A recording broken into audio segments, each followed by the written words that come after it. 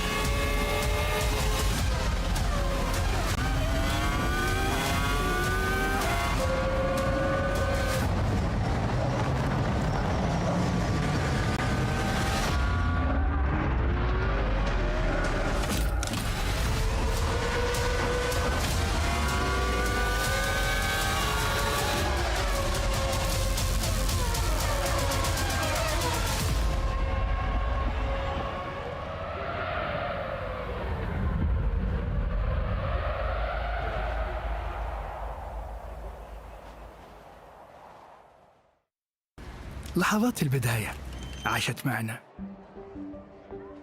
كنا نحسبها وقت للتسلية بس، نحسبها بس ذكريات.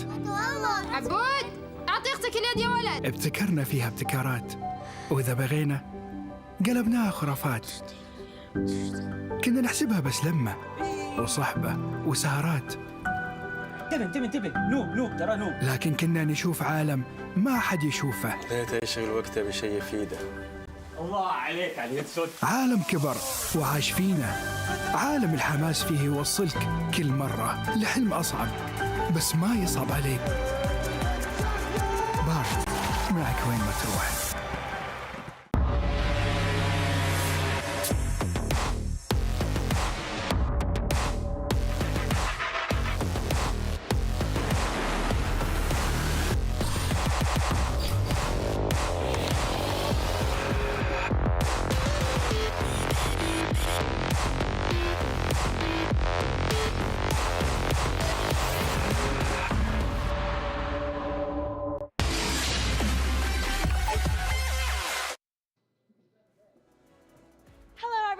Assalamu alaikum from the beautiful city of Riyadh, Saudi Arabia, the host country for MSC 2024 at the Esports World Cup. Yesterday, we saw the best 16 teams in MLBB taking their first step to see the world. And today we'll witness the contenders of Group A as they head on to what's the conclusion's going to be. With 4 best-of-2s coming our way, we'll see if EVOS Glory, RRQ Akira, and Fireflux Esports can turn things around. I'm Mara Aquino. And I'm Dawood Sandstorm. Here to continue the journey to See the world. Welcome to Riyadh, the host city of MSC.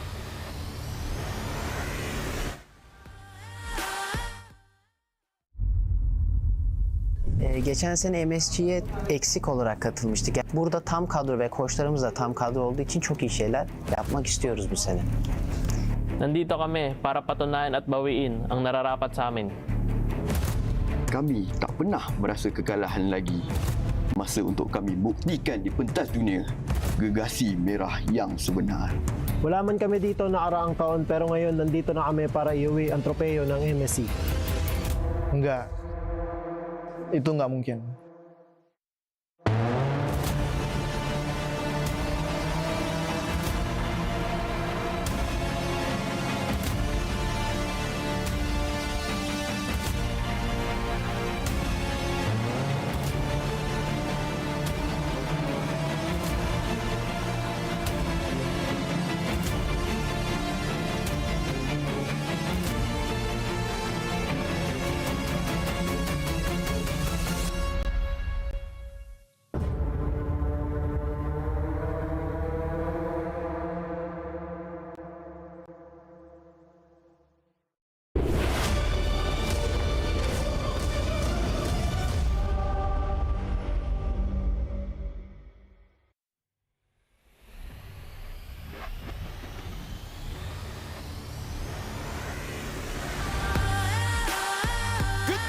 And welcome to the beautiful city of Riyadh, Saudi Arabia. My name is Afel. Join with me is, of course, Wolf and Trex, where today we'll be covering Group A. We got 4 best-of-2. What do you guys feel about today? Well, Group B, I mean Group A, we're going to be wrapping up Group A today. Yep. We get to see some deciders. It seems like it's been one of the most up and down groups so far, and I think anything could happen. Yeah, I love it and hate it at the same time, though, knowing that it's just day 2, but we're probably going to be knowing which teams will not make it to the playoffs. Just kind of crazy, think about it. But then, of course, I'm excited to see who will make it to the playoffs. Yeah, here's the thing. It's only day 2, and we're going to be seeing teams celebrating. And some teams, unfortunately, it's going to be a little bit sad. But we got to talk about what happened yesterday, man, because a lot of things happened. Like, for Stream A, we got 3 sweeps. That's right. And the last game of the day, RRQ Akira going up against EVOS Glory, it was a 1-1. You saw the games? The games, yes, I saw all of the games. Stream A and B, I saw them all. You know what? Here's the thing. What a guy.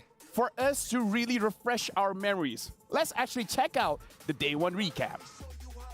Got the heart of a hero, spirit of a champion, brave and invincible.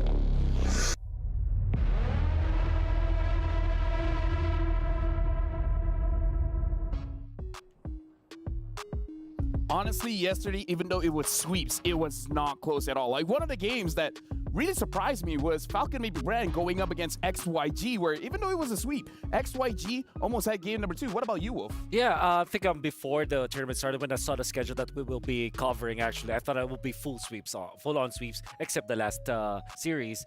Didn't go as expected because it went close. I mean, I did expect a 2-0 between like Fnatic Onyx, like Team Liquid, as well as Falcon's AP Brand. Yeah. However, the games were really close, and that's really what excited me about MSC. So, Trex, I know you've watched a lot of Stream B as well. All of Stream B. Anything to update on Stream B? Yeah. You know? Well, you know, Cloud9 didn't do so great. We all saw that. They did come close. They got close. We saw SRG and Myanmar also, right? Yeah, 1-1 That was 1-1. Close matches. Yeah. You know, I think all over there was some upsets throughout the day on Stream A and Stream B. I think I'm excited to see how Group A finishes today, honestly. That's where I'm really at.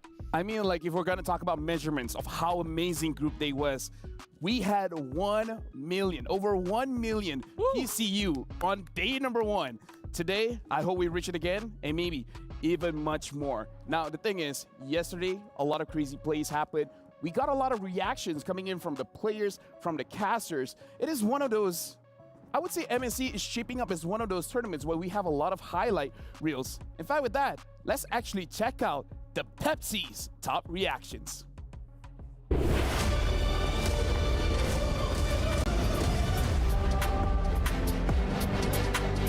It's a great day for esports and a beautiful day here in Riyadh, Saudi Arabia. Coming to you live from the grandest stage ever, the Amazon Arena. BMI into the back line quickly, which the crowds are being pumped, but it's too late. The damage has been done. Actually, finds the final slash onto 3 targets, allowing him to get back in, but Carl says that's what I've been waiting for. Now, that's Carl's easy, just auto-attacking Troll, and that's just the end of the game. They're trying to escalate the situation. He dies immediately off the brilliance, and now the crystal will fall. Fnatic on it, takes the game. 21 kills to 7. MLBB trying to outplay the situation by himself, single-handedly turning it around. Here too, and the gets a kill, and another bottom drop the top. Man. Fnatic on it, don't want to stop.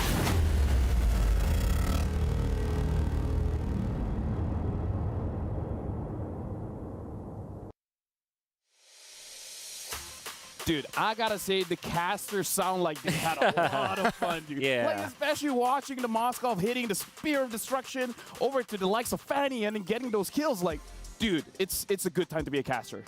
Definitely a great time to be a caster. I mean, and not only that, Carl Teasy on Ling yesterday. Woo! You know how long it's been since we got to see him bust some moves like that? Bust some moves, yeah. Bust a move. Yeah, bust a move. Yeah, you know, and not only that, I think Benecute is also on fire. There's so many other standouts as well. Like, I think Annabelle was unleashed in one of the games. Unfortunately, we saw him like X-Borg in game number 2, which is kind of, yeah, you want to see him. He was great. Don't get me wrong, but I think we want to see him more in Assassins, you know. Here's the thing. The thing about Annabelle for me is that his fighters are hit or miss. Now, you know what? We've been talking about how great it is to be a caster. Now we got to talk about how great it is to be an analyst, because we're going to look at the Aramco top 5 plays. And we got to talk about it this time because we're going to look at top 5 plays that happened yesterday. Again, thank you very much to Aramco. So let's check it out.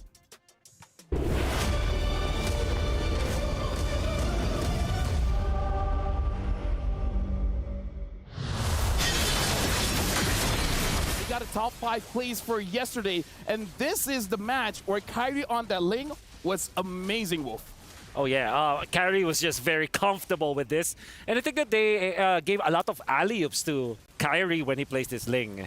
Yeah, and honestly, during the match as well, Lutfi really showing himself, even though he's technically a rookie, but he really showed up. And now we're looking at a game where Benecute on that Moskov, dude, highlights over highlights over highlights. Yeah.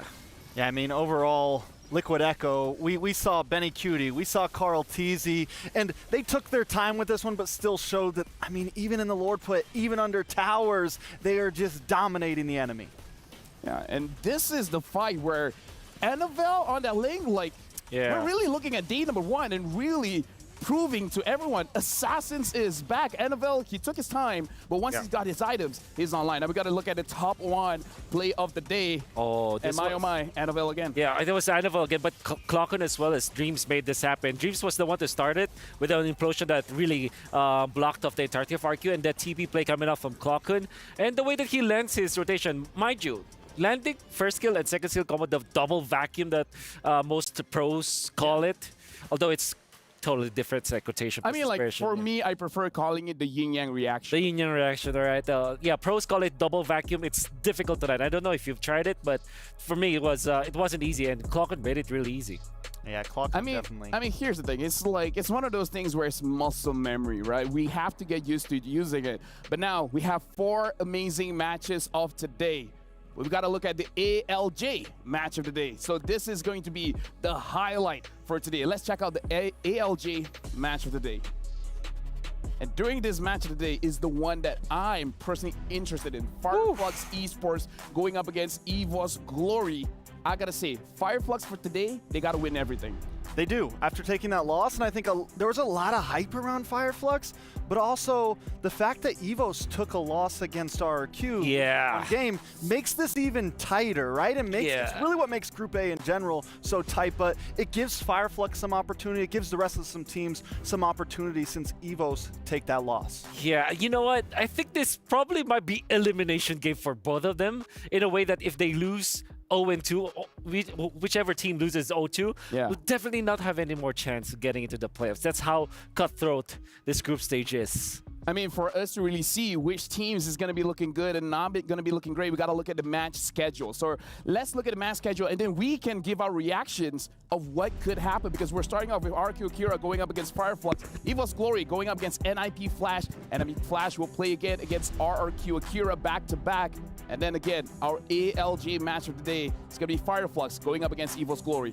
So it's huge for Fireflux to win this right here. If they get 2-0'd here, they are essentially out in the... They are out, not essentially. They are out in the first series. It's going to be one of the most important games, and they are getting thrown right into it.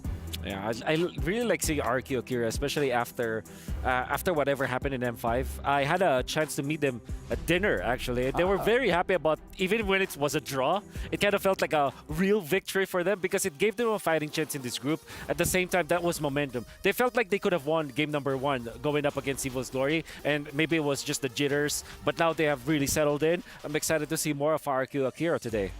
I mean, like, here's the thing. We heard that Takashi was like, you know, it's probably my fault. Maybe the CC pick wasn't as great, but again, it could be the jitters. But I gotta see, our casters, are you guys having the jitters? Because I want to talk to you guys. How are you guys feeling about Group A for today? We're jittery, man. Hey, good to see you guys. Naisu and Mirko here. We're excited for it, though. I'll tell you that much, LaFell. Very, very excited for the matchups, man. Definitely no jitters, despite, you know, the little shaky shakes that we had earlier. I think we're both very, very excited for the matches, and we can't wait to get into them. And there you go, guys. The casters for today is going to be Papa Naisu and Baby Mirko. Honestly, great combination. I feel like Mirko is one of those people that age backwards. Yeah. Hasn't aged at all. His brain is deteriorating. Yeah. Me and Mirko, we have a love-hate relationship. It's more on the hate rather than the love. Yeah. But you know, it's a relationship nonetheless. It's a relationship, and relationships have a lot of ups and downs. Are you very happy that Mirko is no longer here with us in the stand, the studio? Tell us, LaFell. Yeah. I'm ecstatic. Almost as ecstatic as this game coming up. Honestly, here's the thing. Our casters, they feel shaky, they feel jittery, but again, we gotta look. I saw just now, right, in terms of the standings, Group A and Group B are the only groups with 1-1.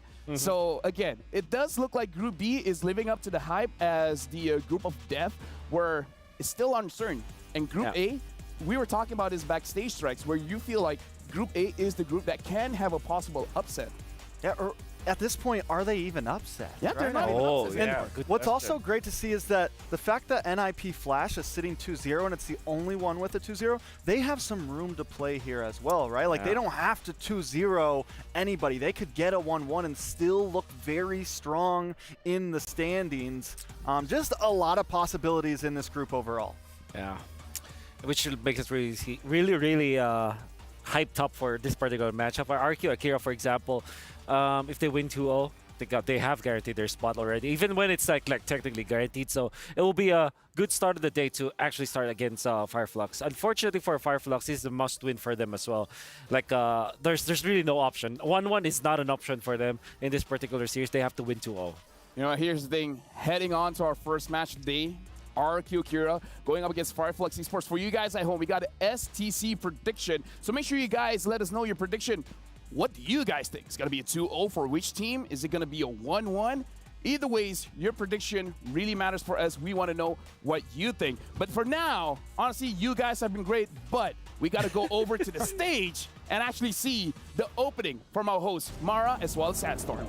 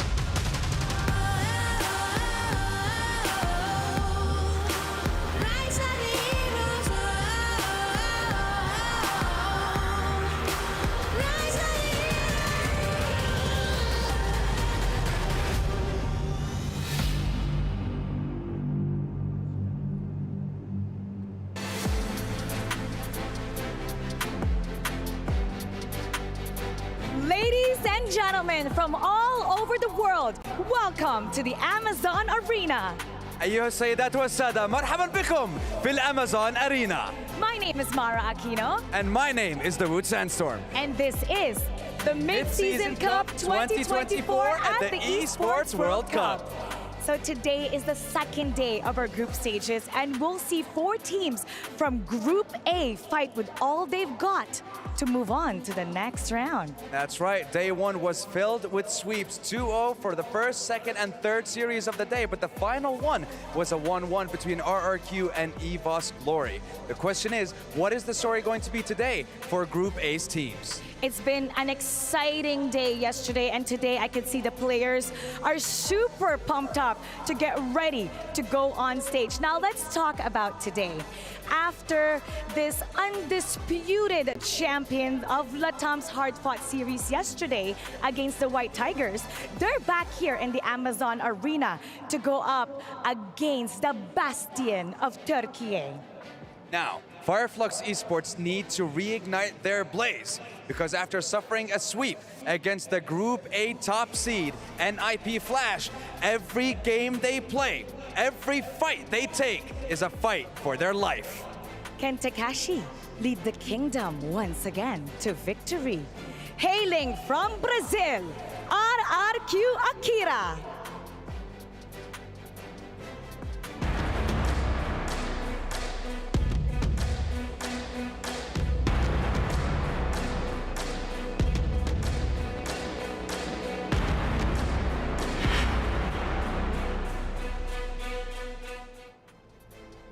Now, RRQ Akira's series yesterday against EVOS Glory was a testament to their potential.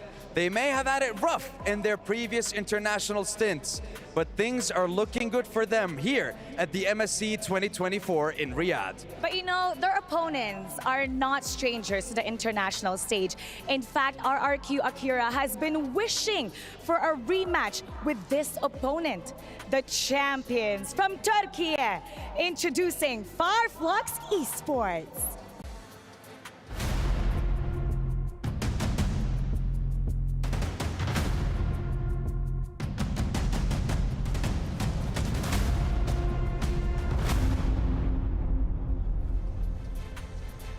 back in the M5 World Championship. Fireflux Esports came up against RRQ Akira, but unfortunately, they came up just a little bit short. And now, as they go up against them one more time, the question is, will the representatives of LATAM repeat history, or will we see Turkiya's delegates fan their flames to level the playing field? And who will get to keep their keys? Because in partnership with the Esports World Cup, each team gets their personalized key to represent their participation and their success here at MSC 2024. That's right. The keys that you see today, right here on the stage, are engraved with the mark of being the best. While they all have it now, the question is, there can only be one champion of MSC 2024. Who will that be? And speaking of the best, they're using the best gaming phone right now. If you take a look at all of their players, they're using ROG for their ping test right now, and that's powered by Snapdragon 8 Gen 3 mobile platform. That's right. Asus ROG is the official gaming phone of MSC 2024. Now, they're ready to go. Take a look at them. Earlier today, we saw them walking around. I'm not sure if they're nervous, but I know each game counts for them. It seems like one team is a little bit more confident and the other one very serious. I mean, I want to say, looking at both teams right now, nerves have to be playing a factor. There might be quite a lot of pressure on their shoulders. You're competing at the Mid-Season Cup 2024, at the Esports World Cup. It is bound to get to you, but can they handle the pressure, Mara? I know that I can handle more action today in the Land of Dawn, and I can't wait to get it going. So how about let's go to the studio for our panelists to hear more from them. All right, take it. And we shall receive. Thank you very much, Mara, as well as Sandstorm. We got to talk about the relentless demonstration. RQ Akira and Fireflux, they meet again. In M5, RQ won 2-1. Now, this is just the best of two. So if we're following the previous tournament that they've met each other, it should be a 1-1. But Wolf, like you said, that's not the result that you want. That's, well, it doesn't matter what I want when it comes to the results. But what I do expect from this matchup is it should be close. However, when I look back at the Fireflux's performance yesterday, I was really surprised. I mean, I didn't catch it live. I saw it afterwards and was surprised how badly they performed compared to what I expected them to be. So this will be very difficult. Hopefully, Fireflux have woken up and hopefully that they will outperform themselves from yesterday. Yeah, it almost feels like a lot of teams are still kind of adapting, or they're just a little rusty if you haven't been playing the Assassin. Because Tianzi, it's true, he was playing the Ling yesterday, and it just, he didn't seem to perform like some other Ling players have been performing on the stage. It's definitely something to look at, and it's great to be able to see two non-SEA regions face off. It's not very often you get to see two Western regions kind of. You know, we already know SEA is super strong. It's good to see some power rankings on the rest of the world. Interestingly, some of the Western teams went to Southeast Asia to train for MSC. I know that Team Spirit went there. I know that Cloud9 also went to Asia. I'm pretty sure that these two teams didn't go to Asia, maybe because you know, it's not that easy because you will go back and forth. But what I'm trying to say here is that we had really, I had zero knowledge of what the performance is for RQ Akira as well as Fireflux when it comes to scrims in preparation for this tournament. So we're going to be going in blind, but we do know that Fireflux, they're not performing as advertised, while RQ Akira outperformed themselves yesterday. And now we're jumping into the draft. Fireflux is going to be first pick on the blue side. RQ Akira will be the second pick on the red side. And looking at the bans here coming in from Fireflux, they don't want any kind of sustain, and the EDIF has chain CC, so looks like they might want to have a brawlish kind of composition coming in from Fireflux. And then RQ Akira, they just got to go with the respect bans. Should be low E. For the first pick, right? Or maybe somewhere along the lines for Roger. But we've proven yesterday that Louis is just way too strong in the meta game. Not because of the innate ability of the hero, but of how much it activates the other members because of the diversion ultimate. Yeah, I mean, even after the nerfs, Louis still stands the test of time right now. And with how many other powerhouse picks there are right now, it just shows how strong this Louis is. But a lot of teams have been giving things up. We've seen like the Valentina up front, and people kind of are really willing to throw different picks around here and there, but the Luyi definitely has to get locked in. Should be Arlott and Roger. They don't want to give Luyi and Arlott altogether for Fireflux. It's such a very strong combination. And Roger, obviously, the strongest marksman that we have right now. If Harith as well as Ling is banned, the stock for Roger increases. But no, this is different. You get the Luis Grok. 3rd time in a row that he's going to be playing this. And then Takash, 2nd time in a row, going in for this comfort, picking up the Terizla. So RQ are getting everything that they wanted. But again, Arlott, Luyi, very strong combo. Having the Roger also means that the sustain, the body of Smith from the Terizla is not that much of a factor because you have that elimination factor. So, but the Baksha is the choice here for Fireflux. Honestly, I kind of feel like we can talk about this Terizla because we've seen Terizla popping up more and more, and it does look like Terizla is a very safe engage because you're not going to get bursted down because of 2 items, the Queen's Wings as well as the Winter Crown, making it so that even though you have an engaged roam or something like the Grok, but perhaps the one that is more reliable is actually the Terizla. I think one big thing with the Terizla and just EXP lane in general seems very tight right now, right? There's the Edith that you can flex around, there's the Arlott you can flex around, but other than that, it's kind of Terizla and Yuzong, and if you don't pick up an EXP lane early, then you're left with not many choices because we're seeing the Yuzong get banned out in 2nd phase, or we're seeing the Terizla get banned out in 2nd phase. So my question is, Wolf, is this Arlott roam right here? And if it's not, what do they have left if the Yuzong gets banned out? And it's the beauty of the Arlott, right? You pick it up in the 1st phase, then you have both roam and as well as your EXP kind of filled up because it's so flex that it's good at both both roles. So to answer your question, what else do you have in roam? Like Minotaur, for example, is one of the heroes that I think about, and Fireflux unfortunately will not have access to that. Another hero is the Tigreal. So if there will be an attack speed based marksman that will be revealed here by RQ, for example, a Claude in their 4th pick, Tigreal now looks really good for Fireflux. If that is not available, then you're left with a Ruby or a Cho. That surprisingly, Cho, I have not seen so much in the first day of the group stages. Would have thought that after the patch, Cho is one of the strongest heroes that we can pick up in the roam. But now we got to look at RQ Kira's first 3 picks. It looks like it's going to be more or less the same draft that they used going up against EVOS Glory, where they had a very good early game, mid game, and they closed it off very, very convincingly. The marksman that they used was the Beatrix, but again, that was kind of a pick that you're forced on.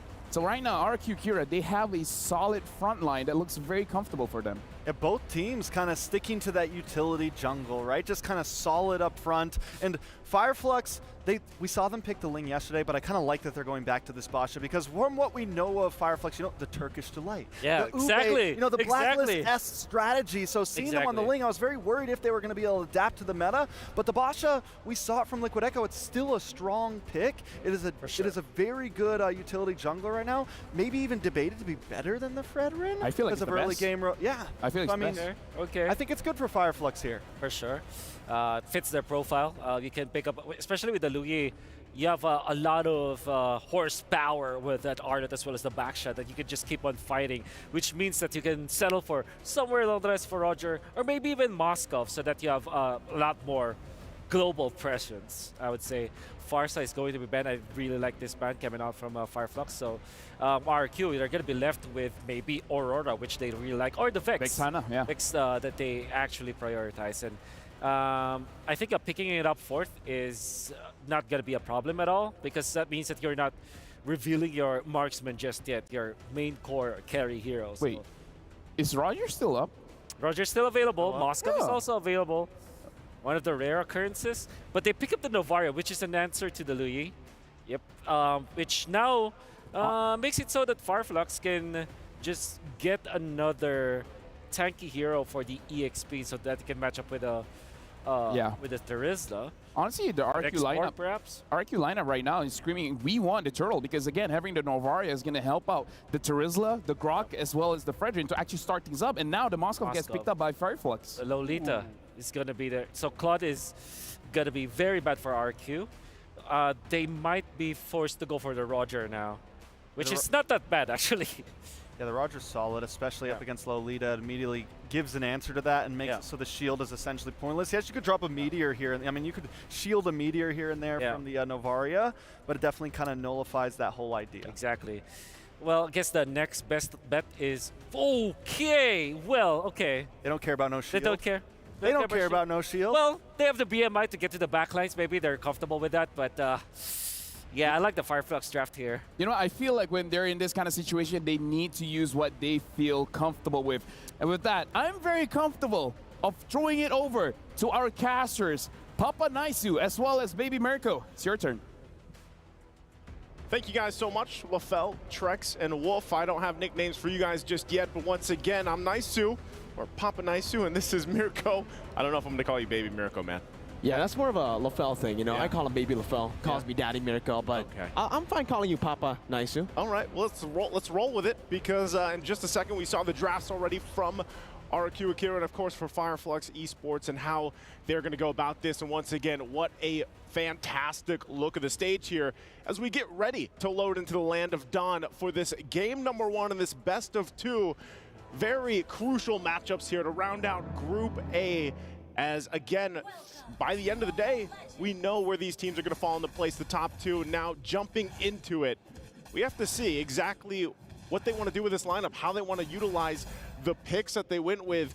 Great inputs again from the analyst stand there, but man, RQ Akira, I love what they're doing. They have a great front line with this. I'm just wondering how they'll be able to utilize the back line later on.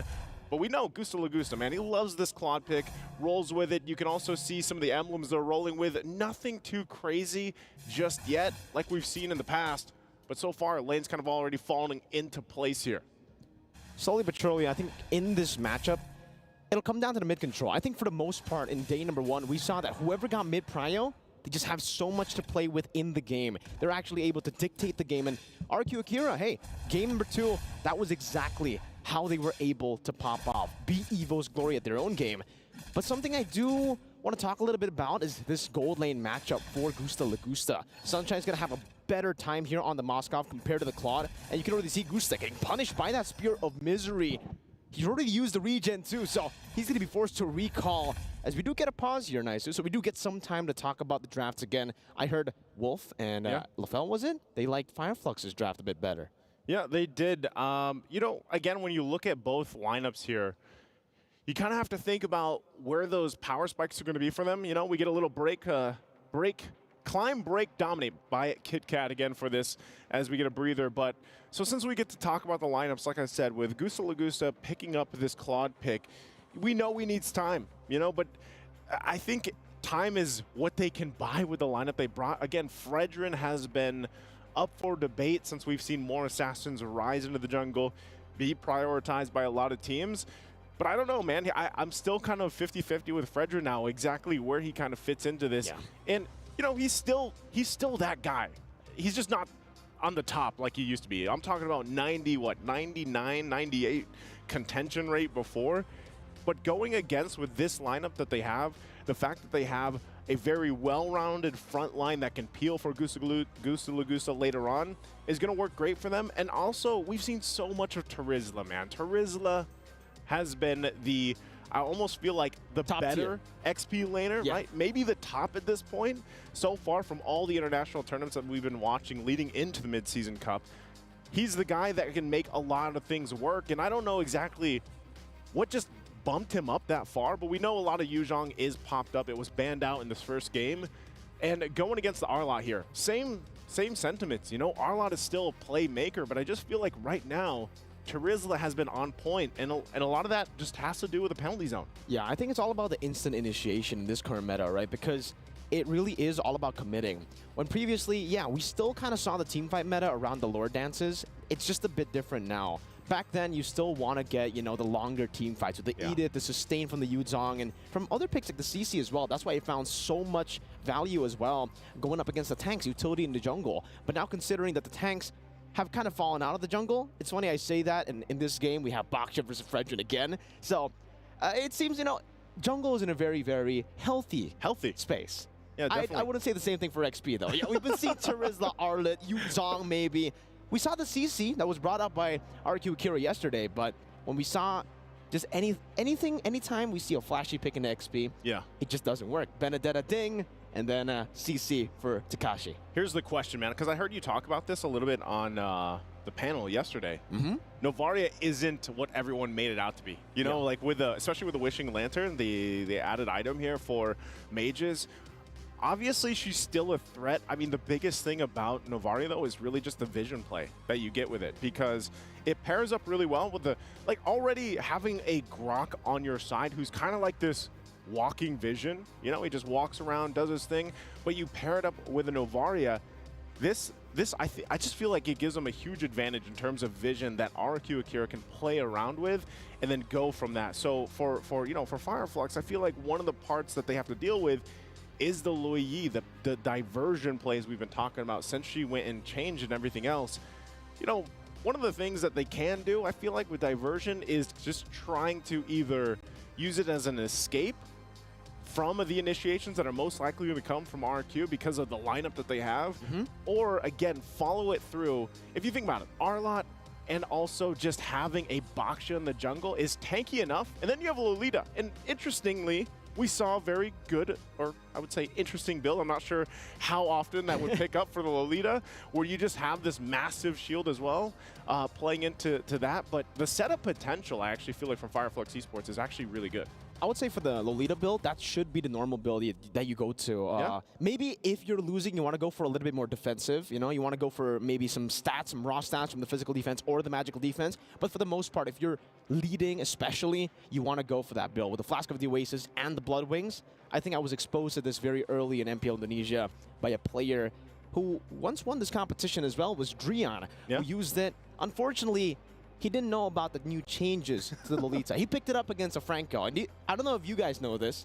Tell us. Usually, the Guardian's Bulwark, you can't get through with the Iron Hook, right? You can't get through the Guardian's Bulwark with the Iron Hook. Now you can. Which is weird, because it's like, weird. it's a bulwark, man. Even he was like, what? When did this change happen? So he had to figure it out the hard way, which is getting hooked and then losing the game. Which is weird, because it's a bulwark. Yeah. Why does how does an Iron Hook go through that? Sometimes, you know, Karina does magical damage, you know, and she's swinging swords. Sometimes it's just the game logic. It's okay, though, because, I mean, right now with the Lolita, you actually do get a lot of shielding, right? You can even proc the Flask of the Oasis with your own shield to the rest of the team. So it's really, really cool where the Lolita stands in the meta, especially when you're up against two picks like this from the side of RQ Akira. They got the Claude and also the Novaria. Yeah, you're going to get huge value, basically, out of this pick. And, again, part of it is both teams, I would say, honestly, have a ton of setup potential that they can use, ton of peel potential if they want to go that route as well. You know, but as the players kind of get us situated here, once again, as we go on to this, our Kit Kat break here, we want to make sure the players, of course, have the best environment to play on because of what's at stake here. Again, today, I know you guys were watching yesterday and you saw 2 streams going on, but that essentially helped us find placements all for the groups from Group A to Group D. And now that we're at this point, day 1 is all Group A, right? And then each preceding day from now concludes a group. So that's why this is very crucial. And even yesterday, man, they had to fall into place, because if you guys remember, Fireflux and RQ Akira met last year in M5, and I believe, if I remember correctly, RQ beat them 2-1 when they had their best of 3. Yep. And we heard them leading into this where they were like, yeah, we want to match up again. You know, this is fate that will have it, because this starting match here could actually decide things already for Group A. I think it's a very interesting matchup, right? When we're talking about, you know, the previous series, the previous World Championships as well, because it almost seems like it's a rock, paper, scissors kind of scenario. Fireflux will be able to beat Blacklist. Blacklist beats RQ. RQ beats Fireflux. So very interesting matchup. I think for Fireflux especially, though, they usually do struggle against compositions who want to take it from the early game. Compositions want to push the pace, because for them, it's all about getting Rosa into a good point. It's all about also getting Sunshine to a point where you can actually go for damage in the team fight. So it's really mid to late game dependent. Looking at their composition, though, it already feels very different. It almost seems like it's kind of the opposite. For RQ Akira, it seems they want to be the ones to scale up with the Claude, with the Novaria, and for the side of Fireflux, with how many creative angles you can possibly look for here with diversion. I'm looking at, you know, a very fast-paced Fireflux, a very new version of Fireflux. Maybe after yesterday going up against NIP Flash, trying to play the same way, mid to late, trying to scale up. Didn't work out too well. Maybe it's time for them to transition into the early game, which has been working out for a lot of teams, most teams. Yeah. All the teams yesterday. I was going to say all the teams, you know, it's, in a way, I think we've been talking about this even throughout the wild cards, man. Like, it's a refreshing thing to see, this kind of meta that's setting into place already. And, you know, just yesterday alone, we saw some great picks come up. And I think one pick that is still doing a lot for teams that go ahead and pick it up in the draft is the Moskov, man. You know, Moskov, for some reason, even with some of the nerfs that he felt, he's still a monster in the gold lane. You know, he's still a monster when it gets to the late game. I mean, how much did we see even yesterday with the comeback potential?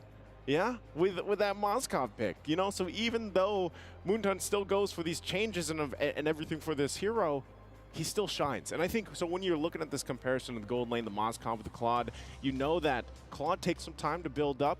Moskov can actually start to pay a threat already, and I feel like having Lolita helps him have a little more confidence, because if you're really looking at it, you know, you're relying on that, being able to play behind that bulwark. You can play around that, and then, of course, you have a diversion to kind of help you get out of the sticky situations too. I think the main point here is also because of how tanky the lineup is across from them, you're going to be hoping that also your Spear of Destruction follow-throughs are going to be on point, because we saw yesterday how crucial games can fall apart if a Spear of Destruction does not land where you want it, or if you miss it completely. I know what you're talking about. You know what I know I'm what talking you're about, referencing, man? You know, the random Spear of Destruction that flew through mid lane, right? Down I think mid lane, Trex knows man. it as well, you know? He's been really depressed about it. He's been talking about it, ranting about that I one was with shot. him, man. Why couldn't he land that, man? It was in the mid lane. They were fighting in the mid lane. Yeah. Well, I don't know. But it looks like we could possibly be jumping back into the game here, and it looks like we are. So, again, jumping into it, it's only under the 4-minute mark. The players got everything situated here and set up with that. So, still, it looks like, too, you know, for both teams, they want to go ahead and just wait for this first objective to come up.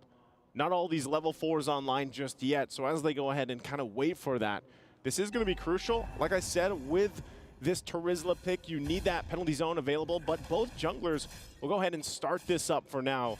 RQ going to hold this up in front. This is what we see Fredrins do all the time, and pair it up with Luis. Not sure. Up top, Takashi doing some damage. Alien, going in for the Suns and right into the first blood. Now, Appraiser's Wrath comboing together with the Retribution. Tienzi will be stunned up earlier by Luis, and he'll be able to walk up and flickers out as well. With the power of nature still there, RQ Akira. That's a turtle traded in for first blood. Yeah, first blood already. And look at this. Fireflux Esports actually want to put the pressure further on into the jungle. But I'm not sure if they're going to be able to accomplish much with this. RQ pushing them back out. So with that, RQ Akira gets the first objective. You know, great for them. But at the same time, the scaling here could start to happen for Fireflux Esports if they're not careful in the exchanges. A lot of just back and forth here. Gusta Lagusa trying to keep Sunshine there. Good damage as well by Luis. There's Spear of Destruction. Not connecting. Gusta still able to evade away from it here. As Sunshine goes for the shove in the bottom lane, trying to go for that gold crab that Luis is holding onto. But so far, Gusta Lagusa has been losing out on the trade. Sagan, though, trying to go for the astral shot. But will not be able to find it now, only just helping Gusta Lagusa to get the gold crab, and he will be able to secure it. I think it's what you do, man. You know, you just give that best experience to both gold laners if you can here. But Claude, I would say specifically, really needs that time to build up. Got to get those, you know, 3-4 items, the trinity, if you will, for the Claude to really shine in some of these team fights. Because again, with the lineup that Fireflux Esports has, they can actually try to negate a lot of the overloaded damage from a Blazing Duet if they're all positioned correctly. And it's also just a little bit, I guess you have to say, for the entrance from Gusta Lagusa has to be very crucial and on point. Okay, great echo. Revealing Alien and Rosa. And King walks up just like that, but still very, very slow game here. In the 6 minute, only 1 kill. They're both still looking to go for these trades, and we do take a look. We do have a look here at the in-game equipment, where it's going to be a corrosion scythe rush for the side of Sunshine. It's a bit different for Gusta Lagusa. He wants to go for the warrior boots first, but both teams are already trying to go for the second turtle of this game. King first onto with Takashi right there. Numenam Blast going to be charged in by Apex. The flicker as well, but he doesn't find it. Good stun over, but King is still able to get the retribution down. Now with a wild charge, stunning 2 members by Luis. That's only a final slash onto King, and Tienzi is caught all alone. Takashi will decide to back away, and RQ Akira, super disciplined, takes the dub and walks off. Very disciplined. Alien, I don't think he's going to really accomplish much. You know, he did get that early kill, but right now for RQ Akira, holding on to those 2 turtles, get the objective, and like you said, discipline route. They know they don't have to fight. They don't need to get these kills right now because, again, when you're talking about power spikes for RQ Akira, they needed time for Gusa Lagusa to play off. And even Saigon, oh, mid lane, wow. Rosa. Appraiser's Wrath, just a big bonk onto Rosa in the mid lane. Will be their first kill of the game, RQ Akira. All right, now they're on the board, right? They got the objectives, they got a kill. Look at the damage already coming out from Saigon, 1 shot. Wow. Able to take almost half the HP away here. So this could also just be in a way, hold on, get the flicker out. Good maneuvers as well. The penalty zone used up, and it was delayed quite a bit there by the Shield Unity clash, or crash rather. TNZ not able to really find the value there. Meanwhile, King in the bottom lane wants to go for a little bit of pressure down onto Sunshine. They will be able to do that just with the Astral Echo. And man, RQ Akira, they might be caught by the flanks here. Diversion plays to the back lane, and now it's going to be Gusto who's going to be caught even with the Purify. Apex 47 gets rid of him with the help of Rosa and TNZ. King won't be able to prolong this team fight. Alien has rotated from the XP lane, and it seems for both teams they will disengage once again. RQ Akira trying to defend in the bottom lane with a wave already shoving back to them. 4 members of Fireflux still here in the bottom side of the map, but King wants to walk with the Sunshine, goes in for the Retribution. Astral Sphere connects as well. TMZ trying to go for the backup as well. The Purify there will not work for him. It's a wild charge straight to the back to find Sunshine. And it's now a yin-yang reaction to be used Takashi. up. King gonna go on for the stacks of Appraiser's Wrath. Apex 47 able to displace himself. Takashi with a penalty zone. Locks them in the back line, and Takashi will be able to get that 1 kill on the board. Apex forced to run away up top. Vengeance forcing a blazing duet now. Alien seems like he's comfortable still going for that trade. Man, Takashi just taking a journey down to the bottom lane, and now they're going to take the journey up here to the top as the 3rd turtle of this game is up. They could possibly just go ahead and go 3 for 3 with the objectives. They're going to be forced back. TNZ stopped. Full neutral objective control for RQ Akira. And just like we saw in turtle number 1, turtle number 2, they're utilizing the turtles, taking it slow, and then going back. Alien still has a little bit of spice and gets barrier down. Louise trying to go for an angle of attack here. The Vengeance will be able to be used up, but the taunt catches him, and Alien still is able to get out, gets that Vengeance, a cheeky little one onto the green camp. And RQ Akira push the pace now up top, trying to go for the turrets. 3 turtles, 1 big turret for RQ Akira in the first 9 minutes. Yep, you can already see that second item picked up here now for Gusta Lagusta. Has the DHS alongside the Golden Staff. Working on the next one. Meanwhile, Sunshine's still working, but look at this. Luis gets a 2-man wild charge straight into the blazing duet, but the final slash catches them all. Rosa, yin-yang reaction still in the back line, dealing so much damage as Sunshine joins in the fray. Takashi gonna be flanked by Sunshine. It'll only give Rosa some more time to go for a creative angle. Diversion into the back. King gets spotted out, brought back again by the yin-yang reaction into the spears of Sunshine. What a diversion. This is what we were talking about in the draft. As we take a look at the replay here, look at this initiation. RQ Akira wanted to fight here and talk about a Spear of Destruction from Sunshine also to join the fight. And watch as that diversion is going to be used. We don't get a look at it, but it was cut. It cut off the retreat from RQ Akira. Again, Fireflux Esports really utilizing this lineup that they have. And so this, I feel like, you know, they were kind of falling behind a little bit from RQ Akira, getting the lead, especially the objectives. But now they've been checked. They don't want to actually continue to make a wrong move like that. You know, they initiated again with a wild charge that they had available to them. And so with that, RQ Akira finds themselves kind of resetting a little bit. Again, this is a Lord that's coming up in less than 10 seconds. Fireflux Esports is in a position now because of that last exchange, that last fight. They're good to fight this off if they want to.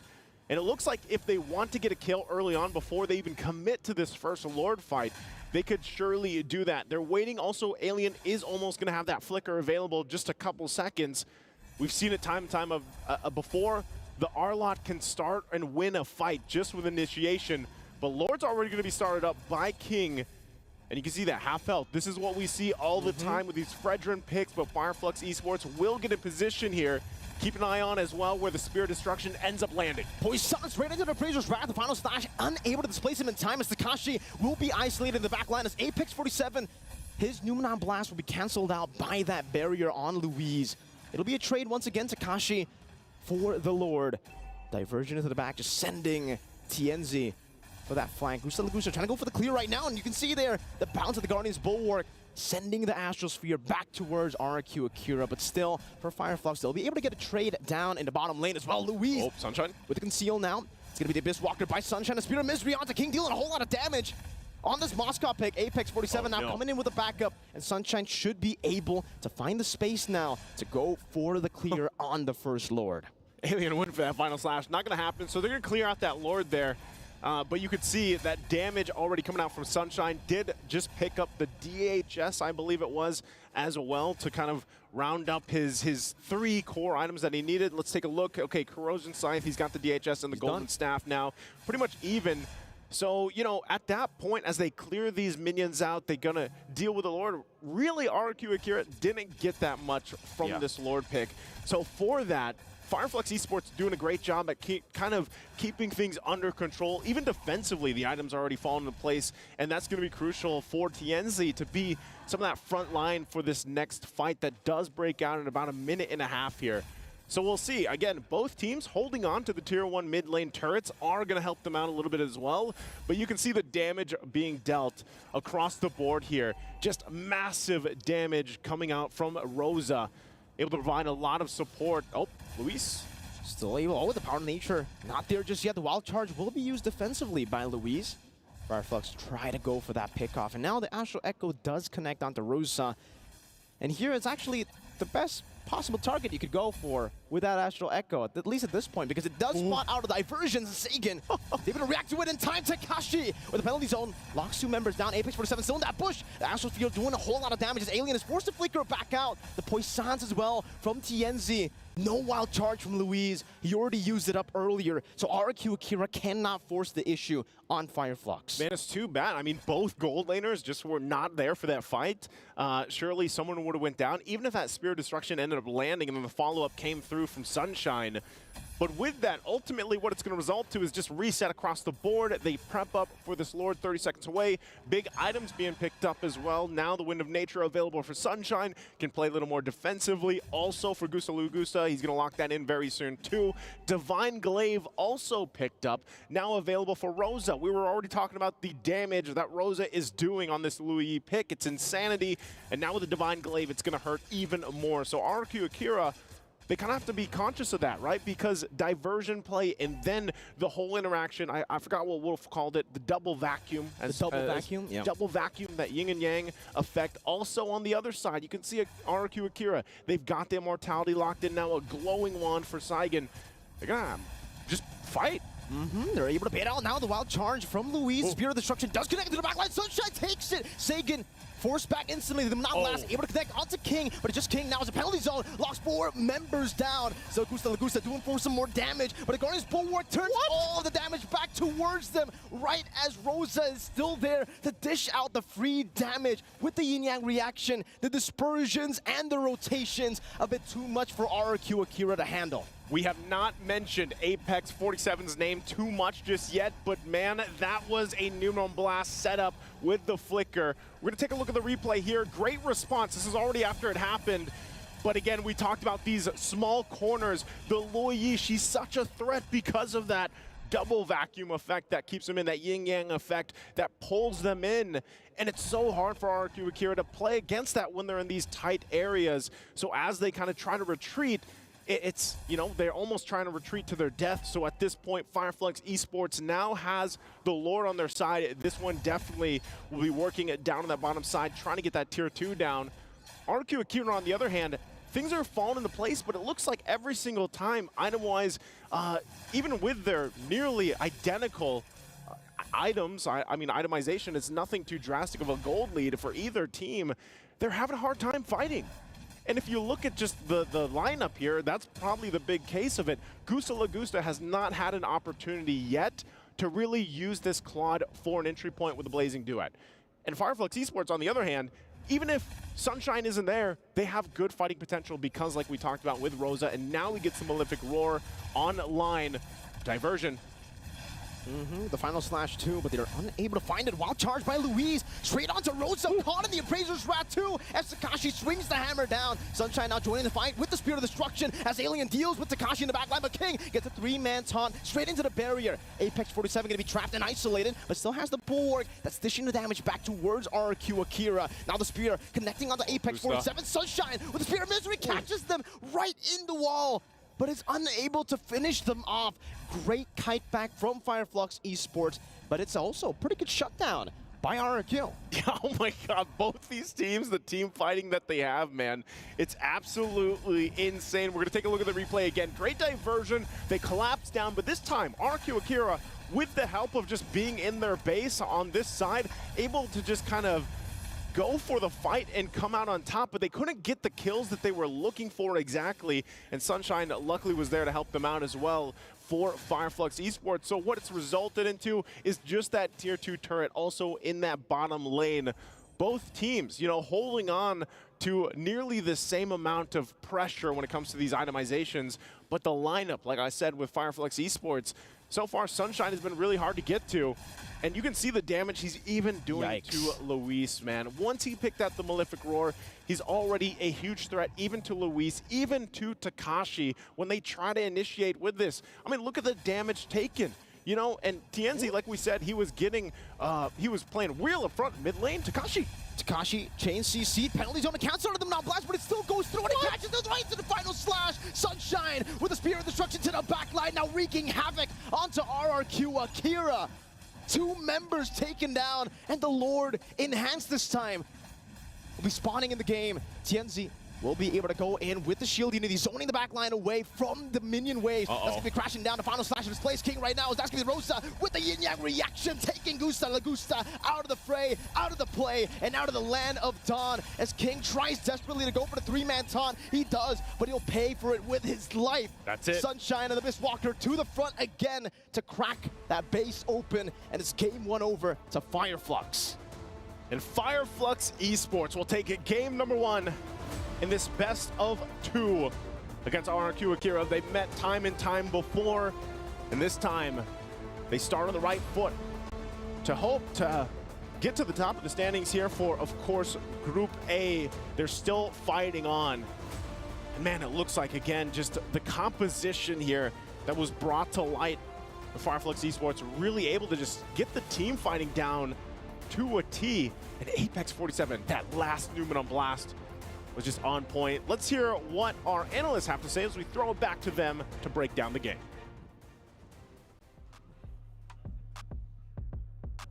Thank you very much to our casters. And I gotta say, Wolf, like, letting go of this Lu Yi, the yin-yang reaction, the double vacuum, like, Fireflux had a tough game, but once Rosa got a good catch, it's all over. Fireflux took over. Luis just too strong. We can see this was the first team fight that really turned things around. They were able to invite RQ into their own box that were that I always talk about. Their own. It's actually a circle if you think about it. But what I'm saying is that they invited to their own zone that they managed to just pick them apart one by one. And I think that Lolita is such a good pick because it countered the Novaria. At the same time, RQ Akira were kind of stubborn picking up the Cloud versus Lolita, which I didn't like, and we really feel the you know, the impact of that pick. And so many of those fights won. Where Fireflux and RQ, you know, getting those fights inside of that jungle, inside of those really tight spaces, where Rosa could really just capitalize, get the duality procced, be able to bring everyone together, and you pair that up with eventually giving the time to Sunshine scaling, it was just recipe for disaster for RQ.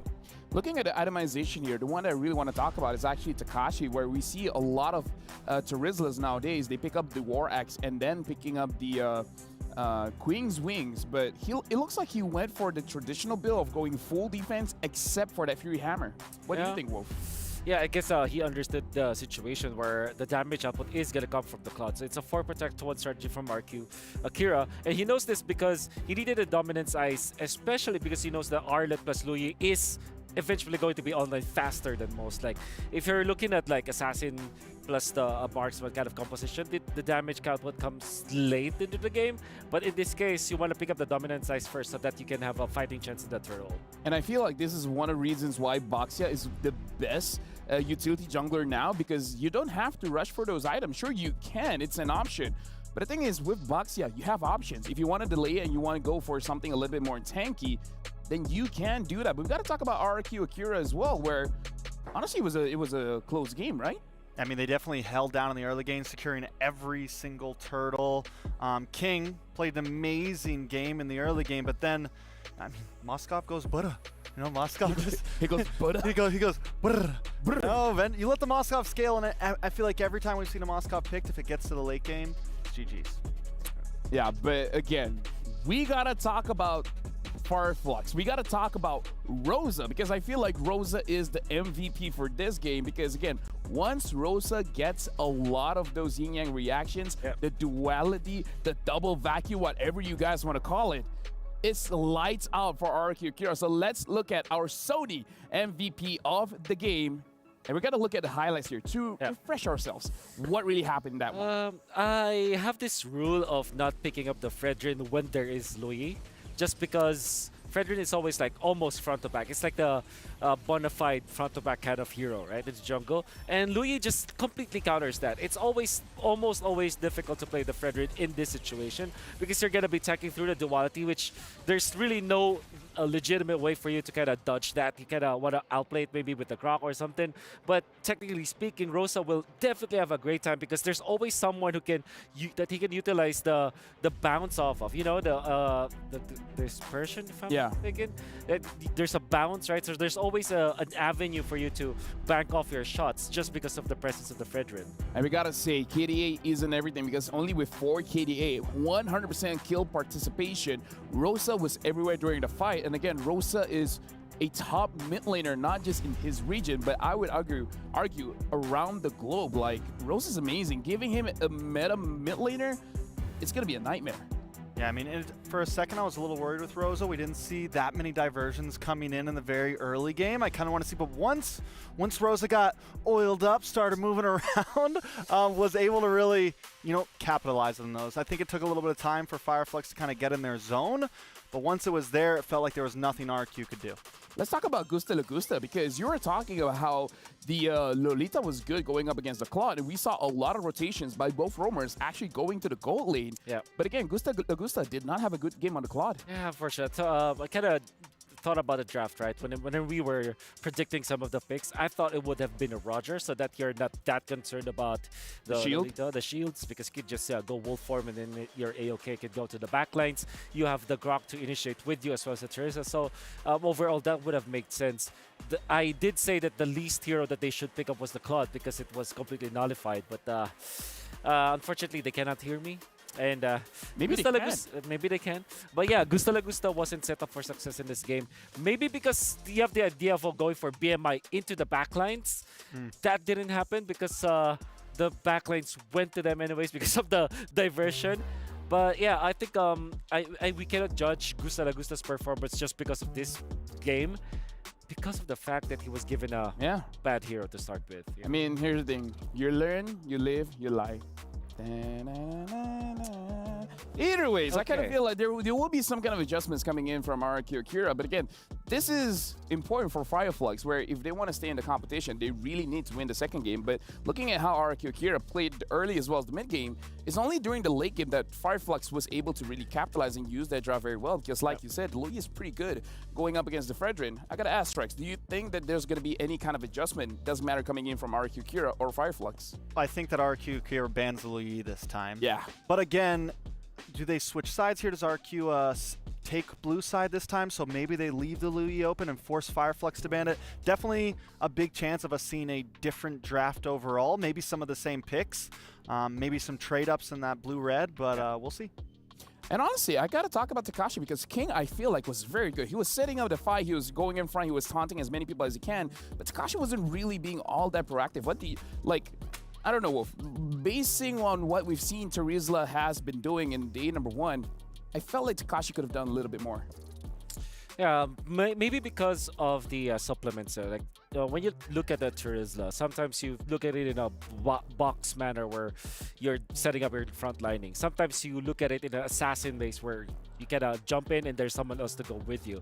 I think in this particular case, because of the presence of the lead, that's the box type of strategy is difficult because you're always going to be the front line, and at the same time, you're kind of a liability to your team because if you jump in, the Louis will just pop the dispersion, and everyone behind you will receive the damage. You're not gonna feel it, but the others will. So it's kind of like looking on the outside, it looks like everything is fine, but honestly, there's a battle within. Battle within. Speaking of battle within, we got Soul Vessel Series skins. Amon, a Vessel of the Seed, and Hanabi, Vessel of Rage, are slated for stunning reveals. So don't miss out. Make sure you guys grab those heroes. Now you're pronouncing it correctly. Amon. But you like how I transition into that? Yeah. Yeah, you like that same way? Is that beautiful? It was beautiful. Just like you. No, you're beautiful. No, you're beautiful. Wolf's beautiful. You're beautiful. Nice is the most beautiful, man. Like that's Spider-Man meme. Right. Yeah. Right, how about Mirko? It's honestly nice. How about Mirko? No. It's nicer because you know the thing about Naisu. You know one of his favorite words? What? Juicing. Juicing, the new mage hero has arrived with her exclusive pack. Get the hero and her ethereal serenity skin during the launch week for only 469 diamonds. You can also get her skin for only 51 diamonds during the first 14 days. Mark your calendars. Make sure you guys get it now. Another one. That was good, wasn't it? That was a great one. You know what? I've been 10 out of 10. I've been sleeping on it. When I'm sleeping, this is the things that I dream about. It's like, oh, how am I going to transition for tomorrow? My dreams are weird. That 8 hours of sleep, it helped. Well, it helped. Speaking of dreams, it's Fireflux's dream to win this game. I'm wondering, will they actually be able to pull this off, right? RQ looked really great yesterday. And if Fireflux does win, what does it mean for, like, Group A here? Does it Fireflux over RQ? RQ the game out of EVOS. Fireflux lost to NIP Flash, though. It might depend on EVOS Glory's performance. I mean, especially in our ALJ match of the day, if they eventually win against EVOS Glory, that would be great. I think that Fireflux are in a very comfortable spot now, winning one game up against RQ. And if they do bring the momentum when they now go up against EVOS Glory, that will be even better for them. I mean, like, it really sets up our ALJ match of the day. So I feel like now, being the situation that at worst, for both teams, it's going to be a 1-1. It's really setting up the entire day because we were talking about how if this is a 2-0 for RQ Kira, it's basically the end for Fireflux. So you know what? Yeah. In terms of drama, this is the best they can get. This is definitely the best they can get. And I love me some drama. I love drama, man. But also I love me some Fireflux. So, you know, I want to see the group get tossed around a little bit. So you love everything, man. Except for you. You know what? It's okay. You know what? Like, it's okay for people to hate me because you can't hate someone without loving them first. That's true. That's true. But also, not loving someone doesn't mean you hate him. It doesn't mean I hate you, LaFell. For example, now, you definitely hate Mirko, right? 110%. Yeah, but you guys are like best friends. We're best friends, yes. So how does that work? It's kind of like... It's like Louis. You know what? It's like Lolita and Fred and Claude. Shout out to Mirko's vlog. Watch his vlog and then you have a good understanding of what's going on. Yeah, Claude? like Claude hates Lolita, but if Claude gets the items, it goes for BMI and Flicker. Granger's the shot, bounce back. Yeah. Like that hurts more. It has a critical damage on it. So who's the Granger?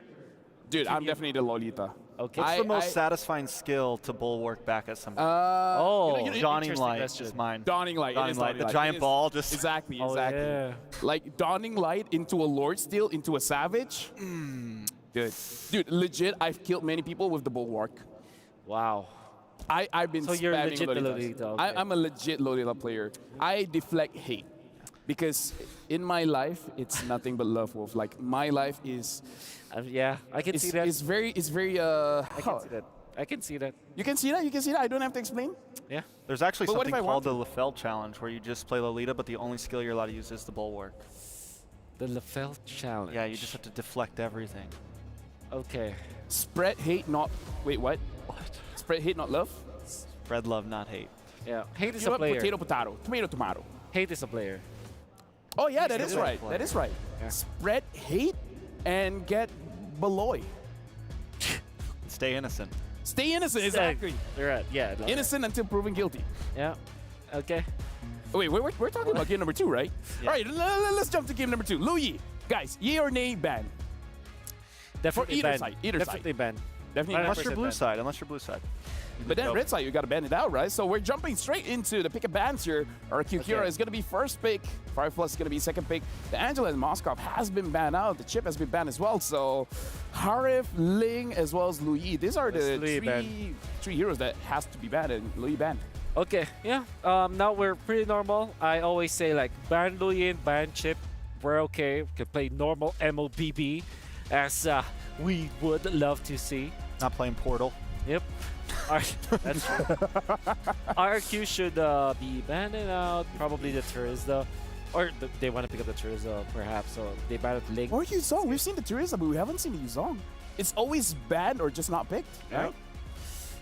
Very difficult hero to deal with. And honestly, with the meta game that we have right now, where we like marksmen most of the time, that's definitely one of the bans. So with the Lu Yi chip ban, let's say maybe we see a maybe we see the Ling ban, we see possibly Roger or Valentina or something, Harith as well. It feels like the first pick isn't as devastational as it used to be sometimes. Like, it feels like there's not as many trade-ups if some of these things are banned out. Like, it feels like a lot of teams, we've seen the Valentina picked up front just to see what the other team picks so you can kind of respond when you're on blue side. Harith is available. Harith up front for Valentina, right? I get what you mean, the tricks. It just doesn't feel as, like, critical. Yeah, I understand. It's like, okay, yeah, sure. Maybe the best thing is, like, you force your enemies to kind of throw 2 bans. And only one legitimate ban, which is in this case the Faramis. And now you get access to the Harith. Maybe that is the magic of getting the first pick. You have access to the Harith or the Roger. But I would say between the two, I would be more comfortable with the Harith. It's easy to draft around it, you know. And it's a very strong hero. There you go. And this is what makes the Faramis ban really good for Fireflux, because now they can pick up Roger.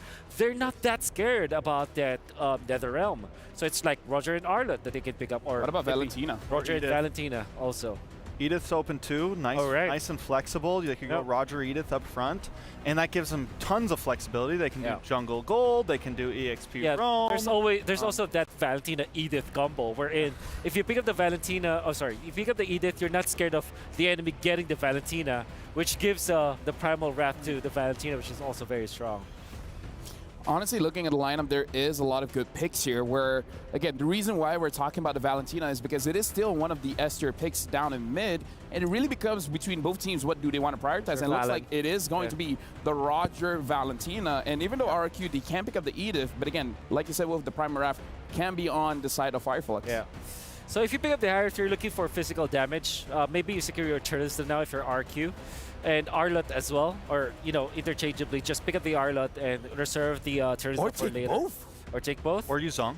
Yuzong is great versus the Roger, but not so much against the Valentina. You don't want to give that Elder Dragon form as well. So I'm thinking Arlott /or Terizla. And maybe get the Fredrin as soon as possible, because Fredrin is a natural answer to the Harith. Honestly, Farsa instead. Something that we do got to talk about is not in the draft. Fireflux roster have been friends for 6 to 7 years. When RQ Kiras, they have been 6 to 7? Yeah, RQ 6 to 7. 6 until 7 years, and RQ Kiras, they've been around for 2 to 3 years. I'm not very happy of the opening for RQ. This is what we call the Harry Potter lineup, where it's all just magic. Yeah, it's all magic damage. So you don't have physical damage. This means that Fireflux can easily itemize against it. You can pick up the Edith now if you're Fireflux. What if you end it so fast? Doesn't matter, right? Yeah. Right? You only have Avada Kedavra there. Avada Kedavra to the face. Avada Kedavra, and then just end it in. And Avada Kedavra. Yeah. Yeah, Harith plus the Baksha is definitely not the best combination there is, but we'll see. Again, Edith is available, Fredrin is also available, Fireflux can easily just take it. Arlott is a good takeaway from RQ. I mean, I like the Arlott. I think the Riz or even the Yuzong, I feel like against this against the Farza's been kind of surprisingly very, very good. I agree. And the fact that it's not picked more than it is, like I feel like it could be a staple almost. But also, maybe it's been a while since teams have gone against the Farza, but like the Riz, the Lapu, the Yuzong are all amazing answers to the Farza, and it feels like a lot of teams have been having trouble closing the distance when that feathered airstrike comes down. Yeah. Also great versus the Valentina. I think teams have started to realize the value of the Farsa when the Valentina is picked up. So expect this kind of a duality in the coming matches that we have, like Fermis Valentina and Valentina Farsa. In this case, the CC is right. I don't know how do you actually pronounce CC? It's actually pronounced as CC. Yeah, CC. And it's funny that she doesn't have any CC. I mean, like, technically her current call kind of does when you tie up two people. Yeah, they can't run away. It's not a hard CC. Potato, potato, tomato, tomato, you know? Same difference. Same difference? Technically, slow is a CC. Who are you, LaFell? Who are you, I'm LaFell? Tony. Hey, Tony. Tony. I'm Tony. For those Nice who know, to meet they you, know. Tony. Thank you very much. All right, turns the action. I think both players will want to get their hands on this hero. I still feel that you can ban out Lapu Lapu, perhaps, or Yuzhong. I think Yuzhong is a good ban for Fireflux because, again, you're looking for the physical damage. Yeah, you cannot go all Harry Potter here for What if our they team. go for something crazy like Paquito? Again, we keep Paquito's great. Paquito's great, but no one really picks it up. Yeah. So is he great? He's better than great. He's more than great? Yeah. You know what? What do we know? You know, we're just analysts. All right, question. Is this Roger going to be jungler gold lane Wolf? Yeah, at this point, going up against the Harith, I would want it to be... Oh, there it is. That's the Paquito. Yeah, I would Maybe say we do that... know something. Maybe we do know something. I think the Roger is better off in the jungle if I were just to pick it up, to choose for Fireflux. However, Fireflux is a Bucks kind of team. So I think that they're going to pick up the utility jungler. I think Fireflux are forced to get the Fredrin. There you go. The Grok is going to be picked up. So this is R.EXP for sure. RRQ can pick up the turtles this time. This makes a lot of sense. If they don't pick it up, I'm going to be so annoyed. But yeah, to counter the Roger... What if they pick up something like a Benedetta?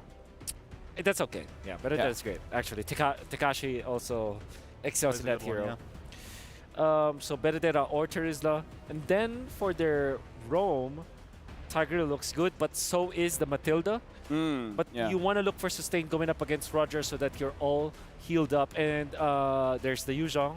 Oh yeah, we forgot Yuzhong was a band. And the Cho. Okay, Ooh. yeah, makes a lot of sense. Now, if you're Fireflux, I believe that you want to go for the Fredrin. But I think the Carmilla is also really good for their hero. Oh, true. Good combinations all around. Yeah, I think a lot of possibilities. I mean, no, not a whole lot of gold laners banned out. If they want to try to go, I want to see TNZ. I know, like, they've been running the box, but I'm wondering if they're going to test the limit here. We've been seeing the Ruby Gold, but again, Sunshine had such a great game last time on the Gold. They want to probably be able to rely on him. It's always kind of felt like Sunshine and Rosa are the, major damage carries for the team. Actually, Julian looks good for Fireflux. Lunox jungle. Oh no, this is Lunox Gold. Lunox Gold. Or is it? I mean, you get the brilliance away from the Jikondo and everything. You get the brilliance away from Dragon. Okay, I love it because Lunox is traditionally an answer to the Harith. You know what? To our casters, you guys heard it here. Wolf loves it, and we love you. And that's why we want to hear your beautiful voices. Let's throw it to the casters. Thank you so much, Tony, Trex, and Wolf. Thank you so much for the breakdowns there. We love it too. You know, the matchup that we're going to see here for a game number 2. Yes, the Lunox in the gold lane against this Harith pick. And I got to say, Mirko, I feel like you already mentioned this. This is RRQ Akira. This definitely fits RRQ Akira's, style a bit more. They want to go from the early game, set the pace, so that's what I'm expecting from RRQ Akira, unlike game number 1, but they were the ones reacting to the plays. Well, we're going to jump into it. Land of Dawn again, game number 2. As we get loaded in, we're going to find out if Fireflux Esports will be able to cap out the series with a 2-0, which would do some interesting things to Group A. Or can RRQ Akira get that point that they need here to 1-1 this series. But right now, things fall into place, of course. I love to see it. TNZ has that Warcry emblem on this Roger. We've seen this time and time again, man. How many times have we seen Roger be successful in the jungle with Warcry? The damage potential is absolutely insanity.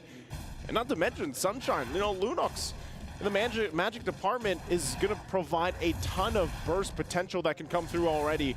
We can see this, some early aggression. Apex 47 off a massive game in the previous one. Really able to set the pace on that low lead earlier. Apex, I think he was able to steal away the orange buff earlier, by the way, right into the bottom side of the map. So great start by Fireflux Esports, already stopping that RQ Akira early game train, as King is going to be, again, a victim of this invade straight into the sun and right into the vengeance resets again. King barriered out of his own jungle to escape. Flicker from Rosa. No, from Alien, actually, to get out. King still going for the farm. Rosa dealing damage back again, forcing King out, and Luis walks up together, goes over to Jikundo onto Apex, but he still has the power of nature, and it allows TNZ to just walk in, claim a creep, and then take everything else in the jungle. I said this is RQ Akira. Well, this is Fireflux Esports, man. Talk about just aggression on this side of the map, really just trying to get any lead that they can, and actually delaying King is enough for them to kind of accomplish that. We'll see how they kind of play around with that first. TNZ has a very little minor lead against King from RQ Akira. Turtle's now up, so I would say they did enough. Shield Unity straight into the Purify, doing a lot of damage on the Gusta Lagusta, but now with one right dash, they will be able to claim that kill. It's first blood over to RRQ Akira. But you can see for TNZ in the bottom lane, instantly on the cross-map play, straight into the orange buff as well. So King, he's gonna be quite far behind now. He's already 2 levels down with the orange buff. He might just be 3, bro. Yeah, this is not the experience you want to have here if you are a jungler. Of course, your buff's just being taken from you. Takashi trying to help, but man, this is going to make it. He's still level 3 at this point, and TNZ's level 6. King is having one rough start right now to this game, and just look at this, still going, finally going to get that purple buff. But man, talk about a delay, a successful maneuver from Fireflux Esports to deal with this. And, you know, as things kind of get situated 3 minutes in, they have full control already of the early game because of this. And they'll continue to go ahead and just live in King's jungle at this point. So now King, he's got to rely on the rest of the team from RQ Akira to help him out. Luis is level 4 now. He has the Way of the Dragon available for him. So they could possibly punish the aggression coming out from Fireflux Esports if they're able to pull through. The fact that Gusta Lagusa got an early kill, got the first blood up top, could help them in terms of scaling with the Harris. We've seen it before. We know that Harris' damage potential is massive. Look at the play here, top side, Rosa. Apex straight into the wall, charge and a flicker right into the Lycan Pounce. King gonna be falling into that chaos. Damage from Sunshine. Luis tries to go over to Jikundo. TNZ dodges away for it with a Lycan Pounce. Rosa again dealing some damage. Apex goes over the sandwich play. It's a flicker forward now from the side of Fireflux. Sagan gonna be caught right into the claws of TNZ. And RQ Akira are forced back up top. This is a... Man, this is a different Fireflux Esports than what we saw even yesterday. Very dominant in this early portion of the game. Total control as they now have, what, a 3,000-4,000 gold ahead. They're going to get this turret tier 1. Or are they going to get that last shot off? Looks like RQ Akira keeps him at bay, keeps it alive for a little bit longer. We'll see if they can keep that there, but that turtle is now up for the taking here as we see teams both get situated. King has been able to farm up a little bit, but you can still see Apex 47 really just trying to be, you know, his nightmare in this jungle, so to speak. Apex 47 goes in once again, wants to force the retribution. Whoa, Luis goes in. They're just to back him off. They're in a tough spot. You can already see it there. Now Chaos Sunshine doing a whole lot of damage on the Gusta Lagusta, even with the wild boost, and now into the wild charge. Straight into the feathered airstrike, still with the fancy feet, able to dodge away. Now the shield unity from King. Well played by Gusta Lagusta. Able to evade from that skirmish. That was a bob and weave, man, if I've ever seen one. You know, great play there. It was a good decision from Fireflux Esports, too. They knew that they could put pressure there. They trade, of course. They also finally get that turret on the top side. Luis waiting patiently there, but it's just going to get spotted out. He does have Flicker available and Way of the Dragon. He's going to use it. Sunshine just diving in with the brilliance as well. The DOT does its work. Now Takashi with the Black Dragon form into the back line. Three-man Petrify, but they have the Purify now as they'll be able to escape for now. King gonna be caught all alone. The light compounds is enough to deal with him. And that's a 3-for-1 trade despite the big plays being made by RQ Akira. Alien still wants to push the pressure. Man, he's so annoying on this Arlet. Yeah, time and time again. And, you know, great usage as well from Rosa, utilizing that Black Dragon form to just kind of front load at that lineup. We're going to take a look at the replay here and how this fell apart. Great setup, though, from, you know, RQ Akira, Takashi as well, the Petrify, but look at the response here. And this is all just because of how far ahead economically Fireflux Esports is. You know, for RQ Akira, they have time to work against this, but how do you get to that point? You know, this point of the game, you're so far behind. Mid-game is scaling hugely in favor of Fireflux Esports, and now the Skypiercer gets picked up by TNZ. Boy, the Dragon with the Jikundo there with Zaman Force as well. The Chain CC to lock Apex 47 out.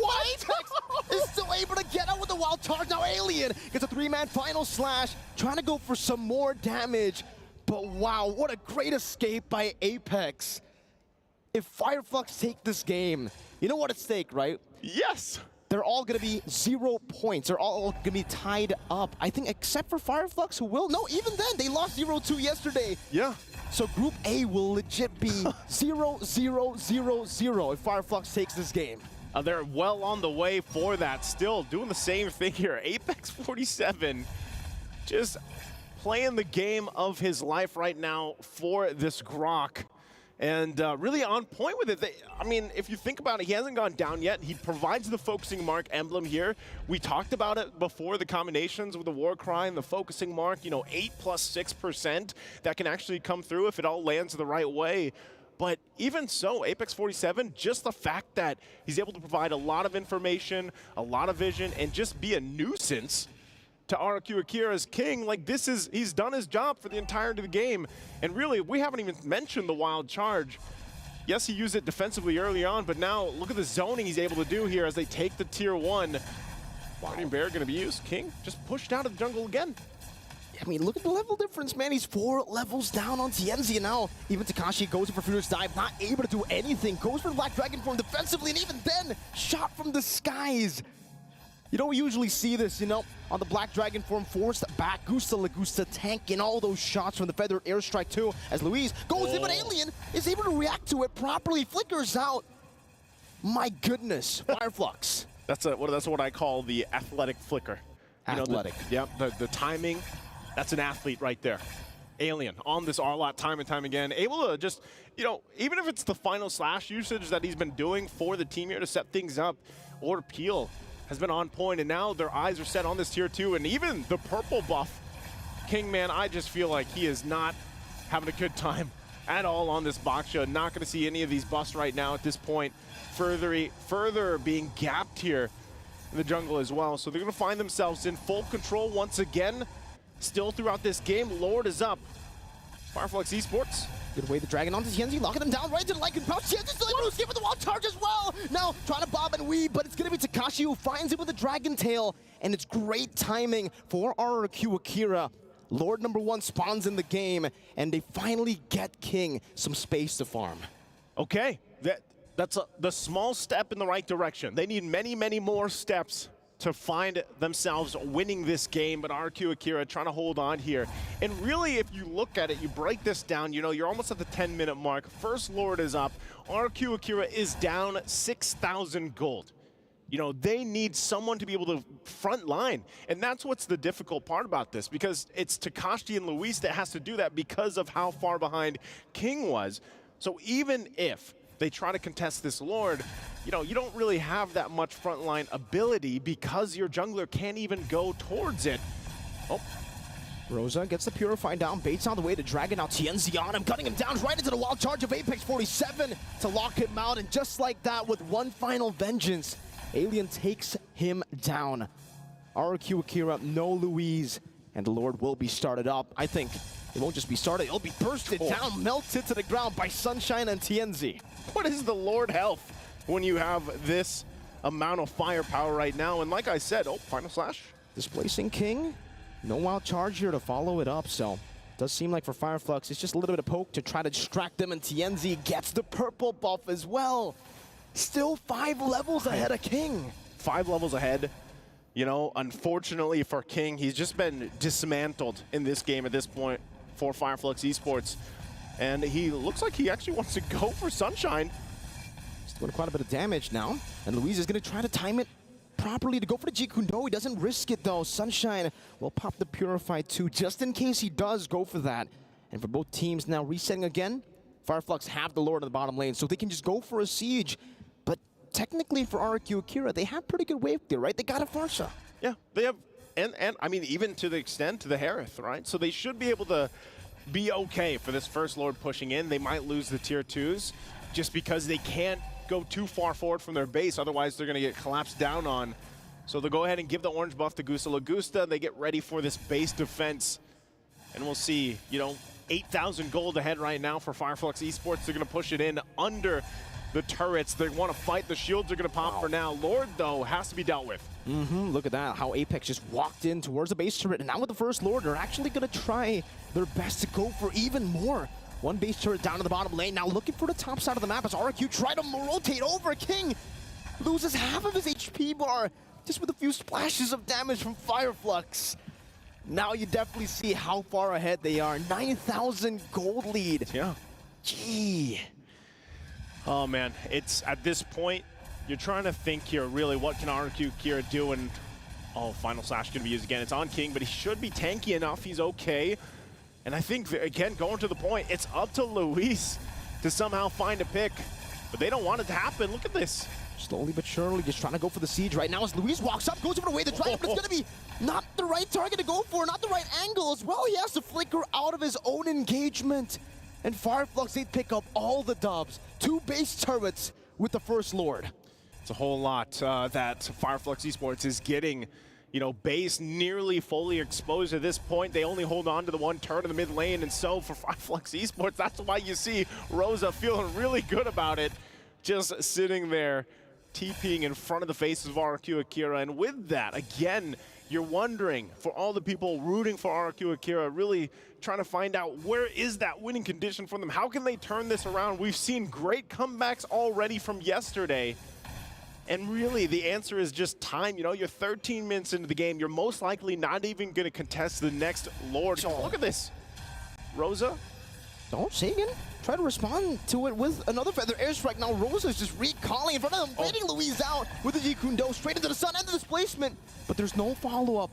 Even though Sunshine used the chaos there, they try to go for the one shot to Luis. But that's enough. Yep. Already super low, can't go for the contest, and now Sunshine just rotates over to TNZ, who is already on the Lord.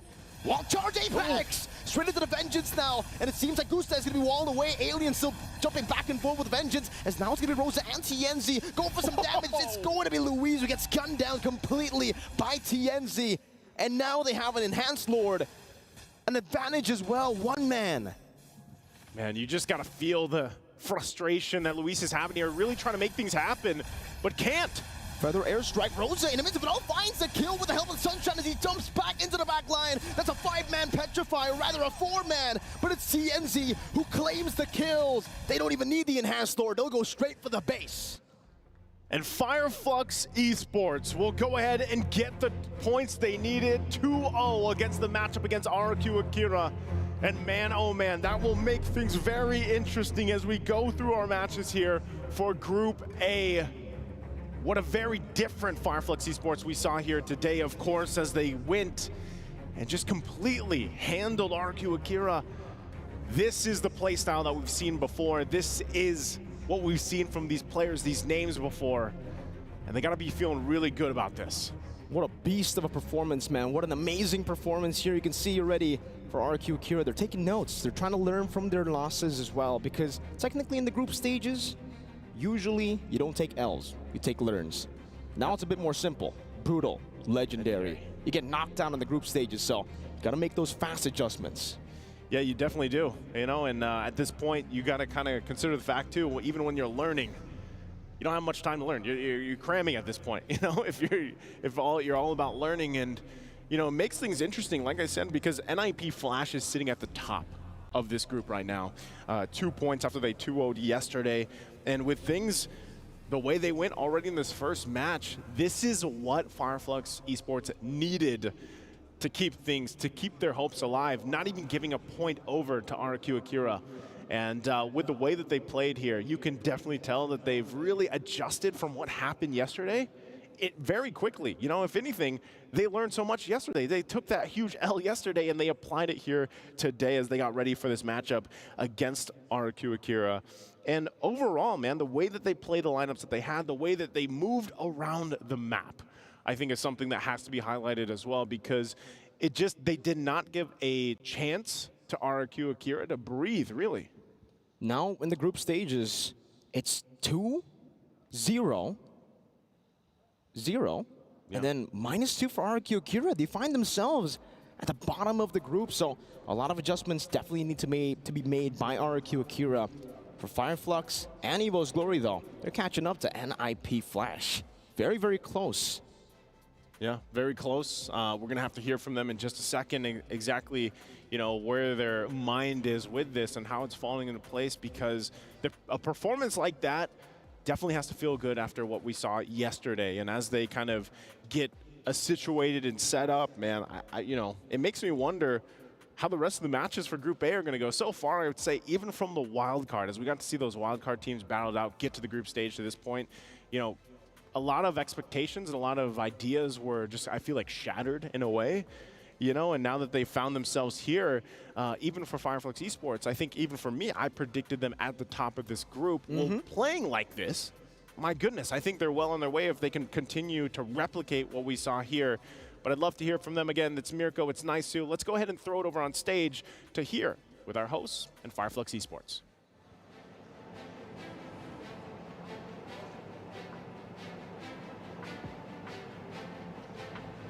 Here with us on stage, one of the most beloved players from Fireflux Esports, Rosa, congratulations. It's always great to see you on the international stage.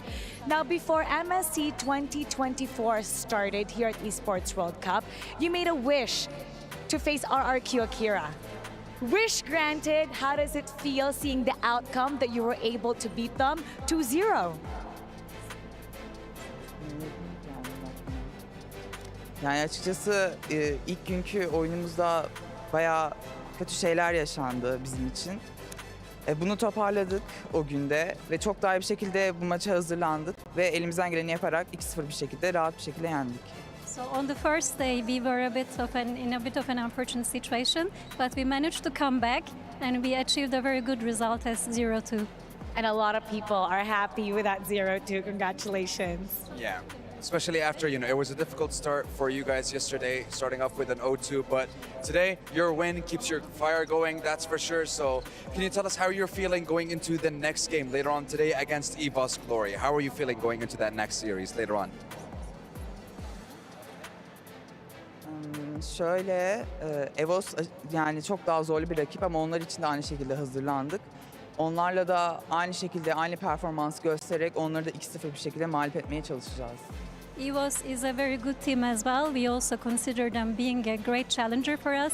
We will also do our best to make the best preparation and to be able to achieve the same result, 0-2 also in the next game with them. And we're looking forward to you replicating what exactly you did today. You have one more matchup coming up later on. Good luck. We'll see you later. And that was Rosa from Fireflux Esports. Now we're going to break it down for you, so we're going to go back to our panel. It's all yours.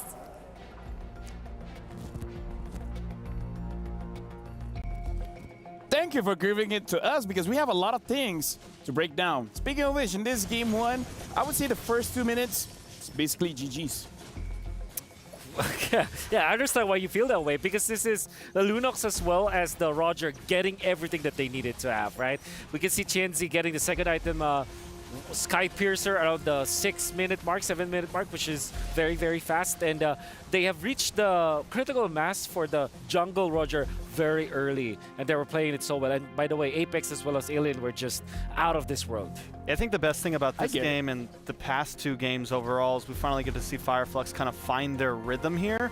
I was wondering if TNZ was going to be able to play a damaged jungle, and we finally got to see it, and we got to see him do it wonderfully at that. Yeah, there was a time where TNZ was playing a lot of like damage-dealing junglers from before. I remember the Leomord. Yeah, and I think that he's comfortable now. I think we've been conditioned to think that Fireflux can only play the box type of strategy because of the Turkish Delight. But here we are looking at a completely different Fireflux, wherein we can really see them go for the damage build-up, where they're not going to depend on Sunshine to have the damage healing carry. Instead, he went for the Lunox, which in this case is a direct counter to the Harith. At the same time, it provided the damage in the early stages to pave the way for TNZ to go ham afterwards. You guys want to know how big of a difference that was between the junglers? How big? King has 6,000 gold. Okay. TNZ has 13,000. So more than double the amount of gold. Right now we're looking at TNZ 926 gold per minute. Wow. 51,000 damage dealt. King, he took a lot of damage, but again, over twice as much as gold between both junglers. It's just like how if you compare my net worth to Mirko's net worth. Yeah, Mirko is like over double than yours. Exactly. Wait, what? Yeah, he is. He is. Yeah. Mirko is. Have you seen his belt? His ties? His watch. His watch. Got the rolly. Yeah. Dude, like. Man. Mirko is rolling. And speaking of rolling, actually, it's not a good transition. This one, but for you guys, that's right. That's right. Opinion matters. Scan the QR code for the broadcast feedback survey and let us know your thoughts. How could I transition that? Roll on over and let us know what you think. That's great. terrible. Thank you, but that's terrible. Keep the feedback rolling. Keep the feedback rolling. There you go. Thank you very much, Shrek. Again, scan the QR code. Let us know what you guys think so that we can improve. Because together, we're better than great. Yeah, we're very together. We're very together. We're a singularity. Yes. Singularity. You know, with that being said, we got to look at the single MVP of this game. Let's look at the Sony MVP of the game where, again, that was a pretty quick game. And we're looking at the highlights here. I wonder who the MVP is, because Apex 47 played so well in this game, especially with the Flicker Wild Charge. There was even a time where he dodged death with a conceal play, min-maxing, and then then Alien is, again, out of this world with these initiations. You're going to see him again with his final slash. Look at that. The right target to go onto as well, Gusta La Gusta, and then eventually initiating for a team many times in this match. And we cannot deny the fact that Rosa also played well. Look at that, how brave the Valentino was, using the Farsa ultimate in front of the enemies. Yeah, I feel like game one, it was a little easy to see that Rosa was just the star, but this game, it feels like the whole team, brought their A game. This time, it feels like it was hard to decide. We were talking about MVPs, and we couldn't really come up with one. For me, I feel like TNZ just really showed up. Even though we didn't have no Maniac or Savage, he just taking all the purple buffs, constantly in the face of King and constantly eating up everything on the map. He did wonderful. I mean, like, here's the thing. Maniacs, Savages, they don't matter. As a roamer, I have to tell this to myself. It's my own mantra. It's the assist that counts.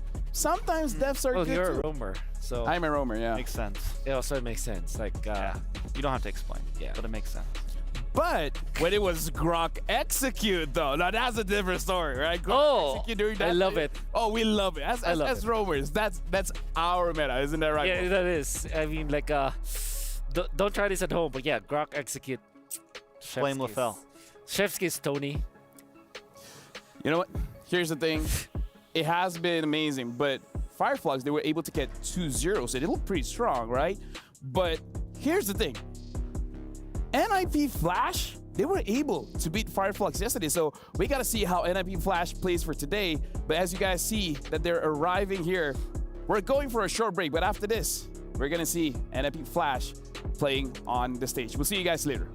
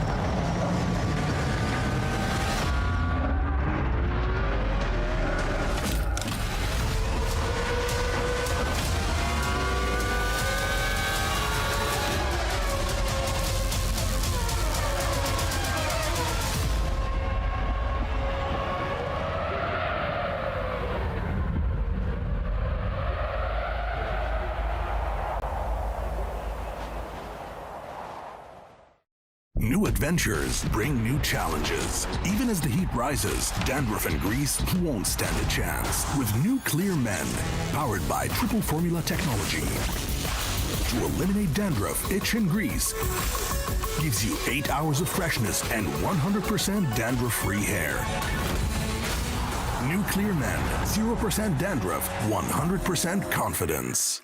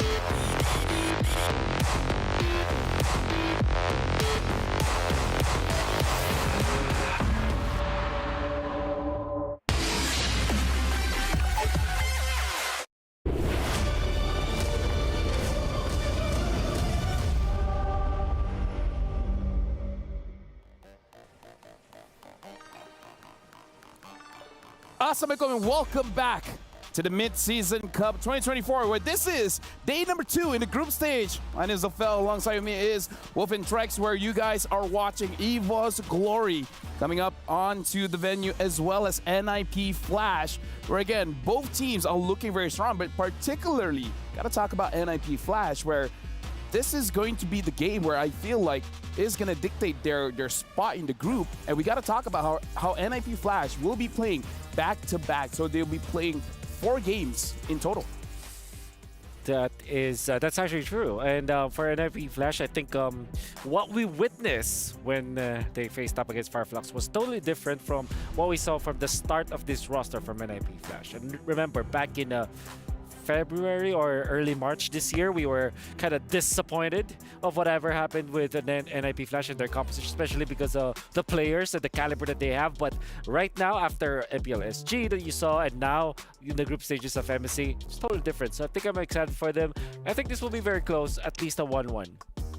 You know what? Here's the thing, because like you said, NIP Flash, they have improved quite a lot since the last time that we saw them. Being able to beat out Fireflux, that is something amazing. And because of that, I want to know more, but I can't ask you, Trex. I can't ask you, Wolf. You know who I can ask? I can ask our Aces ROG reporter, Eterna. What do you have with Diablo? Hey everyone, it's Eterna here, and we are now at the Player Lounge, and today we are going to be with Diablo from NIP Flash. Diablo, you have 2 upcoming matches ahead of you right now. How are you feeling so far? I'm feeling pretty hyped about today because yesterday I was playing on not the main stage, so today I want to feel like what it's like to be on the main stage. Yeah. Are you nervous to be on the main stage? No, I just feel very excited, and also facing against EVOS again just brings the hype. Yeah.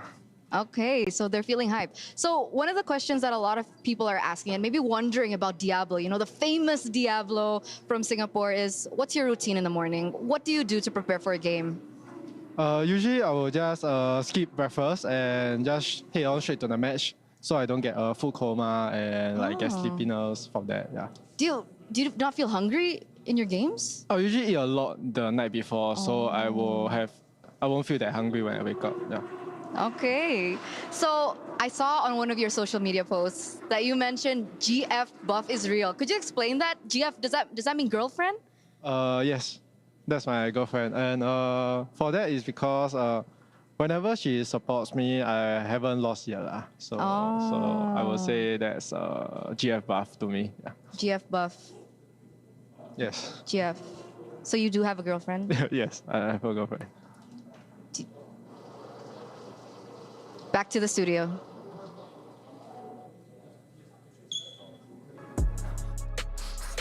I can't tell. Was she disappointed? I can't tell. She was definitely disappointed. I mean, was she? I mean, she wasn't. I mean, okay, this is her phrase. Like, maybe that's not disappointment. Maybe it's disgust. I mean, this is Eterna. She would say, that's crazy. That's crazy. So you'll never really know if she likes it or not. What? But who is she disappointed for? That's what was that? Well, for you guys at home, we got the STC prediction. Let us know who do you guys think is going to win this one. So, again, let us know. Might as well let us know as well. What do you guys think Eterna feels? Because yeah, it's between disappointment and disgust. Yeah. That's crazy. That's crazy, dude. No. Here's the thing. You know what else is crazy? We're going to go over to the host. Welcome back to MSC 2024. Earlier, we saw a 2-0 with Fireflux Esports against RRQ Akira. And now we're gonna have our second series of day 2 as we are almost halfway through wrapping up Group A here at MSC 2024 at EWC. And we're going to beat the teams that are going to be taken to the stage and headline our second match of the day. That's right, and that's EVOS Glory of Indonesia going up against a Singaporean team, NIP Flash. So let's talk about the White Tigers. The White Tigers, it's all about defying obstacles for them this year. Nobody expected them to be able to come here at MSC, but after changing their roster, they went all the way to the grand finals of Indonesia, stepping their way here, getting a key for the Esports World Cup. Let's get to know the White Tigers.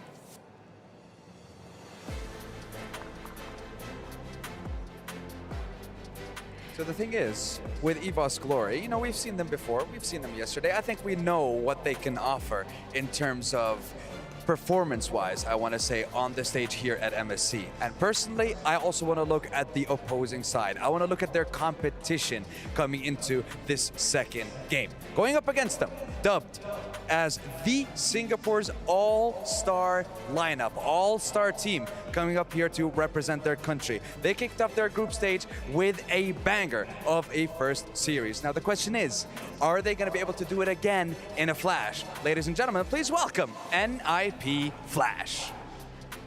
This team, I'm also very excited for them. It is going to be an incredible series, Mara. I was going to ask you, what do you predict? But you know what? I think we should leave that to the studio. So let's head on over to the boys and let them take it away.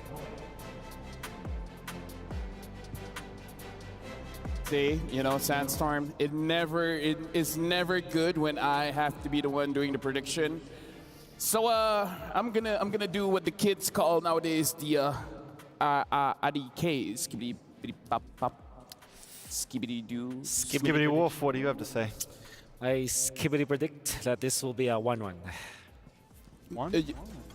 We haven't seen the 1-1 in a while, huh? Oh, that's also true. Yeah. Saw it yesterday. No, the hero.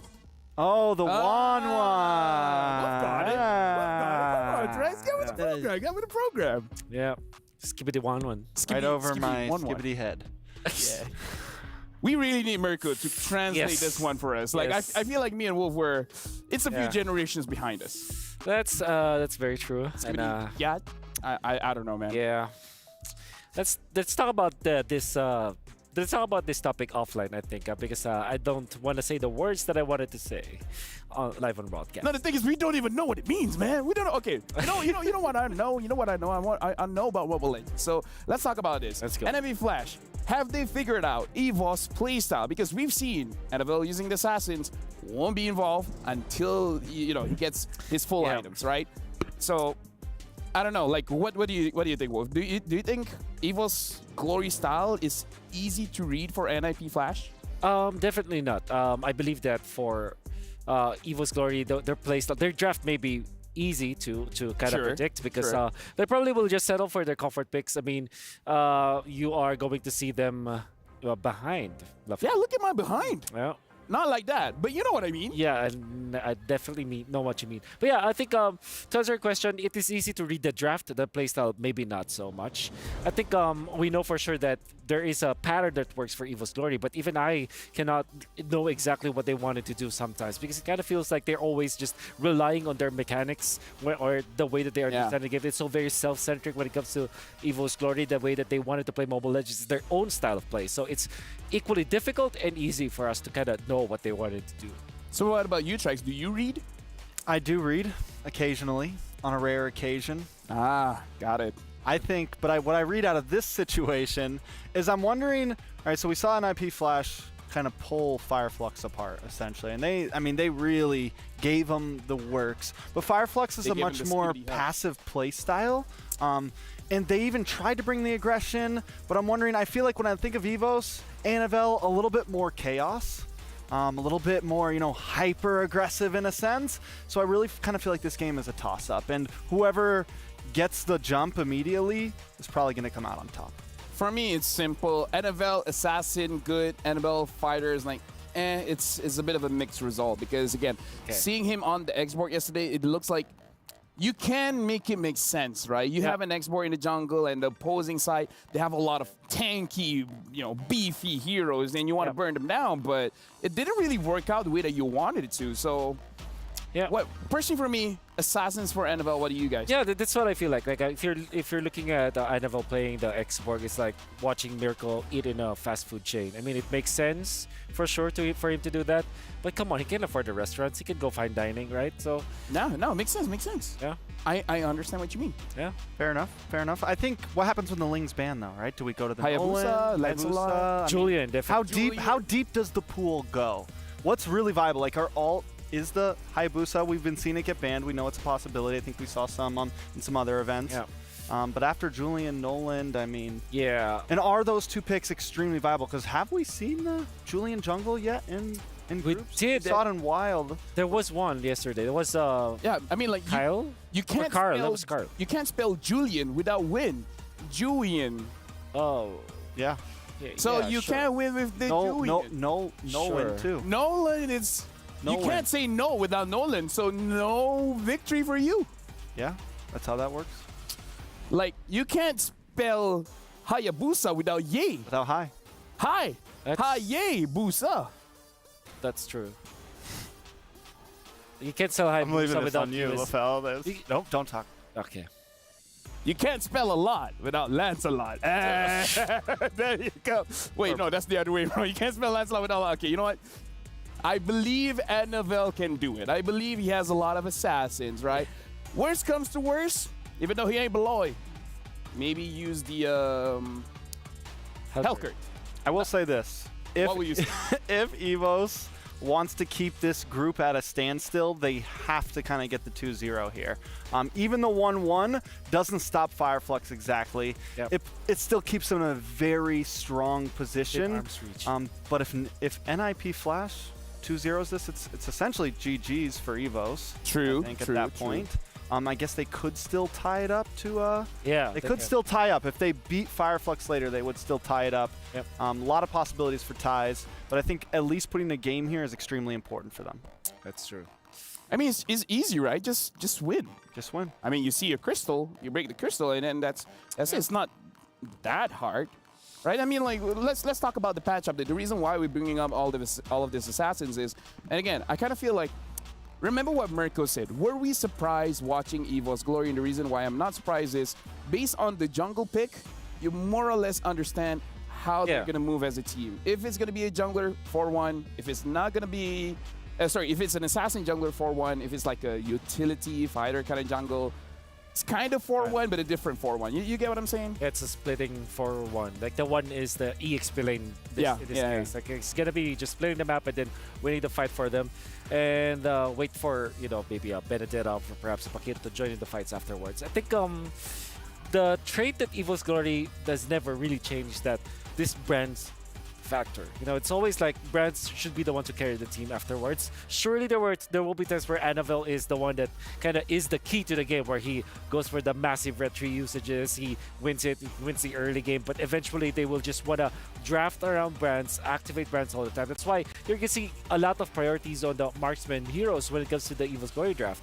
They will be banning out Roger as well as Moskov, and then rush to pick up the COD afterwards.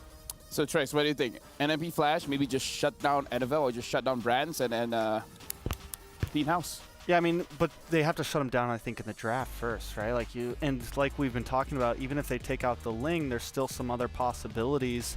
And if they want to just shut down Annabelle, do they go for something utility to invade, or do they stick with their more hyper-aggressive? Crazy enough to there's pick a up lot the of Hilda? possibilities. Are they crazy enough to pick up Hilda, you know? Maybe. I think we've seen it in the wildcard. It didn't really work out, but you know, it's like crazier things have happened. Yeah, the point where you pick up the Hilda is to counter the assassins, right? But I think there are more valid options. Like Cho and Tigreal are Tigreal, the Rock as well. Rock, Minnow, like any heavy CC roamer, I feel like can kind of get the job done. I think what's it's really big about is your jungler, right? Are you going to pick a more squishy jungler or something that can get up close and personal? A lot of possibilities, I feel like, overall. I'm excited to see how it plays out. I feel like the meta's really starting to form in MSC, like what we see as extreme prio from the point of wildcards to now, but there's also a lot of leeway for picks like Hilda or for the Lunox gold lane or, you know, for kind of something a little more off-brand. The thing that we have to talk about, if NIP Flash wins 2-0 against EVOS, basically no matter what happens, they will advance to the knockout stage. So we saw Diablo said he's excited. Yesterday he didn't play on the main stage. So now on the main stage, he has a girlfriend buff as well. You know, cry Eterna, but still. It's like, if they got a 2-0 here, they're feeling very good. I mean, they have one more game to play after this, but at least having that comfort to know the worst case scenario is you're going to the next stage.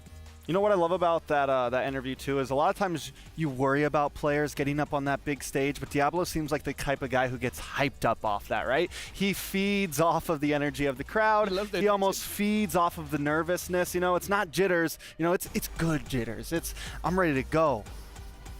Yeah, I think overall, what I would also look like at Mid Flash is the way that they utilize Kurt and Hades. I call him Mark actually. That's why I call him Mark. Yeah. Can we call him Mark? Yeah, sure. Call him Mark. Friend.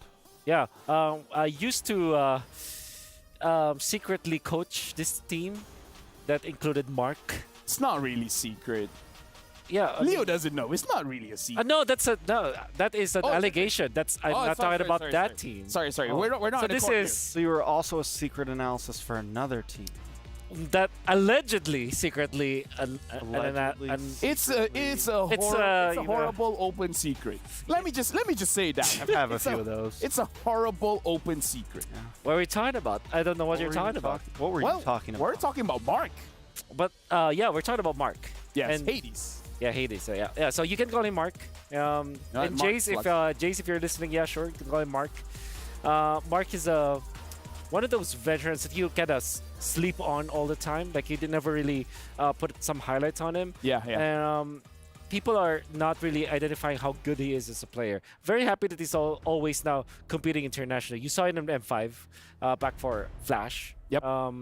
And then you saw him like in EPL Ice or international teams, but you never really put some spotlight on him. And now, after playing against Fireflux that way and being successful, and now leading the squad of this Singaporean team, now with Kurt, I think this is a player that you also have to put some attention on. Yeah, surely we're hyping up iNevo, but when it comes to like utility junglers that are very reliable on objectives like retributions, you can rely on Hades / Mark. No, I do agree. Mark now, he gets the spotlight. We can put it more like a torchlight, like a flashlight. A flashlight. A flash. Hey! And then he's flashlight. He's the flashlight. Well done. Mark, that's your new name. You're the flashlight. It's good, right? I mean, the light's on you. You shine the light for the team to go through and then get the W. Like, you're the flashlight. Yeah. That's the best one I got today. I don't think we're gonna get any more bangers. I mean, you've been banging them out. Dude, I'm the tosses, the ad libs, the flashes. You know what? Coffee today is good. Coffee is good. I like the coffee today. Snack. Can we have more coffee today? Oh, you know what? We should. But either ways, going back to this game, I feel like we've got a team here. We gotta look at the junglers here. Mark, Hades, going up against Anvel, not Mark. Who's got more experience? Who's been around in the scene a bit longer? Hades. Definitely Hades. He's part of EPL PH since Season 6, actually. Season 6. Yeah, so it's been quite a while. Always it's slept the season before 7. And is it at the season after 5? After 5. It was after season 5 and before season 7. Oh, really? Yeah. So it was that season, the one in between 5 and 7. Yeah. I didn't realize that season 6 was before season 7. Dude, you would be surprised. After you look at all the seasons chronologically, at first it doesn't make sense, but then you're like, you know what? It's chronological. How do we become analysts? Skibbity analysts. Skibbity analysts.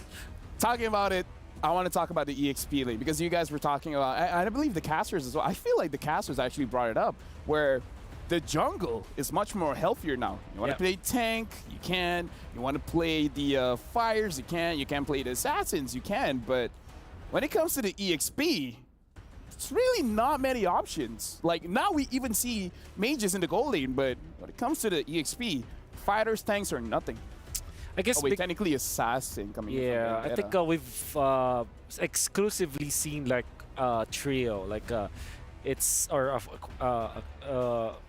four, like Yuzhong, Terizla, Quartet. Yeah, there you go. Thank you for it. No problem. Benedetta, Terizla, Arlott, and Yuzhong. And then they gave Ruby to the gold lane occasionally. Yeah. They like gave up their adopted even child. the X-Boy went to the jungle. Exactly. The X-Boy goes to the jungle. Edith is going to the roam, but can be played in the XP, but I think mostly picked up as the roamer because of how strong it is. I think this might be the game where, or the series where we can see a different EXP laner because this is Diablo, you know? The Badang, the Khalid. Badang. Actually, if I really want to be Malay, it's like Badang. Badang. But I'm okay with calling it Badang. Not Badang. Badang. That's how we say it in the US. Badang. Badang. It kind of felt like it's not something good, that doesn't US it? people. Feels good, doesn't it? It kind of feels like something Mirko would say. No, because you know Badang's punch, it will have that impact. the whole Badang. Give it a Badang. Yeah. The big dang. The big damn. Shout out to Naisu, Papa Naisu. What's is Badang a Malaysia mythical hero or an actual hero? I think he's an actual person, but mystified, you know? Mystified, yeah, because he pukes out something and then he eats it and then he becomes strong. You're kidding, right? Read the lore. It's weird. Puking is involved in backing, and then afterwards he becomes like super buff, and then like any kind of challenges, like he can punch mountains and stuff. Wow. And then I believe like draft time. You know what? EVOS Glory first pick, and NIP Flash second pick. Angela instantly banned out. Which makes sense. Right? The Angeling, nobody wants to go up against her right now. Terizla finally on the ban list, which is pretty huge, I feel like. And a priority ban as well. However, this will close out the fact that you banned Chip and Louis as well, so that might be the last true ban for NIP Flash, I would say. Do we get the Chip Louis trade here? We haven't seen that in a while. Oh, right. What if they leave it open? That's interesting because I don't know what you would take if that is open. I would take the Chip over the Louis. Really? Yeah. I kind of like the Louis. Okay. I think I'm on the side of the Louis, but again, I haven't seen the Chip since the Louis exactly. nerf and compared. No. Like, no, here's the thing. I would compare Chip to a Fanny, where I would say it's very difficult to do, but you know the big difference is? Fanny, if you die alone. Chip, when you make a mistake, you die as a team. Yeah, you always pull up with the homies. Yep. Yeah. No, I agree. The reason why I would pick up the Chip is that there's a lot of good mid laners out there. Like Navaria would be the counter to the Louis if that in that case. Like a Faramis would be great with the Chip as well. That would be a very interesting interaction. But yeah, but this time doesn't matter. Louis is banned, and so will be the Chip. I couldn't imagine NIP Flash giving that up. Harif has been not winning a lot, huh? What was it? Harif, because it was basically a permanent ban for quite a while, but now teams are letting it go, and then teams are actually getting those Ws. So in this scenario, you pick up the Ling first, right? Because if this will be Harith, it will immediately be countered by a Ling from NIP Flash, and I'm pretty sure that Mark, aka Hades, played that hero quite a while. But instead, you can pick up something like Valentina if you want to just become very open about it, because Valentina is an answer to both Ling as well as the Harith. So now EVOS wants NIP Flash to choose Ling or Harith, or maybe even both, you know? Yeah. I mean, go crazy. Right now, you know, you brought up the Harith Lofel, and I feel like for the first time, Gold Lane even though Moskov and Harith are kind of the two mains, it doesn't feel like they're the only choices. It feels like gold lane is very open right now. And right here, I like the Roger pick because, like what we've seen, the flexibility from it. They have the Cho to go along with it. And right now, NipFlash just leaving themselves very open. Yep. With this Cho, as well as this Roger, you're now incentivized to pick up the Roger for the side of EVOS. The Harith, because EVOS really likes that. Brands also plays that a lot. But I think Ling is just so good to just pass up on, and they pick up the Ruby, which is a direct answer to the Cho. And the Roger. And the Roger. Obviously, Ruby counters the Wave the Dragon. You kind of cancel it, the animation. And Roger doesn't want to run around with the Ruby out there. So it will be the Pharsa, the answer, as of Valentina. Yeah, looking good for EVO's Glory so far. It's they're getting all of their heroes that they're comfortable with. Which is crazy because lore-wise, I would say Roger. Roger wants to go for the Ruby, right? Oh, yeah. Right. But you know, in game, it's like Ruby's the big muscular, gal is looking at Roger. It's like wolf, run away. But either way, we got to talk about the opening here because it does look like NIP Flash kind of wanted EVOS to pick up the Ling anyway. Yeah. So this is a situation where you're prepared to fight against this. Now it's all about the execution. Yeah, but the Pharsa pick is a little scary into a Ling. I feel like there's just a lot of possibilities to get bombed down on, especially knowing the way that we've been seeing Annabelle play. Annabelle's I come in about halfway through the fight, or I'm out, I'm in, I'm out, I'm in. So Annabelle's main target right now, wait for Feathered Airstrike to come down and then jump. Yeah, exactly. That means that if you're EVOS, you're going to be looking for EXP lane bans here, or there you go, the usual. Maybe force Diablo to play an unorthodox hero. I think NIP Flash are still comfortable picking up the Julian as their last pick. Maybe they pick up the EXP lane in their fourth pick. Franco has been banned, maybe a Tigreal ban as well, as it is one of those heroes that Dreams really likes to play and is very adept with it as well. Since the recent buff to the Cho, have we seen it all in the XP lane as well as roam, or has it just solely been used as a roamer? Yeah. Is there some flexibility to it? Definitely. Not even, not seen in the wild card so far as well as for the group stages, but I think it can be played in the XP definitely. But you'll be surprised how it can be played in the jungle as well. Ooh. Yeah. Jungle Cho. Paquito against Cho, who do you think would win? Paquito against Cho, like just EXP. In a straight up fight? Before level 4, say level 1, level 2, like that. Oh wait, in a fight like, we're not talking about real life. Before level 4, I think the Cho right now with the recent buff because of what he gets like the stun, all the crazy stuff. No, honestly, he did win.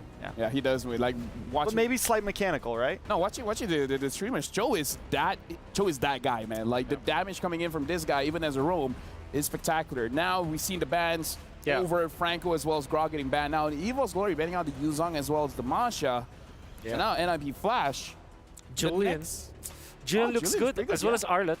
Arlet looks also good for... What if we see them both go for Ruby Gold or double fighter off lanes for both of them? Double fighter off lanes. That is highly likely to. Yeah, I like that you brought that up because it's the benefit of getting these support. But of course, denied. Hades special going to be the Fredrin. EVOS. I mean, he see values in him. Yeah, you should. He should. Got a 50% win rate right now. The Fredrin, we've been wondering if the Fred's dead. If the Fred is out, but it seems like he's still hanging on for dear life. Game fact, though. Louis boasts a 100% win rate across 7 games since the wild card stage. Yeah. How has she let through been this much? Yeah. 7 games. Again, Louis. It's criminal to let go of the Louis without an answer. Look, EVOS going to be looking for probably their EXP this time. Arlet looks really good on their composition. So is the Barretts that you actually pair up with the Ling. When the Ling, there he is, the Barretts. Maybe what? You know what? Let's go with the Matilda, but yeah, they did go for the carry this time. Roger versus carry. And if you're looking for a Barrett Scouter, X-Borg looks really good for NIP Flash. Or maybe a Benedetta so that they can at least force the carry. Apart from that, there's really not much. Or a CC. What if NIP Flash goes for CC? It'd be a good answer to the Barats, right? Yeah, Barats, the Ling in a way. be able to dance around. I think I would like to see them with a little more maybe crowd control overall, but there's not a lot of answers for them. I mean, they do have the pick-off, right? They have the Cho, but other than that, the Khalid. Yeah. Actually good. And it's a good, like, if... Oh! There it is! King's calling. Mincitar's calling. That's a spicy pick. I love it. To go up against the Ling. Ling Ruby. Ruby. Yeah. Like... Carry as well. Dude. It's great. Casters. Love it. We talk about Diablo. Diablo said he's excited. So, Casters, are you excited? We are excited for this matchup again. Thank you guys so much on the analyst stand. Breaking down the lineups we have here, of course, from NIP Flash and EVOS Glory as they approach this first matchup for them today. Could be a crucial one. We'll find out. No guts, no glory. Both these teams going after getting to the knockout stage here. Once again, I'm Naisu, joined here with Mirko, and we're loading into the Land of Dawn in this best-of-2 second match for Group A. Can NIP Flash further their dominance, the lead that they got yesterday, or can EVOS Glory settle the score here, starting here, bringing some shake-up to Group A as we jump in. We look at the emblems falling in place. Of course, you still have Anavel, like we saw yesterday, the great performance from this Ling pick. Warcry emblem here. And over on the flip side, I know you guys have to keep your eye on Diablo. This Mincitar pickup could work wonders for the lineup here for NIP. For sure. I think this Mincitar pick was amazing. We saw the, shocked, surprised reactions from the analysts as well. And even for us, we were like, whoa, Mincitar pickup up against so many dashes. It makes sense, everybody here almost can get countered hard, but no guts, no glory. You mentioned it earlier, and it is going to be the case for EVOS Glory. It's all about risking in the early game, all the way even from the drafts, to try to get that lead. And they won't be able to take the dub without making those risks happen early on, though. How do you expect this matchup to go? It seems Clockin's doing a good job now with the help of Dreams too. Kurtizi's going to be zoned away from that mid lane. But the Mincithar up against the Barats, it's more of a passive lane until he gets the King's Calling.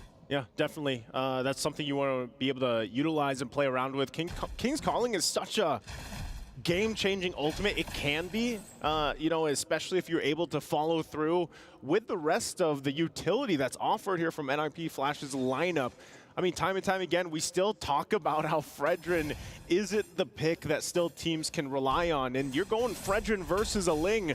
So the tempo is going to be a little bit different here. Good poke, obviously, from Diablo, working actually pretty well against this Barretts. I mean, the last time we also saw Barretts work in the side lane, it's been a long time, man. It's been a minute and a half in my time. And Barretts just is better in the jungle, but so far he's kind of had to find a new place to really play into this meta. So with that, first turtle of the game is going to go ahead and start up, and Fluffy will be the one to kind of give the information why Anavel works on that orange buff. So they buy enough time. It doesn't look like NIP Flash wants to just overly commit because they could get punished. You're looking at it as well as they just kind of stall this out. They're going to go ahead and grab it, the purple buff for now. And they get enough information. EVOS Glory is like, you know what? Let's go ahead. Anavel, go grab your purple, and then we'll prep up for this fight. Great response by NIP Flash here around first turtle. A lot of teams up against Anavel's lane. Now the grab into Dreams, right into the King's Calling, and now into the Feather Airstrike with the Appraiser's Wrath too. And Hades will be able to claim that now as Diablo flickers out to safety. That's just welcome going on to JPL, spinning him out to stun him on the wall. Still with the flicker out now with the Shunpu as well. It's a big win for NIP Flash. They get the neutral objective and the kill. Man, NIP Flash really on point with the way they're kind of maneuvering around this objective already. Even impressively to see that they couldn't get JPL down. They get the objective, good setup. Daytona's Welcome also playing its part in that whole exchange. So, with that EVOS Glory, not, the start they wanted to the first objective, but nothing too crazy, because if you look at the macro play, economically, they're just holding it together. First items not falling into place just yet across the board, but some should be picked up here shortly, especially with the build path that we might see Anavel go here. Hold on. Boy, the Dragon, JPL finding it for the airstrike right into the combo, and Hades is there to follow it up as well. Now the top of the Blaze on the JPL, trying to go for the trade right now as he picks up on the Fire and Blade, but the Hades is able to knock him up. And Appraiser's Wrath too, just trying to catch him in that wall, but he won't be able to. Meanwhile though, Vanix taking a lot of shots onto that turret shield. That's a lot of extra gold, and if you think about it, like I was saying, and just previously before that little skirmish broke out, you know, EVOS Glory was doing a good job holding it together, but some of that extra gold from that top turret now going to the hands of Vanix here helps bump the lead up just a little bit. Nothing too crazy. But JPL really trying to make this Cho work. You know, we saw this. Oh, wow. Okay, not going to land the I'm Offended, able to escape that just fine. Once again, the power of this Cho pick, and so back to it. And NIP Flash, it really just looks like they're trying to make plays with JPL for now. If they can start a fight, if they can get a pick off, great. If they can't, that's fine too, because the lineup that they have provides good chances to scale up into the mid-game even. And so Clockhoon even holding on to this feathered airstrike, just holding down the mid lane. It's going to come down to this. Every single time, oh, hold on. The hook into the King's Calling, locking him down now with the stun as well as JPL walks up to get the passive down. With the physical defense shred, Diablo gets rid of him. No dreams to play with. JPL with the way the Dragon brings Fluffy back right into the hook as well, but JPL will lose his life as Tempest Blaze finds him. Now that's welcome, but he will be taken out before he can even go for the spit out. Vanix still now with the team. It's 2 for 1 as of James has respawned back in. Hook not connecting. Clockhoon still looking for an angle as Brandon Annabelle hovers over, postures up. Dreams now with a flicker forward. Don't run Wolf King straight into the I'm Offended as Annabelle steals away the turtle. Now Hades trying to go for the peel, but Diablo gets stabbed in the back. The Appraiser's Rat not connecting. Great sidestep from Annabelle. NIP Flash forced back. Talk about the discipline from EVOS Glory. Annabelle as well to just wait for that whole exchange to happen from NIP Flash and then swoop on in and get the turtle, and then they even get a kill on top of it. So that is a great pull through for EVOS Glory. I mean, looking at how things are falling into place, they're also going to be able to get this tier 1 turret in the bot lane. You saw the gold difference between the lanes. And really, for Annabelle, even if sometimes he can't find his entry point, he can't get the kills he's looking for, the fact that he's 2-0 and he's really difficult to catch here for NIP Flash. I mean, look at this. Great setup, once again, utilizing Diablo here on the Mincetar, JPL, but then he commits and he gets taken out right away. Now, they do accomplish probably what they were after, but they didn't want to lose the turtle. Eventually, they end up losing the turtle because of that whole exchange, and they find themselves at that situation that I just mentioned. Annabelle goes in, grabs it, and then they pick up some kills on top of it. Diablo to fall to Annabelle. And so now at this point, he's got the Berserker's Fury locked in. He's working on the next item here. And with the Warcry emblem, you know, you might be thinking, man, it's only 8%. But with a Ling, and so far from what we've seen just yesterday, that's enough to just be that big of a threat. Meanwhile, what you're doing here for EVOS Glory is just letting Brands farm up. He just picked up the Golden Staff. He has, you know, a couple items locked in at this point, but he's essentially just having a good time, and the gold lane farming up.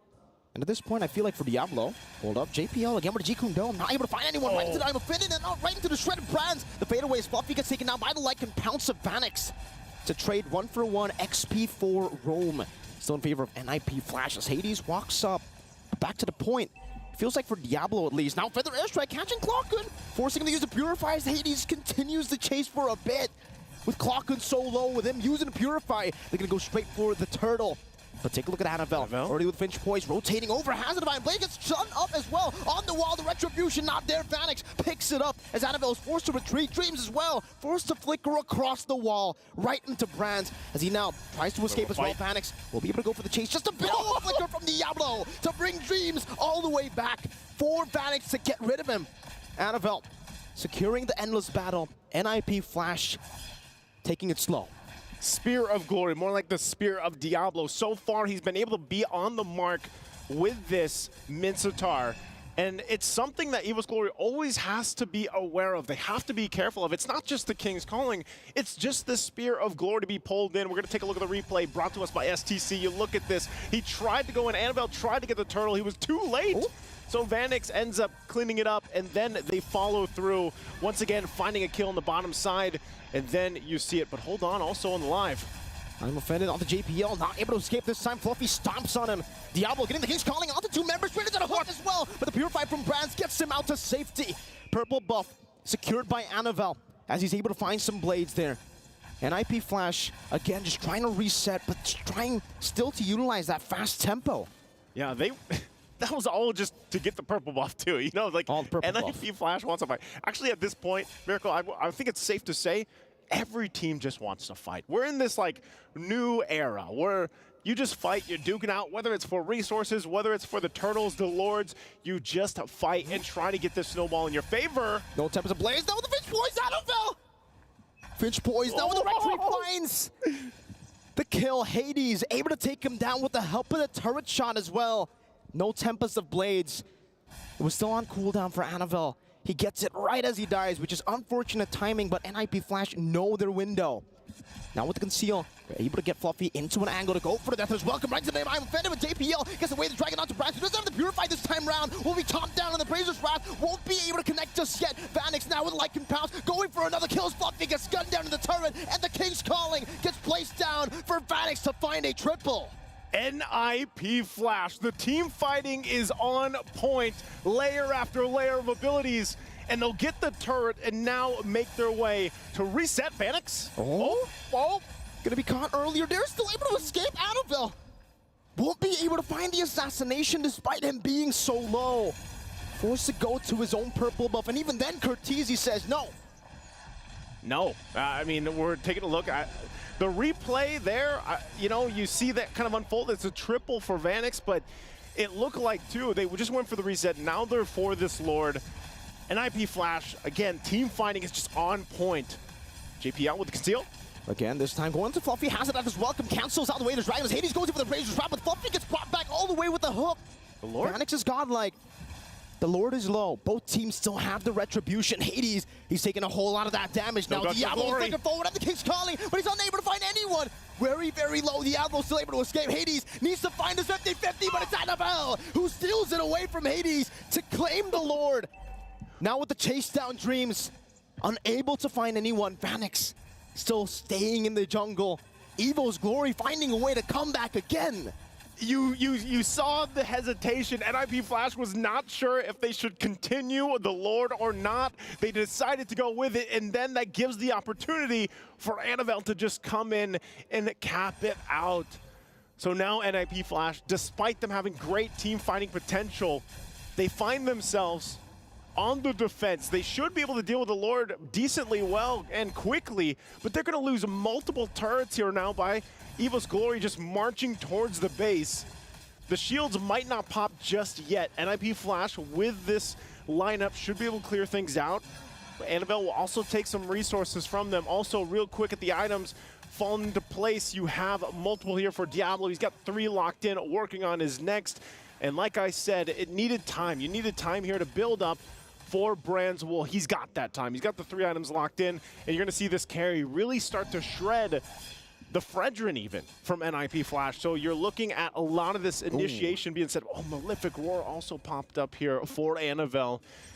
And so, you know, at this point, for Vanix, he's having a heck of a game already on this Roger, and you got to stay alive. The problem that we're seeing is when he tries to entry with the Lycan Pounce, go into a fight, this is where Dreams really pays off with the Ruby pick. And also, Daytona's welcome. There's so many tools here that EVOS Glory can use to deal with if NIP Flash decides to initiate or follow up.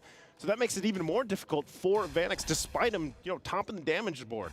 No, Diablo try to go for the hook. He gets pulled back instead. Right into the death is welcome with the flicker as well, but JPL finds the way to drag into the back line. Diablo flickers forward, but gets shredded instead. JPL, Immortality pop, Annabelle waiting for the moment to go in, and Vanix gets completely assassinated by Annabelle. As Fluffy picks up the double kill, Cortese will have to go on the wings by wings as he gets chased down by Clockwood, who has stolen the Lycan Pounce. This can't be the end, though. NIP Flash will be able to defend despite losing 3 members in the exchange. We'll see if they can hold on to the turrets. Tempest of Blades already going to be utilized. Mid-turret does go down. EVOS Glory might punch it in. Feather Airstrike with a flicker as well. They don't find I'm offended. They cancel out the Feather Airstrike with the minute waves have been dealt with. Hades tries to go with one last Appraiser's Wrath. The Brands goes for the base. Now onto Cortese, who gets melted down. Diablo able to fend off for now, getting the waves cleared out, but they will lose 2 big base turrets in the 13th minute of the game. EVOS Glory happy with that. They got the 2 base turrets. NIP Flash holds on to 1. The Lord coming up in 14 seconds. EVOS Glory in a great position to possibly just take the Lord unless NIP Flash wants to do something about it. But you can see already JPL on that front side might go in with a concealed plate to try to delay this a little bit further. They're going to have to make their way as this Lord is going down quickly with a completely zoned out here by Fluffy, and that's going to be the Lord already secured, so NIP Flash will find themselves with their backs against the wall once again on the defense. And some of these plays from NIP Flash, it was so good at the early stage of the game, but they weren't able to adjust properly in the mid-game, Naisu. Diablo flipping forward with the King's Calling. In the early game, you can get away with that. But in the late game, with all these items already built up by EVOS Glory, he's the one who gets melted down. So he's actually placing himself in a position where it's just not great for a Minsithar, especially a full glass cannon Minsithar. Yeah, you glass cannon here, and especially against Brands with this carry who has had just a time to farm up freely and is really shining at this point of the game. They're going to go on the defense. Fluffy's still in the midst of it all right now, taking a lot of damage as JPA goes to the back but gets shredded down by Brands. Again, as the King's Calling plays up, but Diablo gets melted down again. It's Brands against the world, and Hades gets slashed down by the swords of Annabelle. 4-0, 4-1 as EVOS Glory take game one. And EVOS Glory will come out swinging in this series against NIP Flash, the top of Group A after yesterday, and now it looks like they're going to be put to the test here from the teams. And so far, Group A is still just up in the air with this result already. And EVOS Glory looking so good here with the way that they responded to the interesting lineup. Like we talked about, no guts, no glory. Was there some testing or experimenting that could happen here? The Minsithar pick, like we mentioned, was not able to work out the way the NIP Flash wanted to, but I know the guys on, let's throw it over to them to hear what they have to say. We definitely have a lot to say because EVOS Glory was able to win this match and deny NIP Flash from advancing to the knockout stage. They can still advance, but a clean 2-0 is not going to be in the books here. But what do you guys feel about the game? Yeah, it didn't feel like the NIP Flash are getting all of the good stops in the early stages. I think that they develop a good box around their Fredrin. However, they kind of just let go of the grip. And I think that you can see that EVOS Glory has the better experience as well as the better understanding of this box versus box type of strategy, wherein they're just maintaining their own formation. There will be a clash up top, which we are going to see NIP Flash win horribly just because of the fact that Curtis is not landing shots anymore. Diablo's not getting into the proper spot. This is one of those times where eventually NIP Flash will win a team fight with a triple kill. But around the Lord, because they didn't have Hades to secure that Lord position, they weren't able to do so. So they were already winning after this, but they failed after the good formation. I mean, even with the good formation, though, I have to point out that EVOS almost consistently held a gold lead there. Or even when they were behind a few kills, they were barely, NIP Flash was never really escaping with it. I don't know if it's because they weren't transitioning those kills into objectives or what the exact goal was.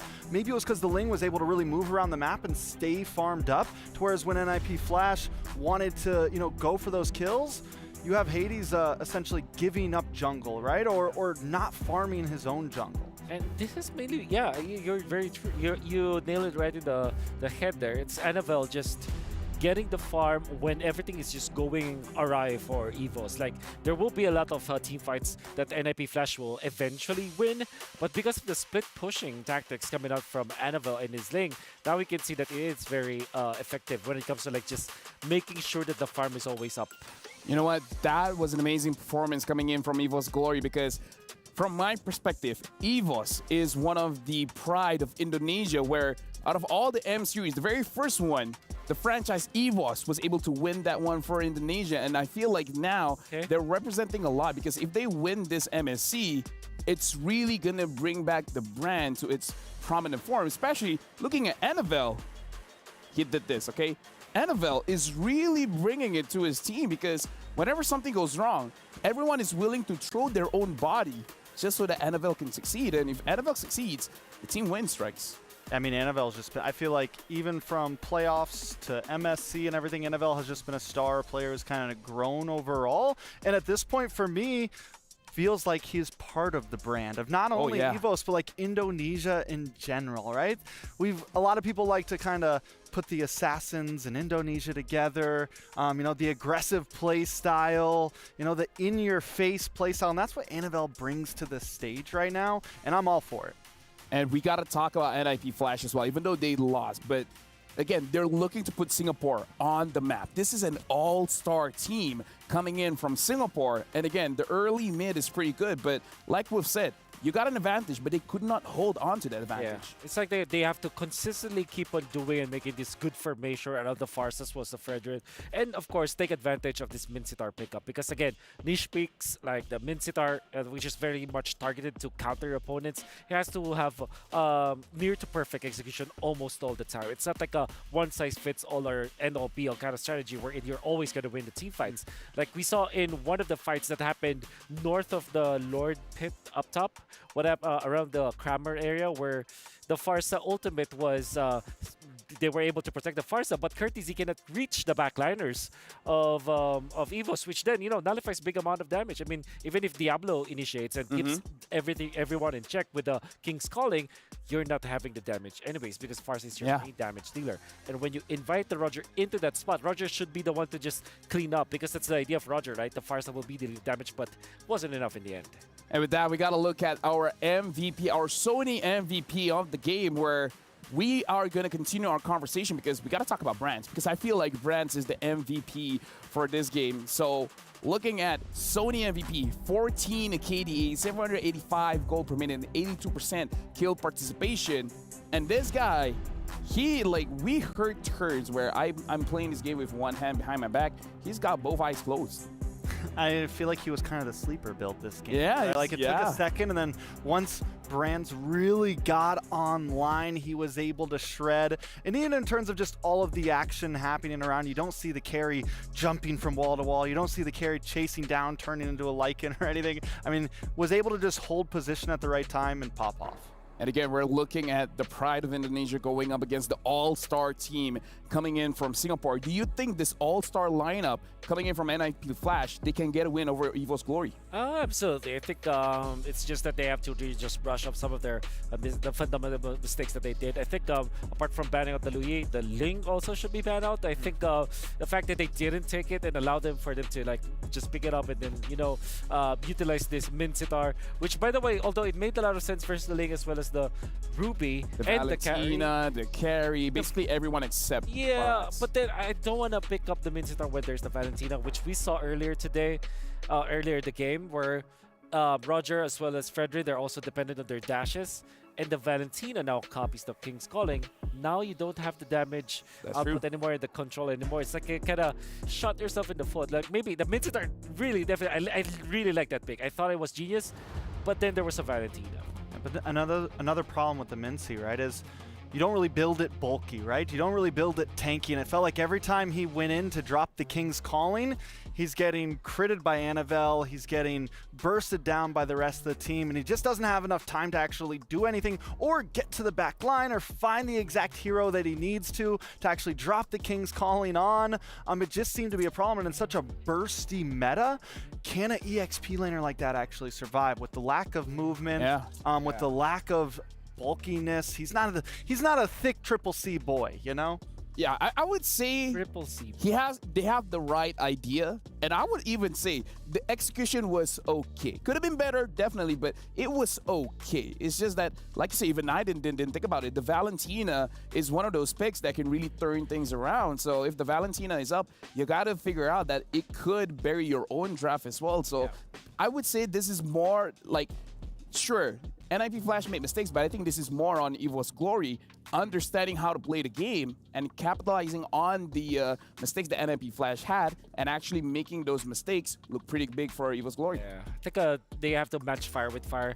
I believe that Ling versus utility junglers is very hard to pull off unless you have like Baksha Angela going up against Ling. That could be the way for you to just really take over, but it's not usually the choice. I think they should have matched it with Julian, which I kind of prescribed. Frederick didn't really look good in that game, you know. Now, I got an update for you guys because if you guys remember, we were talking about STC predictions, and EVOS is actually favored to win against NIP Flash. Shout out to those of you guys who predicted to EVOS because they're up 1-0. So again, lock in your predictions at the, where the prediction is supposed to be. So QR code. But here's the thing. they predicted EVOS to win that one, which is great. Which, by the way, you guys can go to GG/esports-world-cup.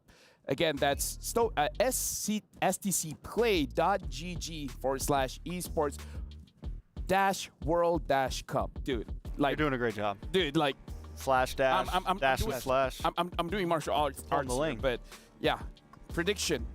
What do you guys think? Like, help out our audience here. Do you feel like EVOS Glory could get a 2-0? So it's still a 1-1 for me. Still a 1-1? Yeah, it's just fix the drop, match fire with fire. If they want to give the Ling, pick up the Julian or an assassin. If they give the utility, match it up with a utility or something like that. Yeah. I think with the momentum, EVOS might be able to 2-0 this, and I want to see the groups get even more just tied up. So I'm all in the boat for EVOS taking game number 2. Yeah. You want that tie? You want like a treat? Trying to hang out here all night. Like more round robins going on. Yeah. You're like, hey, you know what? All the way. All the way, bro. All the way. Me and you. All the way. All the way tonight. All the way. You know what? Make it until tomorrow. Let's do it. Let's do it. But now we got to talk about game number 2, where we saw that EVOS Glory did lose when the Ling gets banned out to the point where they're forced to pick up the X-Borg. So honestly, it could, like, here's the thing. If NIP Flash, again, the all-star team coming in from Singapore, if they ban out the Ling and then they win, what does this mean as a whole? Going up against EVOS Glory, just ban the Louis, ban the Ling, and then you're good? Like I said, you still have to ban the Louis, number 1. Or maybe secure the blue side this time, perhaps, so that you'll be able to just force first EVOS to then ban the Louis. Next is answer the Ling. So there are a couple of answers. I think their idea of picking up the Cho is, I would say, admirable, but I think heroes like Tigreal that has a better, control would be better. Or maybe just match it with the Julian, So, yeah, I think getting the blue side for NIP Flash solves most of their problems. Most definitely, and the draft is going to be starting, but here's my big question. Ooh, this is so cool. I want to we have the replay screen at our feet right now. You guys don't know what's going on, but this is so cool. This is very, very cool, actually. You mentioned the Luyi and the chip. I'm still thinking, what if you ban out the Ling? And again, you go for and you ban out the Roger or something, and you go for the trade on the chip Luyi. Yeah. Man, I think I'm waiting to see where the draft really evolves to, because I have a feeling bans might start evolving. And even though Vanix didn't have the greatest game last night, his Roger win like 7-0, 8-0 for a while of the game. So we know that Roger's still a super dangerous pick. This time, NIP Flash will be on blue side, so it's actually going to be EVOS who are forced to ban out this chip and most likely Luyi. Yeah. Well, they ban Ling with the chip, with Louis, maybe a Fairness ban eventually afterwards. I think a Moscow. Okay. In this case, I think if you're NIP Flash, you ban Valentina. Because EVOS will not hesitate picking up that Valentina afterwards. So even if you pick up the Luyi, at least you force EVOS to be creative, like get the Luyi, get the Varia, for example, or maybe a Fairness. So you said NIP bans out the Valentina? Yep. NIP. Well, then becomes something like a Fairness. Has to ban out the Luyi, right? Yes. Like ban out the ban out Valentina, ban out Luyi, and it becomes something like a Fairness or Roger? Yeah. Roger, I feel like is your best bet up front, right? That's right. Yeah, Harith, obviously. Harith too, yeah. I mean, Harith is, it's been shaky. It's been shaky. It's sussy. Like, there's answers for it now. A Roger. Ooh. Okay. So they want to contest the Valentina. They want to contest the Valentina. Yeah. So it seems. Are you forced to ban the Luyi? Or do you leave it open and trade for Val? I guess you have to ban. You have to ban. If you're going by coaching Wolf lead analysis of the desk, you ban the Luyi no matter what. Yes. I mean, 100% win rate, man. You can't argue with numbers. It's true. Yep. Especially in the group stages where a 1-1 is totally different from a 0. Now, okay. That's there you go. Okay, so can I change my vote? 1-1. Sure. What are you going for? You feel like it's NIP Flash going to be winning this one? If they take the Luyi. Oh, imagine if they don't, right? I know. Then I'll be like, can I switch my vote again? If they don't pick up the Luyi, that's again criminal. Criminal, as Wolf would say. Yeah. You belong in the cell. Right. There it is. There's There's your Luyi. All right. Okay, so do you pick up Harith now for brands? I believe so. And another answer is Arlet, actually. So Arlet Harith for EVOS, I believe. Arlet Harith? Yeah. Definitely solid, and again, you give yourself some flexibility with the R-Lot. Yeah, definitely not against it. Roger's gone, so yeah, I think you definitely pick up the Harith here, right? Because no Moskov, no Roger. Yeah. And what if they have this idea they want brands on the Claude? Because we've seen this time and time again where, you know, it may or may not make sense, but they're like, you know, we gotta give brands the Claude. It's one of their comfort picks. Yeah, I wouldn't be surprised. Ooh. Ruby and Hayabusa immediately. And that's already kind of foreshadowing a possible Ruby gold there. Did you just say flexibility. Foreshadowing? Oh. The four shadows of I meant Hayabusa. to do that. I meant to do that. That was totally on purpose. Totally on purpose.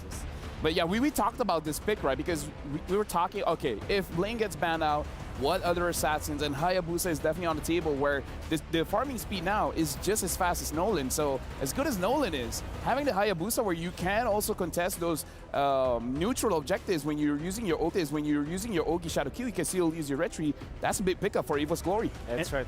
And you have tons of escapability if a weird diversion play comes at you. Not only that, but with the Ruby against something like the Luyi, they want to group up.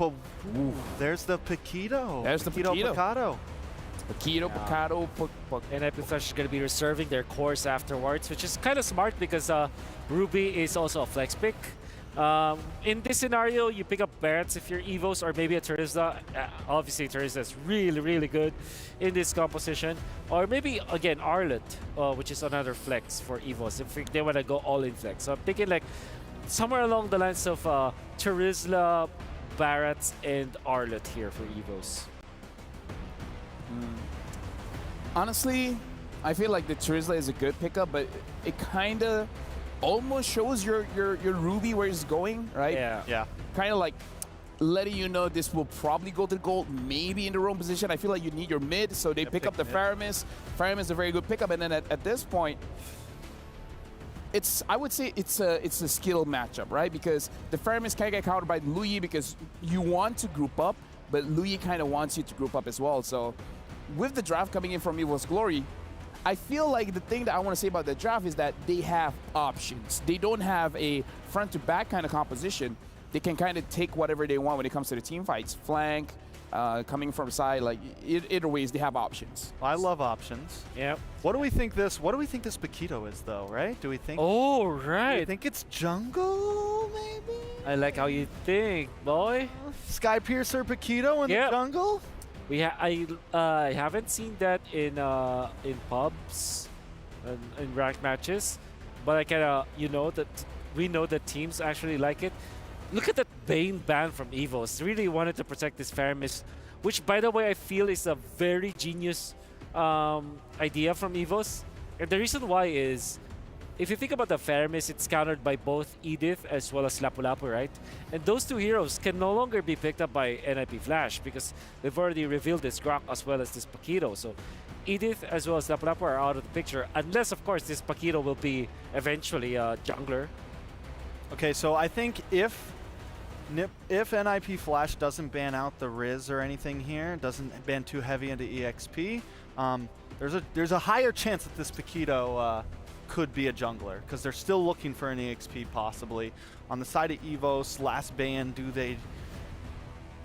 it's kind of a top, both teams. I just feel like a lot of flexibility overall. Maybe ban the marksman out, like something that can disrupt brands. Like the Harif is still open. They could ban the Claude because it counters the Faramis, right? Yeah. True. But again, great. Beatrix is also great for NIP Flash. Oh yeah. I don't think that it will be banned out though, but it is a good pick for NIP Flash eventually if they will pick it up. They banned Baksha, so they're going to be limiting the heroes for Hades, forcing him on Fredrin, which Fredrin really struggles in this case. And we did say the Barrett's Arlet, right, for EVOS as their EXP lane choices. And I like the Barrett's ban here. Maybe coupled up with the Terizla ban for NIP Flash. Yuzong, it's crazy enough, it's still open, which I think it is possible to actually disrupt the Louis. Yeah, definitely. I think Yuzong, I feel like no matter what, just like a solid pick, right? Yeah. Always able to kind of add some utility to your composition. So EVOS is going to be first pick here. What do we think they're looking for? Okay, so I think this will be Arlott. Or Yuzong. Or Yuzong, like I said. I mean, no matter what, they're going to reveal, right, where this Ruby is going. If they pick up a Roam, then probably the Ruby is going to the EXP. Yeah. Or gold. Or gold. Or Actually, they just go, yeah. At that point, maybe pick up the... They can still pick up a Roam or like a Minotaur. Benedetta is typically picked up against the Paquito, so this could also be a... Or maybe... How about an Esmeralda, actually? EVOS. Oh, this... Look, Esmeralda's great versus Paquito versus Louis. Shields in there. And also Grok. We're theory crafting at this point. We are... Yeah. This is what the meta is right now. It's like... I mean, it's healthy, a tough right? draft. Yeah, It's no, healthy. it's super healthy. And it prevents a Harith pickup eventually. Oh, you but they go for the Yuzong. Look, sometimes the boring one is the right one. We talked about it. The Yuzong can actually do something against this Louis. And again, great. The Louis has a 100% win rate. You got to respect it. Yeah, it's still great, possibility though, man. They could still pick up like a Roam here and shove Ruby into the gold. The damage Ruby has been pretty vicious, and with the high boost, I mean, Evo still has a lot of options, and I like the draft right now. They really haven't completely showed their cards just yet. Carmilla Claude looks like a good closer here for NIP Flash. Harith is also open, but against Hayabusa, you might reconsider that. Claude's still open. Yep. Yep, Claude's still open. Yeah, Carmilla Claude. Honestly, Beatrix might not be that crazy. I mean, okay, it's a bit difficult against the Yuzong, but we've seen crazier things. Or Alpha. Oh, Alpha carries. Don't say that hero's name. Yeah. No, I have a thing about Alpha as well. It's hit or miss for me. Like, if it looks amazing, it looks amazing. But yeah, till it falls off halfway through the game. And this. Oh, it is Alpha. You guys were saying the hero that came up. Yeah. EVOS might just pick up Harith. PTSD. There's no Harith. There's no legitimate Harith stopper for EVOS. So it wins the lane versus the carry. Another good solid pick that is not gonna have any problem is the Lunox that we saw played in the gold lane as well. Telling you, they're debating: do we go Roam or do we go? They pick up the Beatrix themselves. Well, again, looking at the lineup coming in from NIP Flash as well as EVOS, this is definitely interesting where, for me, the focus is going to be in the jungle because, again, Alpha can look good, but usually Alpha goes up against those tankier junglers. But going up against the Hayabusa, well, we're going to see because we're throwing it over to our casters to cast the second game of NIP Flash going up against EVOS Glory.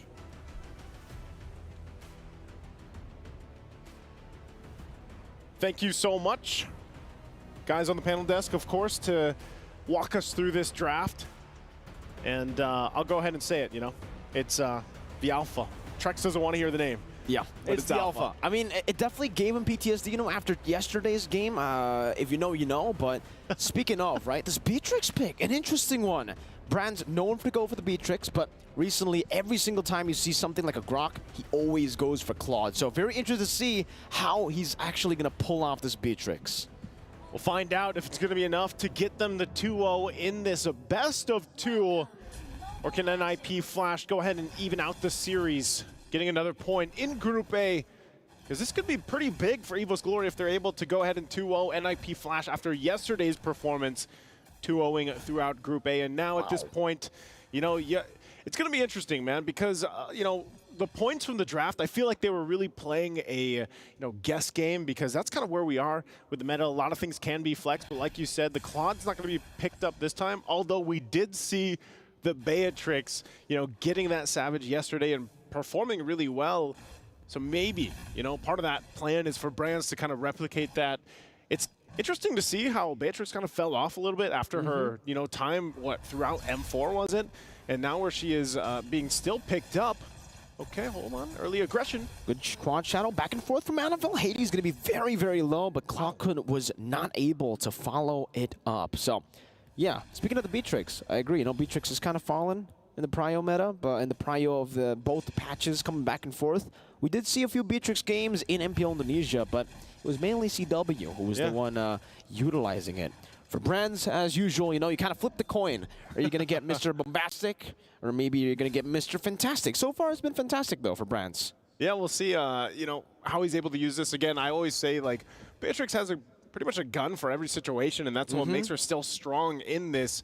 But going against the carry, I think you can play around the advantage that you can play at range if you want to, whereas, you know, the carry pick for Vanix is a lot more kind of put into a box here and later on has to pop off. But I guess that's where you're really trying to play around the fact that NIP Flash has this hero that is at 100% win rate, and that's the Loi Yi in Curtizi's hands. So far, no teams have dealt with the Loi Yi just yet. Ooh. And that's, I mean, you're getting a glimpse at just why, because this early on, two minutes in, look how much damage Loi Yi is able to pump out, especially when you get the passive off here, and it gets that vacuum effect like they mentioned on the desk. So with that, Turtle's going to be up here. JPL's not level 4 just yet. Oh, look at that damage. Oh my god, Dreams! He's a frontliner and he's taking that much damage from Diablo. And you can see that's why Lethal Ignition on this Paquito. Hades on it right now with the Alpha. While charging, flicker right into JPL. Able to find Fluffy there. And Diablo's able to zone away Dreams from this Turtle. Forces the Black Dragon from his Annabelle. Goes into the Quad Shadow and the Shadow kill. That's what re-engages. The first blood will be claimed together with a double kill. Annabelle online. Gets the Skypiercer already. Again, 1,500 gold for that Skypiercer. Picks it up at the 3-minute mark. EVOS Glory with a huge skirmish win already. Yeah, they gave up the Turtle. But does it really matter with this lineup that they're going to go for? I mean, we're going to take a look at the replay here brought to us by STC, and you can see this. Great setup. We even get a little pause here to see just how good it was, man. The Petrify was on point. And, you know, that's something that NIP Flash has to worry about. The fact that you have to worry about Fluffy setting in with the Dragon Form and then the Petrify combination. And even for Dreams, you know, so far we've seen Ruby just do such amazing things for whatever teams decide to draft her for the composition. So there's a lot that EVOS Glory can play around, and the same can be said. I mean, Annabelle, once again, rolling with that Warcry emblem, going to really help here. And it's the layering, right? Coming back from EVOS Glory again. I mentioned it yesterday when I was on the analyst stand, but the fact that now, with Hayabusa, again for... Well, I'm offended on the JPL. They were able to steal it away, but back to the point, Annabelle on an Assassin, not an X-Borg. The layering just feels so much better because they can deplete NIP Flash of all their resources, and then Annabelle comes in to clean up. And that's what we saw, even with the Warcry. Usually we see what Lethal Ignition, but Annabelle's been doing great so far. Picks up the boots as well, so with the Skypiercer first, I'm expecting him to snowball while charged JPL. Knocking Dreams up straight into the damage of Hades, right into the Spear of Alpha as well. But another realm comes down by Clockgun. No wild charge to play with Dreams, able to escape, and Phanix gets the fadeaway kill as Clockgun now is forced back from the Ghostbusters coming down in his way. Look at Annabelle again with the Skypiercer, getting rid of 2, finding a double, and the executes from that passive. It just got a lot scarier now. If you're NIP Flash dealing with Annabelle, it's gonna, oh wait. With the Quad Shadow back and forth. One more Quad Shadow left there, and Curtizi's going to walk on it. But Annabelle's not going to take it. He knows Vanix is there. Diversion from Curtizi. Where is it going to go? They don't decide to take it now, but... It'll fake out. 4-0 on the Hayabusa. Annabelle is an absolute beast. And maybe that's the answer, you know, to this 100% win rate, Loi Yi. Get this Hayabusa online, 4-0. Start snowballing and hope that you're able to go ahead and cap out and proc that Skypiercer. But look at this Turtle. I'm offended, not able to connect. Hades still able to secure the Turtle right now as the Shadow kill again deals with everyone. JPL forced to flicker back as Fluffy goes in with the Black Dragon form, unable to get the range, still dives in. The passive ticks down and JPL gets taken out under his own tier 1. The Ghostbusters back and forth bouncing on the NIP Flash members. And EVOS Glory, is that a win? Yeah, I would say so. You know, with that, it seems like they don't care too much about the objectives as another Turtle goes through. Diversion? Do they know? Yeah, they knew. Fluffy was able to spot it out earlier. No Petrify to be used up. Dreams, no Flicker too, so we can't go for that I'm offended pick. But Brands has been scaling very well too, just farming up. JPL's here now though too. We'll see if they can just kind of keep this at a dead... Oh, Curtizi both teams getting kind of checked there. So I think they're just going to back off real quick at the items. We're going to take a look here. Enchanted Talisman already locked in for Curtizi. You have also the Harness Strike available for Diablo. Side note, I'm glad that Paquito is being played here once again for this. We'll see if that actually is able to scale up really well, because so far, EVOS Glory, I mean, across the board, like I said, Annabelle is going to be a big problem. They need to go ahead and shut him down. That could give NIP Flash the hope that they need, but already look at Annabelle waiting patiently. Brands is going to go ahead and push this in, because at this point they want to start focusing on these turrets. They need to start getting a space. Diversion? Oh, Annabelle leaves the bush just in time for the diversion to come through. Hades will go for Brands, forcing to flicker out, chasing him down, and will be able to take him down with the help of Curtizi. As Dreams walks up a bit too late, will get chunked as well. Now in his own jungle, Annabelle will be screened by JPL. They know how to try to manage this in the mid game. Even JPL now with the conceal up top. Dreams able to flicker out from that wild charge. Well played, but still for NIP Flash, it's a big win as they pick up a turret and a pick on Brands. Yeah, good trades happening here. NIP Flash able to also get that first turret. They might rotate fast enough to go ahead and contest this turtle unless they stall it out. NFL not able to do too much damage to it just yet. Diversion comes in. Hades is the package. Ooh. They fight it out. Spear of Alpha straight into Fluffy, forcing a Petrify defensively with a Fierce Dive as well. JPL doesn't have to wild charge. Dreams in the midst of it all. Goes in for I'm Offended. Finds 3, but now the Netherrealm comes down for the side of EVOS Glory, granting them another HP bars. Annabelle goes for the Retribution, finds it, and now an all-out fight breaks out as Annabelle goes in with a Shadow Kill again on the JPL, taking him very low. The wild charge to chain him down, and now it's going to be Diablo who shuts him down with a knockout strike, picks up 2, and forces EVOS Glory back. Massive, massive pickup. Like we just mentioned, NIP Flash needs to shut down Annabelle. Oh, Brands won't land the shot. But NIP Flash, that's what they had. The diversion! Diablo again with the help of the diversion. Now you see him, now you don't. Shut down Annabelle, I said. Now they got to shut down Diablo. Man, this is the Paquito once again into the meta, being played perfectly so far with this low E. Looking at the replay here, it was just, it unfolded. Yeah, Diablo picks up the Sky Piercer too. And you know, I heard the guys on the analyst stand mention this, and you're seeing it here. You thought Paquito had burst before. Wow. Look at him now. They just got deleted. He's putting that in his gloves, man. The Singaporean Devil, man, on this Paquito. Full damage. As usual, you know, he wants to go for the full damage. The Glass Cannon. Vanix all alone in the bottom lane, but it doesn't even matter. Diablo up top. Styling on EVOS Glory at this point. Dodging away from the I'm Offended. He might want to go for more here as Hades postures up as well. Again. Spear of Alpha onto Annabelle. Still able to dodge away with the Quad Shadow. Jumps back in now with a Shadow Kill. It's going to be a big shutdown. If he gets it, he finds it. The assassination out to Curtizi, finding one last Shuriken, but Curtizi gets the shielding, and Hades slashes him to 2. Dreams forced to flicker back. JPL doesn't have to wild charge. Has the barrier though. Will wall him away, and now it's going to be Vanix who slays him. But no, they give it over to Hades now. Brands can only just look for a trade in the mid lane. All right, they're going to have to just put the pressure there. They're trying to stall JP out while they get that mid turret. It will finally go down, but they should just go ahead and disengage from this. NIP Flash really coming out with the team fights in their favor. And really, you know, it just looked like a moment where Annabelle's like, you know what, I just got to try to get this kill, try to make it work. But then they got sandwiched in, and now this gives NIP Flash an opportunity to start up the Lord here. I'm not sure if they fully commit. Diversion once again. Oh. The placement. They're going to spot this one out. Dragon form. Black Dragon form. Man, I'm Offended straight up, and now it's a Brands' damage. The wild charge stops him now. That's going to be Hades jumping to the back line, finding the killing spree. Now the Shadow Kill onto JPL and Hades, soaking in all this damage. Annabelle very low, going to be caught by the Spear of Alpha as Hades claims the double. Fluffy on the chase. Hades running away. Diablo in the bush going to be canceled out. That recall. Dreams chasing him down as Diablo goes for a little bit more of that shielding, but Fluffy gets rid of him. It's a 3 for 2 in favor of EVOS Glory. Talk about a game number 2 between these two teams.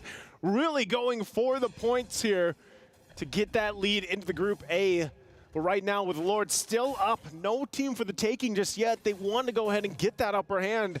But even with the last exchange, you're really seeing, you know, Diversion can make or break games. You can use it to just surprise EVOS Glory here, but at the same time, you can get punished when it's spotted out. Ooh. Oof, once again, we're able to kind of avoid that situation in the mid lane, but both teams still posting up, holding down this side of the Lord, and even with items falling into place, Brands, you're going to have to keep an eye for him. He's already got that BOD, the Malefic Roar, working on the next tier. Might go for a little defense too. Once again, they try a different spot.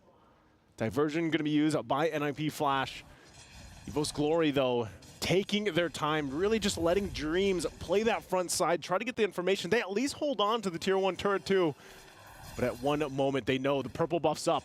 Hades goes for a Spirit of Alpha straight into the Yin Yang. Reaction, but they're unable to fight it. Oh, Hades finds him when he gets through the quad shadow. Now the Mirror's Passion by Brad trying to melt them down, but JPL soaks it all in. Dreams losing immortality, flickers out to safety and doesn't get taken out with a fadeaway attacks from Vanix. Now Renner's Apathy connecting onto Vanix, getting him low, but he's still able to sustain a bit. Cortese with a diversion just to read it out, and Hades will be able to secure the Lord as Diablo stays up top to create that macro advantage. Such a good usage of the diversion just to keep EVOS Glory hesitating. We're gonna look at the replay here. Brand's placement, keep an eye on it, able to really kind of fire off here, of course, lay down that covering fire and keep this from just going all in favor of NIP Flash. They hold them back, but eventually they lose the Lord to it. And like you mentioned, Diablo on screen there, great push by him. So EVOS Glory now finding themselves on the defense. NIP Flash, everything falling into place for him, and I think that's going to be a BOD being picked up next by Diablo. Already has the 2 items, really, that makes him hurt. But once he gets that BOD, that's going to be really tough, unless he also goes Malefic Roar available. But they hold on to it. EVOS Glory on the defense, holding this Lord the best they can. But clear it out, Dragon Form going to be used. I'm offended, used up as well. Annabelle picks up the BOD. Meanwhile, up top, it's Diablo, who's getting rid of the tier 2. Still for NIP Flash, playing it very, very slow. Trying to go for some of these turrets again as they get rid. Diversion back, JPL! No! With the wild charge, only flickers out of Brands, but a Yin Yang reaction connects. That could have been massive, Naisu! But no, man, you hate to see it. You hate to see it, but sometimes that's how the cookie crumbles for JPL.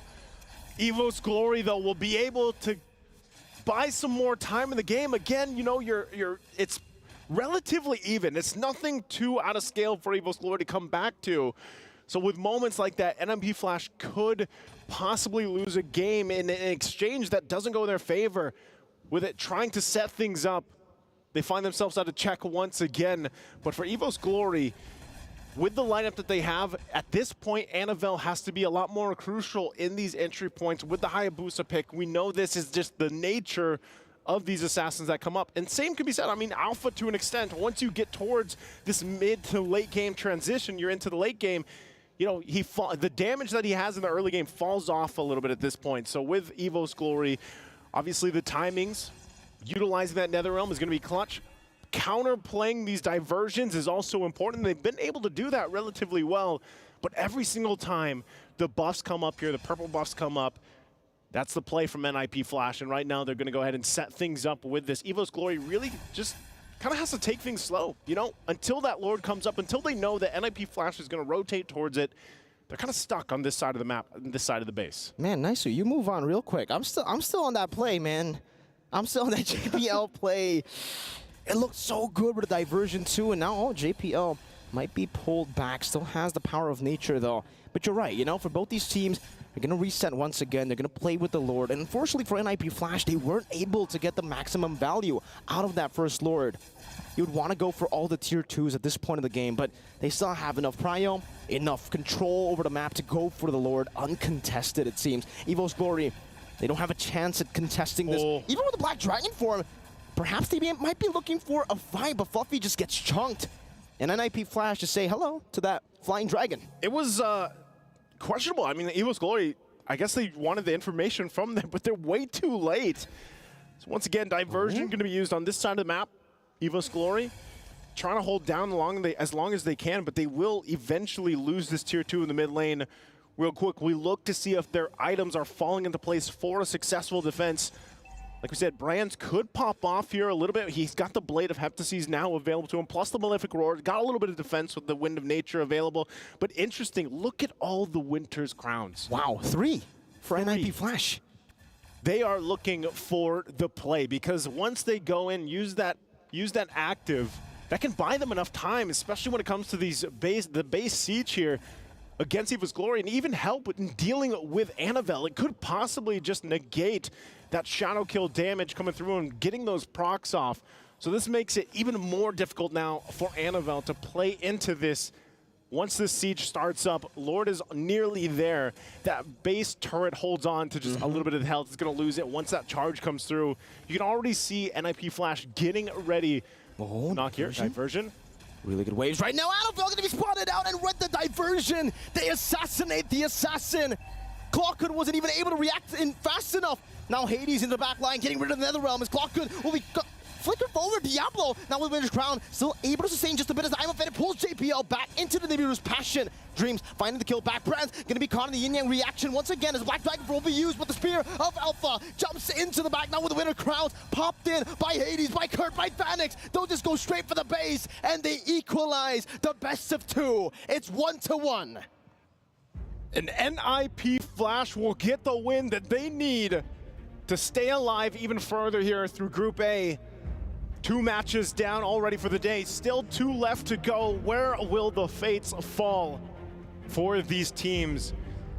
As man, it's gonna be a close one. I mean, what we're seeing here already, just in these 2 matches, things could really come down to the wire between all the teams for Group A. But man, what a performance here, and it stays at 100% win rate for this Luo Yi. Who is gonna take Luo Yi down? Is this the new rise of a hero that is just 99% contention rate? I think the analyst said it, right? If you leave the Luo Yi open, that in itself is already a nightmare for you. You have to ban it out. 100% win rate, 8 matches now. This is the 8th game that the Luo Yi has been played in. All the way from the wild card, it was 100% contention rate as well. The fact that we see it picked up so much, Prio, and it's still finding this much success despite the nerfs. You were talking about it as well. The diversion got nerfed, now a longer duration on that cooldown. But these players find a way to still utilize it so well.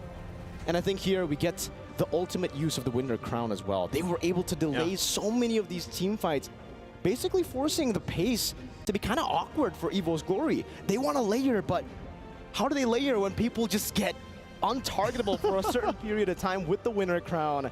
But even Hades, shout out to him, right? Amazing performance, was able to outfarm Annabelle even on a pick like this. An Alpha, fun fact, it's actually a prio pick for Annabelle usually, but now it's Hades who takes it away from him. Yeah, I think it's a great job that they were able to take that away and work it out with the lineup that they had here. You know, in a little bit, we'll get to hear exactly how the game plan fell into place again. We're going to throw it over to stage. This is Mirko and Naisu. Let's hear to the stage. Welcome back, ladies and gentlemen, after an intense best of 2 between EVOS Glory and NIP Flash. And here we have Annabelle, and honestly, we have a lot of questions for you. Your performance so far in the tournament has been very impressive so far. And I do have to ask you, considering your incredible run in MPL Indonesia, making it all the way here to MSC 2024, I want to say, how does it feel playing your first international tournament, considering it's also your rookie season as well? Jadi dia bertanya dari journey-nya Annabelle sendiri, kan Annabelle season ini kan masuk sebagai rookie. Rasanya gimana sih jadi rookie, bisa jadi grand finalist, terus tiba-tiba bisa represent Indonesia di MSC? I'm happy for in this Riyadh because I'm so comfort with this country. Very confident. Very confident. And that's what we like to see with the rookies. Now, your last match of today will be against Fireflux Esports. Earlier, they swept RRQ Akira. But you know what they said? They said that EVOS Glory is one of the stronger contenders. So what do you have to say about that? And how do you feel about facing them later? Jadi kan tadi Fireflux bisa 2-0-in RRQ Akira. Nah, dia juga mention kalau misalkan EVOS di grup kalian itu salah satu tim yang terkuat. Menurut Annabelle gimana, dan mungkin Annabelle punya message atau nggak ada something yang Annabelle pengen kasih tahu ke audience atau mungkin ke Fireflux-nya? I think we are not the strongest, but we gonna try the best.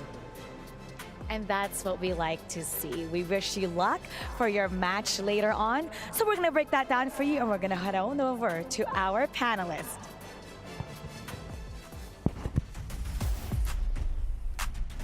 Not fully sure how to talk about that, but again, yeah. You know what? We'll touch on that a little bit later. For now, we got to look at the highlights here, where again, like our casters have said, after 8 games, Lu Yi is still 100% win rate. Now, the question really is it because of Lu Yi, or is it because Annabelle does not get the Ling? Okay, so I don't think it's about the lane, definitely. Was it about the Hayabusa? I feel like it's a very early pick coming out from EVOS. And I still feel that I will stick to my word that I said earlier yesterday. It's criminal to give up the Lu Yi at this point, right? So there's no probable trade. And I think that in this scenario where you have this Alpha, in that play with the Paquito, you're basically like airdropping a bomb, basically. You're airdropping a Diablo. A Diablo, exactly. Yeah, that's essentially it. And there's really no way to stop this Lu Yi. You also got to give it up to Vanix towards the end there. He started to become a problem, and the Yuzong wasn't able to Black Dragon and wasn't able to create space for the rest of the team because Vanix is just shredding anyone that walks up. What I feel about this this lineup that they used, especially with the Paquito, which we thought that also was really early, was not really answered by EVOS. I guess the Faramis is awake to kind of stop the bursts coming out from this Paquito, but NIP Flash played in a way that the Faramis, Clockon could not react properly because Clockon has to take care of the Beatrix, for example, as well as his Hayabusa. So there's a lot of stuff that that Clockon had to take care of, which meant that the Paquito had a better time just assassinating people from the back. Yeah, we got to look at Vanix as the highest goal earner, 752 gold per minute. Hades, 59,000 damage dealt to heroes. JPL taking quite a lot of damage, and Dreams having 10 assists. In this game, again, we were talking about how EVOS going up against NIP Flash, Singaporean All-Stars against one of the pride of it. And this is what we've been reacting for before it. This is amazing. This is intense. There goes JPL. Clockon.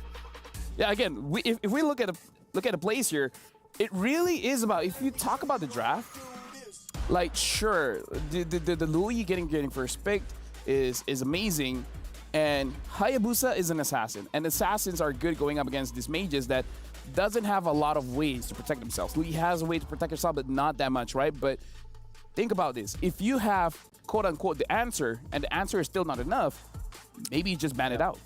Yeah, definitely. I think the way that you deal with the Lu Yi is there are a couple of things that I think about, and that's Ling, for example. Yuzhong definitely is an answer to the Lu Yi, which I feel like is also great.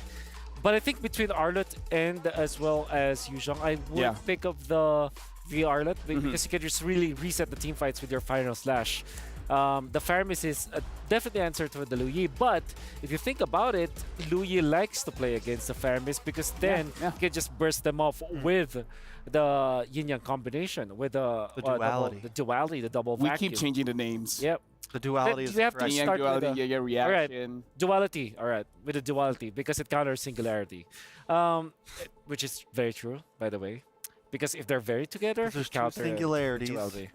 in the duality. That's right. But yeah, I think the Hayabusa makes a lot of sense. But then you have to remember the patch.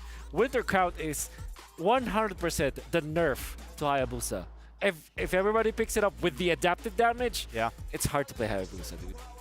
Now, it is going to be very difficult to play the Hayabusa when you're going up against Winter Crown, but Winter Crown on our watchers. You guys have the crown. You guys can give us your opinion. Scan the QR code for the broadcast feedback survey and let us know your thoughts because you guys are the king and queens. You guys get to dictate what happens around here.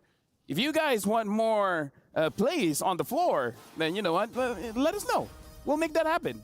And now we got to look at the Sony MVP. It looks like it is going to be Hades on that Alpha. Or again, giving PTSD. This is one of those heroes that you can be happy and sad at the same time.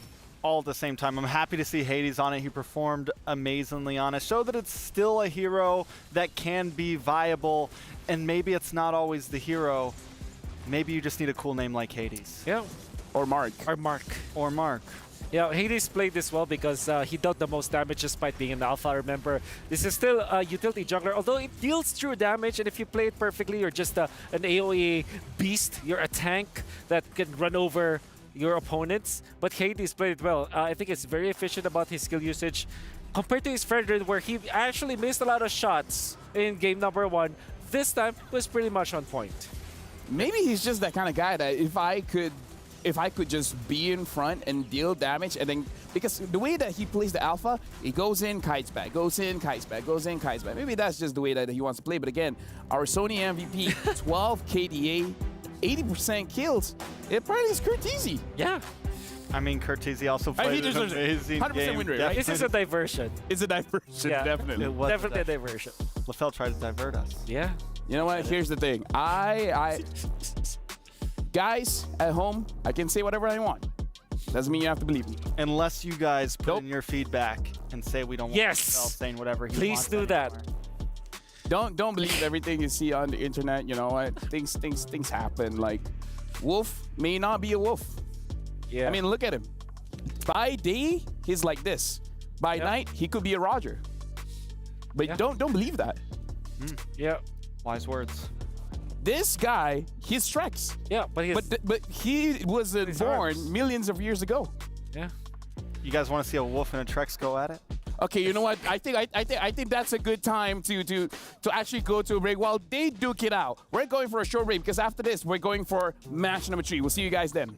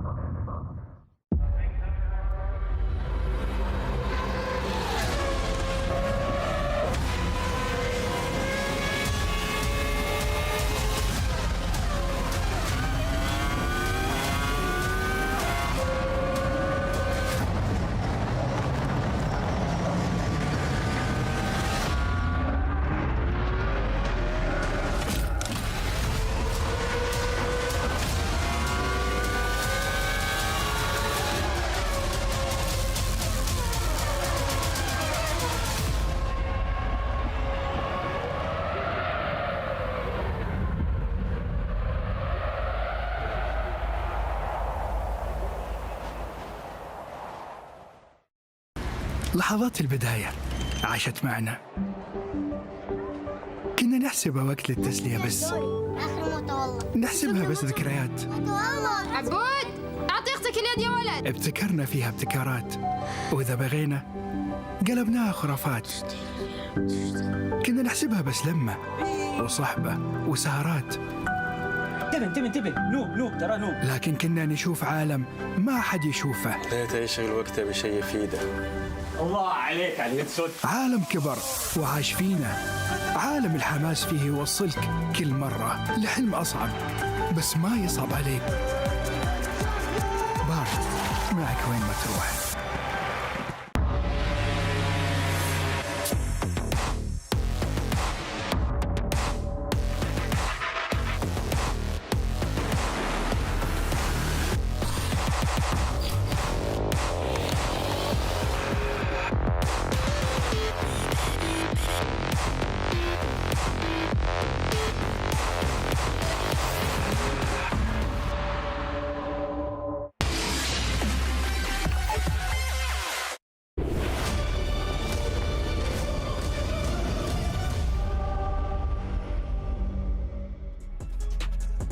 And welcome back. You guys are about to see RQ Akira going up against NIP Flash in the second day of group stage in the Mid-Season Cup 2024. My name is Lafel. Alongside with me is Strikes as well as Wolf. And here's the thing. You know what? We're going to see you later because we're going straight to the stage. Yeah, that is right. And now, let us welcome back the undisputed kings of Latin America. Ladies and gentlemen, we're not done yet. We saw them get knocked down by Fireflux Esports, but we still have more series to come. Welcome back to the stage. Ladies and gentlemen, it is RRQ Akira.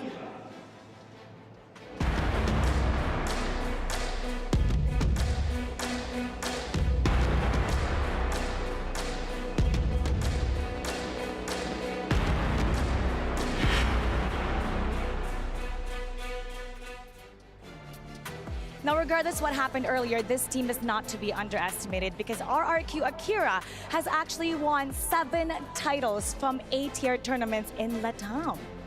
That's one heck of a record. I'll give them that. And I want to see if they can keep that streak going and build on that momentum in the coming games as well.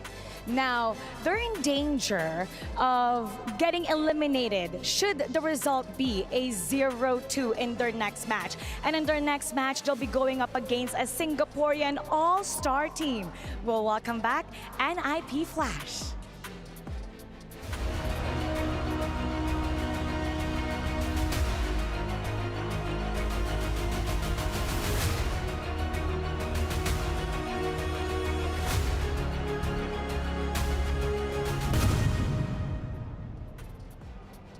Things are getting spicier and spicier here at the Amazon stage when it comes to MSC 2024 at the Esports World Cup. We're only in day 2 of our journey, but today we wrap up Group A and we find out who are the first 2 teams to get promoted and qualify for the knockout stage and who are the 2 teams that will be eliminated. That's right. So we'll determine later on, will it be RRQ Akira who will get the point, or will it be NIP Flash? You know, NIP Flash wants to make a statement. This is the Singaporean all-star team. Singapore hasn't had a good track record in terms of international tournament, but this is the best that they have. Their team that they think will take them to the podium finish. And they did really well in the Singapore MPL season, and they think that's just formality. They're actually ready to take on to see the world. So how about let's get this started? It'll be RRQ Akira versus NIP Flash. Panel, it's all yours. Very much, and we will definitely receive it. Honestly, let's talk about the story here first, because in the Group A standings, we got to talk about this. If RRQ Akira, because this is the final game for RRQ Akira as well as NIP Flash, if RRQ Akira does not secure any points here, they're going to be the first team to get kicked out. That's true. I mean, it's kind of difficult for RRQ Akira because we saw them perform well yesterday. I think all fairness, even if it was a 1-1, it was very convincing. They could have won game 1 versus EVOS and then lost. But in this, today, Fireflux just really stepped up. RRQ Akira didn't. And you saw some glaring problems with their gameplay. And now they're up against a team that just won a game against EVOS Glory. Their momentum is really high. So this is a very difficult spot to be in for RRQ Akira. I feel like step 1, either of the teams ban out Louis. You know what? This is the notice here. You guys are watching MSC. If you guys can take anything from today, ban Louis. You can confirm? Can confirm, 100%. Can confirm? I think there's also some important things to say here that RQ isn't completely out of this just yet, right? Like, yeah. If they can 2-0 this, that's right. There's a 3-way tie at the end. That's right. Pretty much, if they 2-0 this, no matter what, there's a 3-way tie. So again, this is just one of those situations where you just win. It's not that difficult, just win. In fact, now we're jumping straight into the pick and bans here. NIP Flash is going to be first pick, blue side, RRQ Akira, second bit, red side. The Angela has been banned off. Again, RRQ Akira, they don't have much of a choice. It's set in stone. Chip and Louis should be banned, and they're banning out the Harry first. Yeah, I mean, the Harith ban up front I think is solid because it maybe gives the opportunity for NIP Flash to waste one of their bans on a Chip or a Louis. I don't think they're going to do that. I think they're going to leave it up to RRQ. But still, instead of immediately going for the Chip, it does give some options. Okay. Well, what we learned from RRQ as well as NIP Flash is that they really like your utility junglers. I believe that that's also the thing for RRQ. But then again, the shift of like stars will now be different because RRQ definitely looks at Tekashi, which is in the XP lane, and for NIP Flash, they're looking at Hades as well as Kurt. Although there's some merit to Diablo, but I think the Diablo versus Tekashi matchup will be Tekashi will be looking for meta picks, while Diablo will go for the outside of the meta picks. Even though we're looking at the pick and ban, but we got an update here where if RQ loses 0-2, they get eliminated. If NIP Flash sweeps RQ, they advance to the knockout stage. And if it's a 1-1, technically RQ is still eliminated, but there's a chance for a tiebreaker. So they want to win 2-0, but if they get at least one win, there's still hope. Yep. Hey, so some possibilities. And so far their track record, they've made some 1-1s happen. NIP Flash is a little warmed up right now, right? There are some possibilities, but yeah, we'll see how it goes. Okay. With this kind of setup, it's looking really weird, but I think Roger should be the priority for both teams. Look at this. All of the meta heroes are being banned out of the OP heroes, as we would say. If this will be a Faramis or a Roger ban, that will be great for RQ. Otherwise, they leave both open and maybe just ban Valentina so that they themselves can pick up the Faramis on their side. I think Valentina could be a solid ban, and I think that's the toss-up, right? Valentina, Roger, Faramis. That's right. All possibilities, and whatever it's left open, NIP, they're going to leave it all open. How about this? Yeah. 2 for 1. 2 for 1, exactly. 2 for 1. Yep. So, NIP Flash, do you pick up Valentina or Roger? That's the, I would say, the top 2 picks that you should be looking at in this, the meta game that we have right now. I would almost prefer the Valentina, more flexibility, because you pick up the Roger and the opposing side picks up the Faramis, and then you're kind of in trouble. They pick up Moskov instead, so it's totally different. Oh, Moskov, completely forgot about Hero, man. He's not looking too bad. 57% win rate. Yeah. We know there's some late game possibilities. RQ decides to take the Valentina and the Roger, the 2 major meta picks. So usually what happens with NIP Flash is that they pick up Farsa, which, you know, works really well versus Valentina. But at the same time, you might just settle for a Vexana if you're NIP Flash. And with the presence of this Roger, you're kind of tempted to get the Faramis. But then there's a Valentina, so yeah, they just pick up the Farsa to go with the Benedetta, which they take away from Tekashi.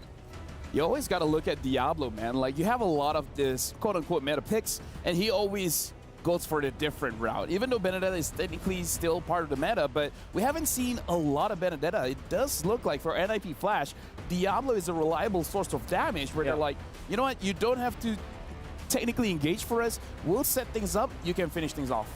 I like the Edith now for RQ, but at the same time, you can just settle for something like a Yu Zhang, which perfectly answers both Farsa as well as Moskov. What about Terizla? Terizla's also great. It's a pretty standard pick. Of course, Tekashi plays that well. Yeah, but I like some dragons, you know? I like some explosions. I could agree. They decided to go for the Basha instead, so no dragons, no explosions. Most likely, both of those things will get banned out from NIP here. Whereas RQ going to kind of focus in onto this jungle. Yep. You ban Fredrin, you eventually ban Alpha if you're RQ. Natural, so that you kind of limit the heroes for Mr. Hades. NIP Flash could be looking to ban the Yu Zhang, as we've mentioned earlier. Even when it's almost a hero that's kind of difficult to pull off, I think it just makes a lot of sense versus Moskov and Farsa altogether. Can I say, is it a crazy idea for RQ here, now that they have the Baxia, they just pick up something like a Florin to make sure that they get very, very, very tanky. And yes. Like, you know. Florin Roger works so well. Yeah. We haven't seen a whole lot of support, though, at least in groups so far. Like, a lot of the support. At least not for today. We've seen one Florin yesterday, if I yeah, that was Echo. Yeah. Liquid Echo. Liquid Echo. Paquito, Yu Zhang, Teresa also is a good ban for NIP Flash. I would say the safer one is probably bang out the Yu Zhang. Yeah. Like, Teresa is annoying, but... Oh, Arlet. Arlet, of course. So you could still see a dragon. It's very possible. Give me a dragon, please. So everybody transforms now for RQ. Like, it's a Baksha transforms into a turtle. It's a Roger. Turns into a wolf. Yeah, or Valentina, if he copies the Farsa, turns into a bird. All the transformations on the floor right now. NIP, well, NIP still need Roamer here. Yeah. Okay. So Minotaur's open still, could be a possibility. Yeah, or like you guys said, they could go for something like support. They also need the jungle here. I'm thinking Edith actually for NIP Flash, yeah. It looks good. And they also pick up the Lolita, so it's a Lapu instead. You guys remember when Lapu, like the Farza Lapu, was always just, no matter what, if Farza got picked, the opposing team would pick up the Lapu? Good old days. You know? Good old days. Well, they're back. Yep. So, what do you pick up for Hades? Guinevere. Lolita, I think still you pick up the Lolita for NIP Flash or the Tigreal. And yeah, Minotaur looks good. Oh, Matilda. That's a fast-moving composition right there. It is. It is. That is a very mobile composition right there. I mean, even without the Matilda, it's a pretty mobile composition. But now you have a Matilda added in the mix, and they are going to be everywhere. Florin and Diggy looks really good for RQ in this case. Apart from that, yeah, they themselves can pick up the Lolita. I think it's decent versus Matilda as well as Guinevere. What is the last pick, though? Lolita is great, I think, for RQ. But then if they want to be funky, it's Diggy or Florin. I do kind of like the funky pick, but I don't feel they will go for it. That's the crazy thing, because now, again, reminder for everyone watching, this is a crucial match. Whoever wins the first game is going to have a lot of momentum because the Kufra gets picked up, which could be good, but it's really depending on the setup. So it's again, great. Before I pass it over to our casters, just remember, RQ needs 2-0 to survive. NIP Flash needs 2-0 to advance to the knockout stage. And with the stakes being set, we're done here on the panel stand. We're tossing it over to our casters. And we're catching. Thanks, Lafel, Trex, and Kaisam. On desk, it's Leo and Gideon at your service for the remaining matches of the day. Gideon, how do you feel about the Kufra making a comeback? Dude, I'm excited about this draft, right? Everything about this draft is screaming, we want to fight, we want to start getting a snowball, and most importantly, we want to be able to take your space aggressively. So expect to see a lot of blood in this game. In your face is what RRQ Akira wants to get at against NIP Flash, who, by the way, had an amazing game too against EVOS Glory just earlier. Now we'll see if they can take that momentum into the Land of Dawn, into potentially a sweep, because that's what we're looking for. Again, it was mentioned by our analysts that points are very scarce now, and they are super duper important, because, again, we might end up with as bad as a four-way tie. I remember we were talking to Zipper earlier, right? And he was mentioning, hey, there's so many different possibilities that could happen, but all of which will lead into a tiebreaker. And I think for RRQ Akira, oh no, this could be first blood if Diablo finds the opportunity. Doesn't use the Petrify, luckily.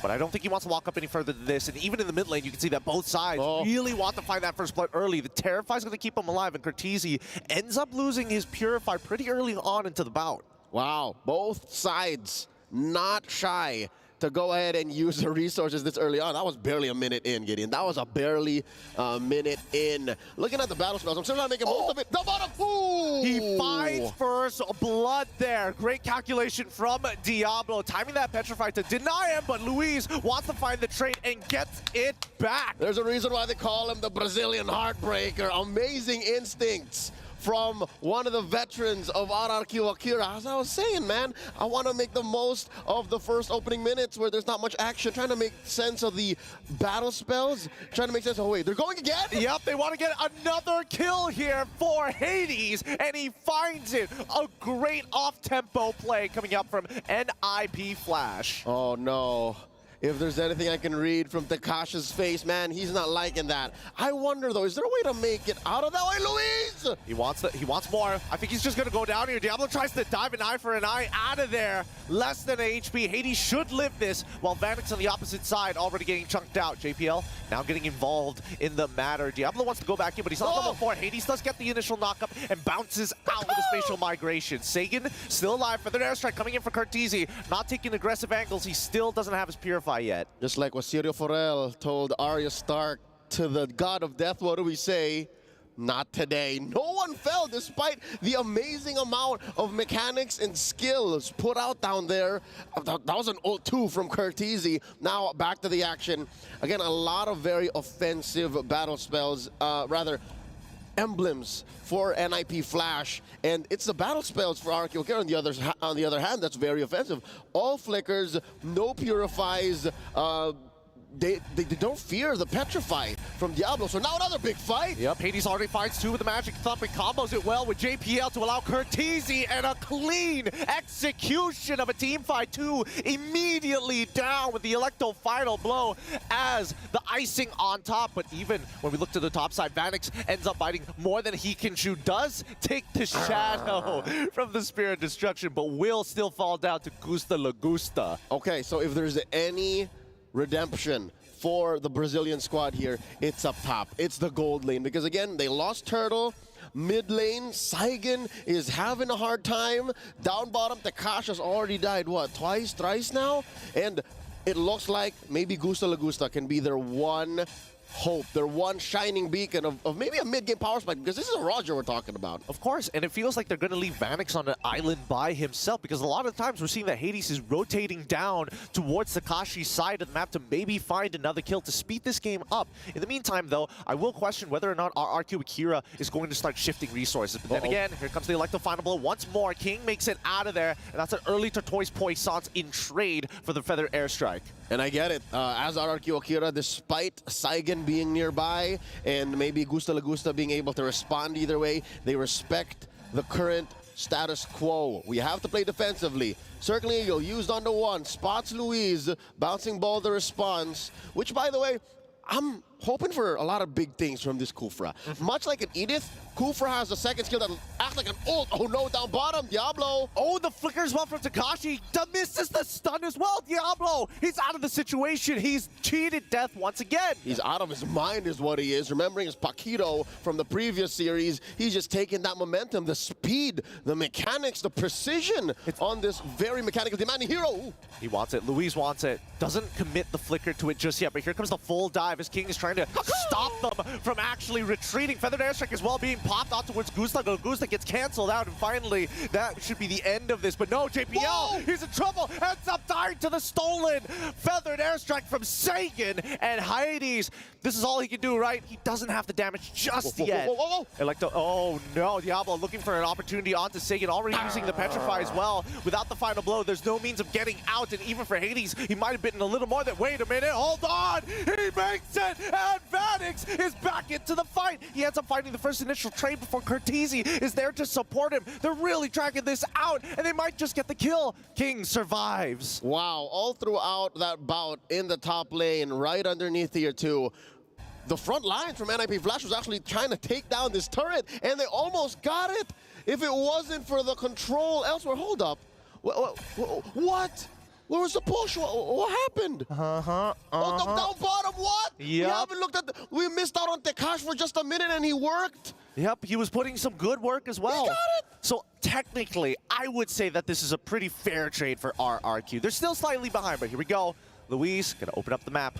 We gotta calm down here. These fights, they're going to keep on happening, and JPL spots every single member of RRQ Akira. They get the initial knock-up, but Hades, he wants a little bit more. Despite spacing everybody else to conceal, and it looks like RQ want to re-engage into this fight. Even Takashi with the bravest fighter as well. They do find Curtizi, and it's too late. He's already down. Great catch by Luis. Vanix, he's gonna bail away. It looks like NIP Flash just gonna back off. All right, we're looking at a turtle, potentially the second one. Both teams are actually taking their time with these major objectives because they're so focused on fighting, and the Brazilians get one. Getting his out, can we say that now we're at equilibrium? Looking at the gold, looking at the map, RQ Akira have survived the early game. Yeah, considering everything that happened down on the bottom side, like, this is great recovery. It shows maturity from this Latam squad. All right, looking at the gold diff again, Gusta La Gusta, right where he needs to be against Vanix. Luis, well, again, as the Kufra, when you're up against Matilda, you're really giving up more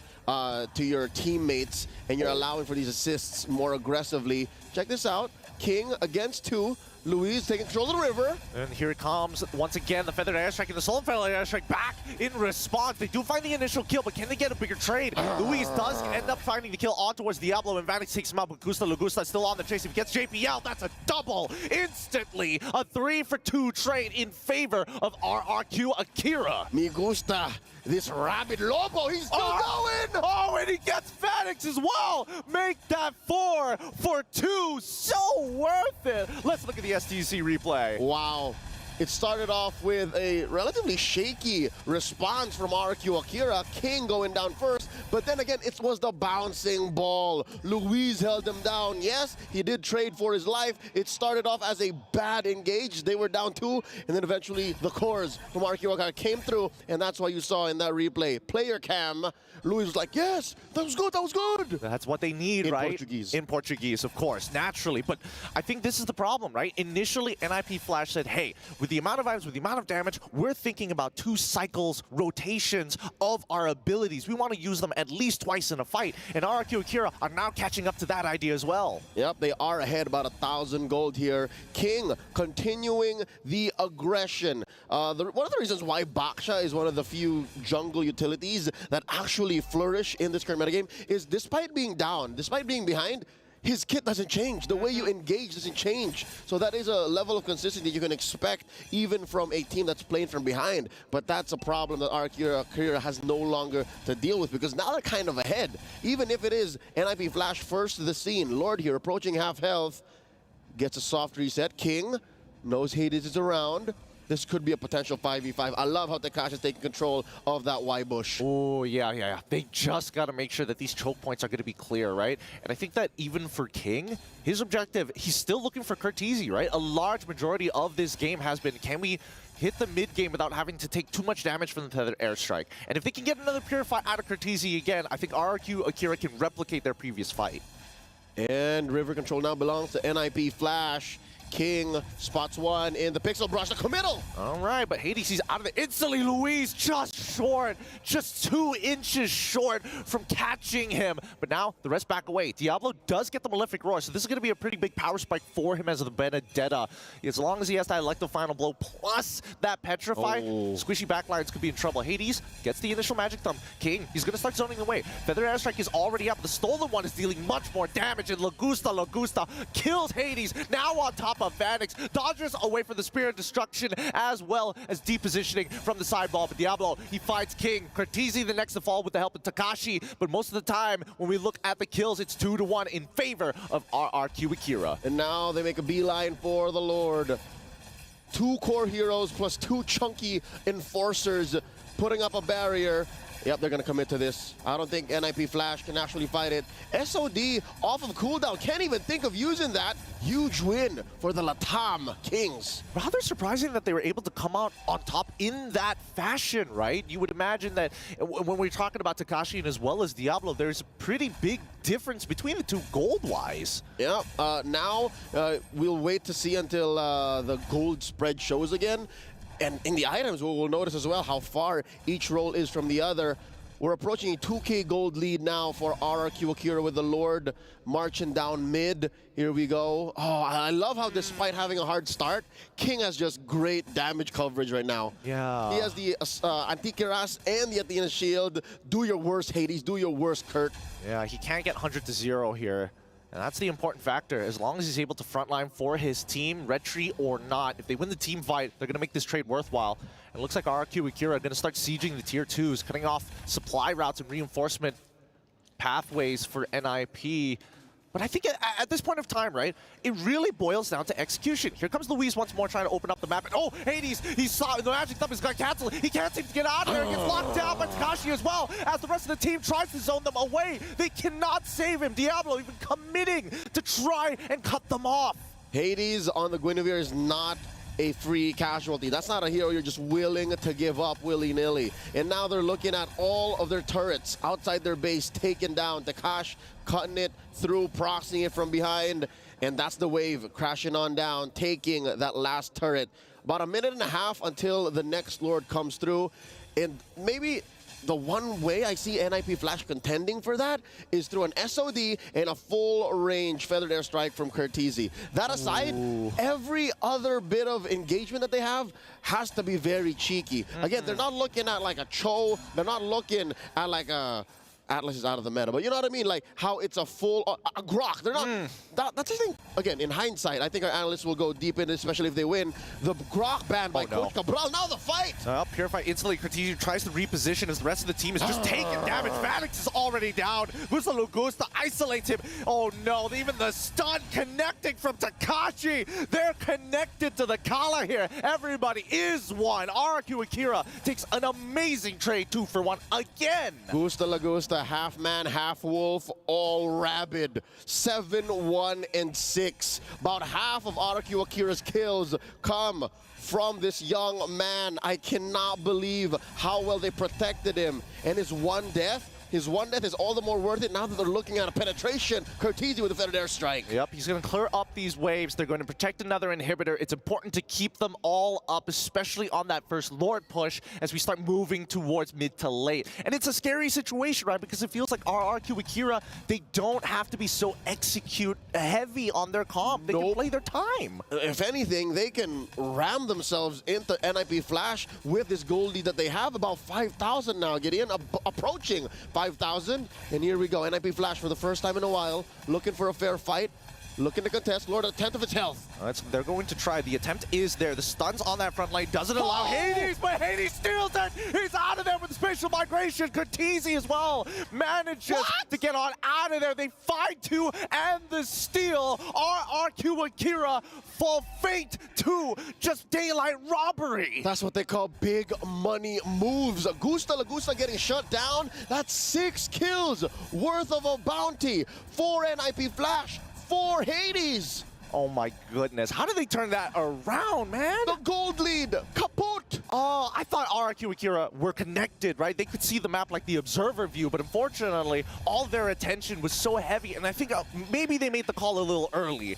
They need to be more together. And now King takes a few volleys from Curtizi as if the early to mid game spike did not happen. NIP Flash now in control. Look at how they manage the waves. It's immaculate. It's all blue now. Yep. I mean, this is the Singaporean classic, right? They're known for their heavy macro style. And their cleanliness. They cleaned up house, son. Look at this. It's spotless. It's truly spotless, but let's see if they get an inhibitor. The feather airstrike is already out, and King has lost at least a quarter of his health. They should be able to defend this, but at the cost of at least just one inhibitor. Now, here comes Takashi. He's trying to clear this wave as hard as he can. Rage Blade now activated to get him out of the situation, and they managed to defend one, but here comes the second wave. Now, bottom side, still taking its time. JPL doesn't find the angle just yet as Diablo looking to clear up the rest of the map, and there we go. A clean defense at the cost of one inhibitor. Looking for that hero play from Astro Thunder Takash. We saw him just persevere through an early game, endure through 3 deaths in the first 5 minutes. Now he has to level up. Oh no, Hades, he's been caught. The spatial migration won't get him out of there. Gusta Lagusta, little health he has, manages to survive on top of the pick. And now, NIP Flash with a man down. They managed, actually, I don't think it's that bad. Hades goes down, the next objective isn't going to spawn in time, and it's 2 inhibitors. The young Mark Lazaro, a local of Pasay City, Manila, sacrificed himself for that bottom lane tier 3. I'll take that deal any day. Especially with how, you know, still back and forth these fights are. I'll take it any day. Oh, wait, conceal play. Conceal play. Oh, then maybe might find something here. Curtizi able, with wings by wings, get on out of there with the help of JPL. Stays pretty topped up here. But I agree with you, right? He died for the greater good. And that's very much like the style. As long as they're getting clean trades against each other, economical trades, it's worthwhile. Don't do it if you're Vanix. Don't do it if you're Kurt. Hades can, maybe Diablo, 50-50, but do what you need to stop RQ Akira from snowballing out of control. Now, so far, despite having lost 2 team fights back-to-back, RQ Akira back on the hunt, taking control of these odd Y bushes. I wonder, well, what could be the play here, Gideon? Like, they're controlling the other half of the map as if they have a diversion. Is it because they're just that fast? They can just rotate that fast? Oh, no! Oh, they're rolling in. King, he's trying to get on out of there. Manages to get out. And like the final blow! On to Luis, taking him out. Now the backline has full access. Gusta Lagusta is trying to get away, but Maddox catches him with an SOD. And now saying he's on the run, but it's too late. They have to throw bodies at the wall. They break 2 immortalities, and Takashi, he's out. There's no way. He's alive. Did, but he did. And Curtisi looking to go hunting, wins by wings, no one home. Despite surviving what should have been a lethal engage, RRQ Akira still not very happy with the results of that team fight. Look at this once more.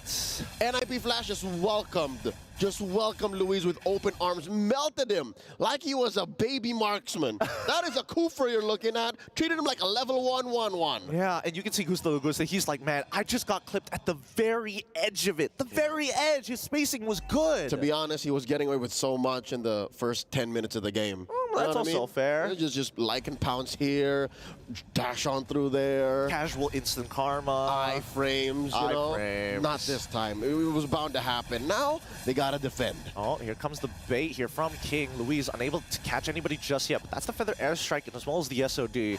They're not going to take it this time round. They need to sync up with the rest of the waves. They've got 2 pushing waves, but one slower and the other faster. Oh, these are Mayor waves, man. Big, empowered minions.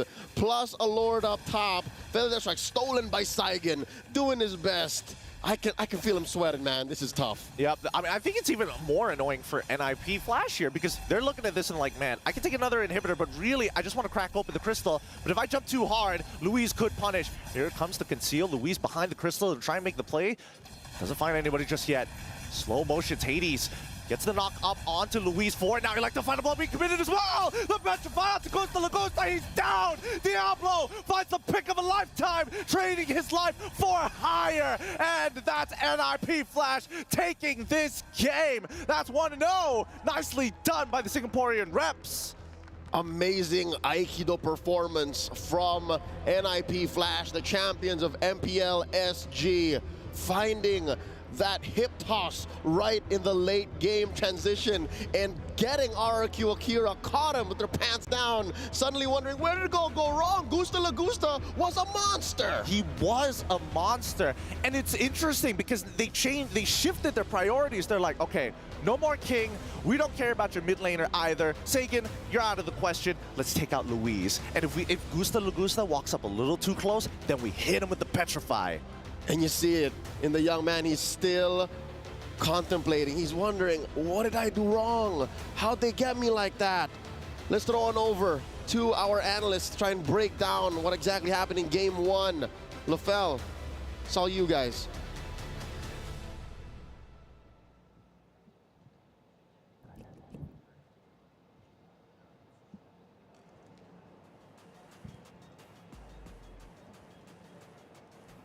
Dude, what was that game? That was intense, man. Talk about back and forth.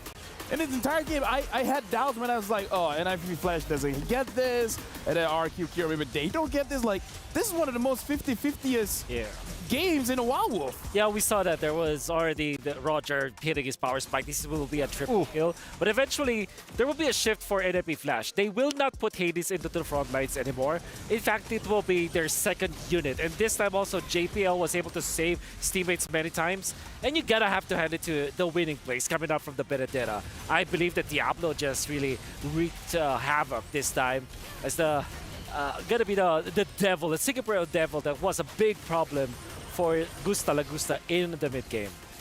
I gotta give it to Vanix, man. Vanix, I think even from this last series to this series, Vanix has just found his timings so well throughout these games, especially with that Moskov.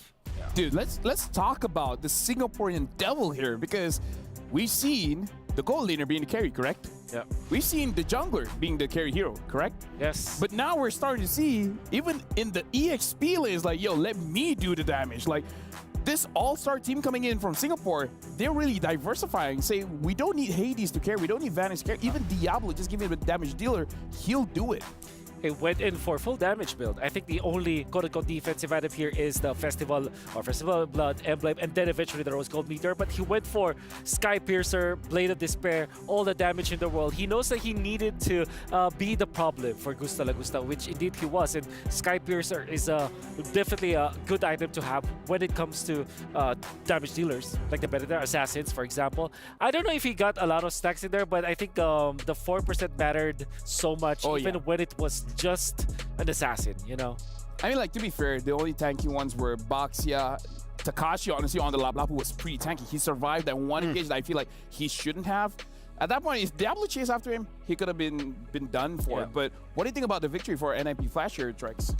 I think they continue to just kind of show up, I feel like, even, and not only in their gameplay, but in their draft, picking up the Guinevere. They're not scared to kind of break down some boundaries, consistently doing different drafts. It doesn't seem like they're just stuck to one concise play style. Even there, we see some support with them, with the Matilda, and they've been able to just make a lot of things work. Even in terms of earlier late game, they can always kind of find a spike. You can never really count them out, it feels like right now. A lot of I guess if you just look really deeply into the game, there were a lot of minor mistakes that could have been different for RQ here. Then, for example, Sagan copying the Matilda in the last clash. And obviously, Gusta Lagusta in that spot being hit by the Spear of Destruction eventually. The Kufra being completely ignored by entirety of NIP Flash, because we know that the Kufra works well versus Guinevere, versus the Moscow. But what they did was to just ignore him. Allow the bouncing ball to be the front lights. Let's go to the back parts. I mean, like Trex said, like, even if the Kufra is good, but late game, Moscow goes what? Brrr. Goes brrr. He goes brrr. No, it's got to be a little more brrr. Brrr. Brrr. Oh, he does invest, man. Like, my tongue doesn't work. Moscow goes brrr. Brrr. I can't do it. Brrr. You got it. We'll get you there. It's kind of like brr and then bruh. Exactly. Brrr. Yeah, it's very USA, you know? Either way. It's very USA. We got to talk about how NIP Flash, they have 1 foot across the door here, because one more win and they secure, well, they advance to the knockout stage, where RQ Akira, if they want to survive, and I'm talking about surviving for the chance of a potential tiebreaker, they need to win this one. If they don't, then lights out, it's done. Yeah, they could have won game number one. I think some of the jitters, again, the nerves really fell into this, especially after losing the matches that you were supposed to win. And I think that loss against Fireflux definitely affected them. They were making mistakes in this game that you will be surprised about. I mean, with that being said, honestly, we got to look at the MVP of the game, the Sony MVP of the game, where it's Hades. Probably Hades. Let's actually check out some of the clips here, because again, NIP Flash in the early game, Hades was able to get the advantage, but again, props to RQ Kira for getting the advantage back. Yeah. So this is one of the more important ones, like the turtle that eventually came into Hades' hands. And then he will feel very comfortable because he has the Matilda frontlining for the team. But then eventually they will learn that frontlining for the Guinevere might not be the best scenario. I think that he might be the second unit. Like, allow Matilda to just get the vision and then eventually come in when the coastline is safe, you know? Yeah, I mean, overall, I think Hades, he bought time in the early game. He made it so the gold never really got away. So even when there were points of RQ, you know, coming back around here in the mid game and even taking the lead, if we take a look at the gold, it's never a huge lead, right? NIP Flash always had a little bit of something in the game. They always had a little skin to deal with. Yeah, there it is. Definitely Hades. As Mr. Leo would say, a local from Pasay, because Hades' moniker back in the Philippines was Batang Pasay, which means a kid from Pasay. Oh, that's basically Pasay is more like a, you know, it's a cutthroat kind of. Part of it is a cutthroat, you know. I wouldn't say it's like hood or something, but yeah, he's a kid from Pasay, and he definitely looked like he's a hoodlum or a gangster in that gameplay, you know. Interesting choice of words, but either way, is definitely an amazing showcase by our Singaporean All-Stars here, because one more win and they secure to the knockout stage. But we talked about this. When we feel a 1-1 is coming, a 1-1 might be coming. Like, do you guys feel it? Do you guys feel a 1-1? 100%. I mean, I feel like if it could happen, if any 1-1 could come, it would be Group A. Yeah, Group A is insane. Group A is the group that could push us to a tiebreaker. Just a very quick one for you guys wondering how the tiebreaker is going to work, where we're basically going to have a best of one round robin, where it depends on the play time. The one with the shorter victory time, you get to relax a bit, but the one with the longer victory time, you guys have to go up head-to-head again. I'm just letting you guys know, just in case if we go for that kind of situation, so you guys can already start discussing it in the comment section. But for now, we have to watch game number 2. RQ wins, there's a chance. There's always a chance for a tiebreaker. That's right. And it's crazy. It's not just a 3-way tiebreaker. There's a possibility for a 4-way tiebreaker. Actually, no. Now that it's not a 2-0, now that it's not. it's 3. It's a 3-way tie, but.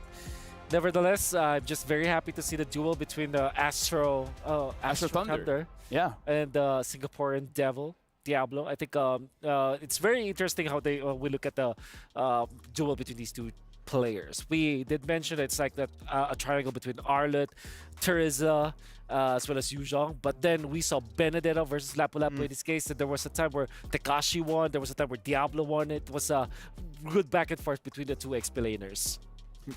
Again, I kind of feel like for this game, I almost want to say it's about the draft, but looking at how NIP Flash has been playing, can you really try to figure out the draft? Because I did not see the Guinevere coming, right? They could have more surprise picks, but at this point, I would say that NIP Flash does have a good standing here, so maybe they could hide a little bit of some strats, like maybe don't show every single crazy pick that they have, or you guys feel like might as well let it out?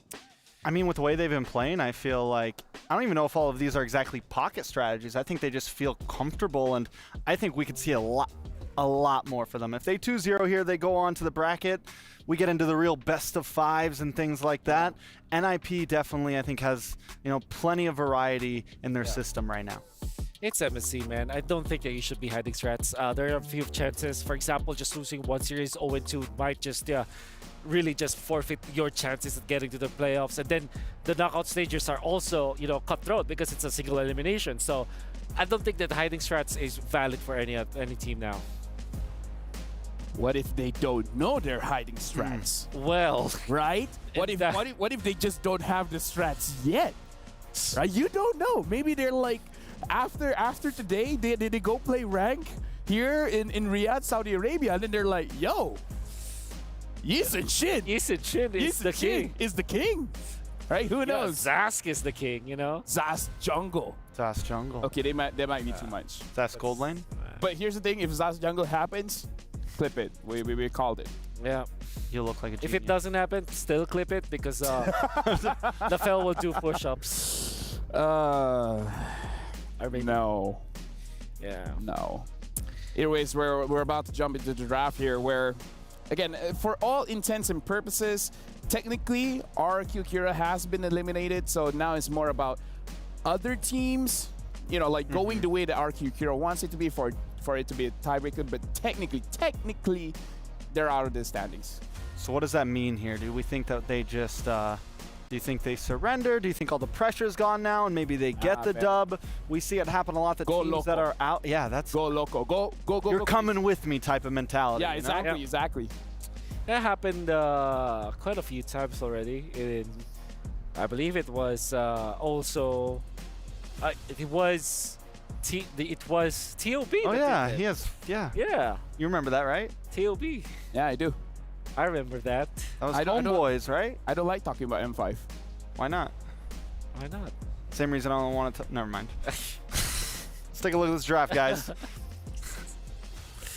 Well, either way, the draft is here now. RQ Kira is going to be first pick. NIP Flash, second pick. It looks like the same suspects, the usual suspects. The Angela and Ling getting banned out by RQ Kira. NIP Flash banning out a chip as well as the Lu Yi.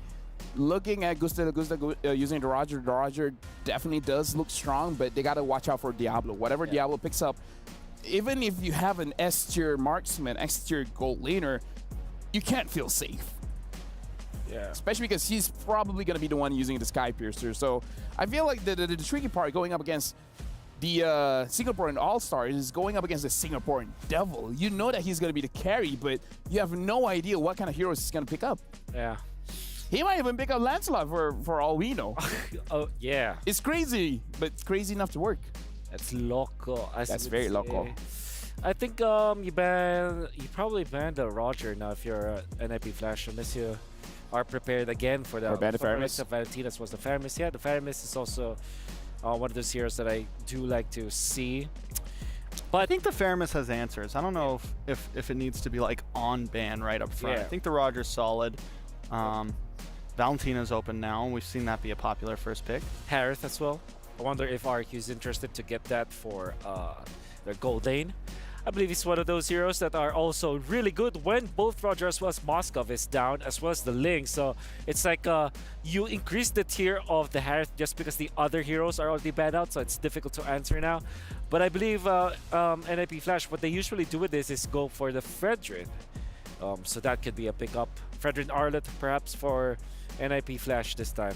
Honestly, we have not been seeing a lot of Arlets. I kind of feel like that's also part of the meta shoutout here, where on paper it's good and we know some teams are excellent with it, but we haven't seen a lot of it. So the Farsa and the Cho is going to be the pickup here. Yep. And again, looking at MSC, surprising, maybe because I don't play mid, so I thought this would be a dangerous meta for Farsa, but Farsa has really been flourishing. Yeah, the access to the crown, I guess, the Winter Crown is great.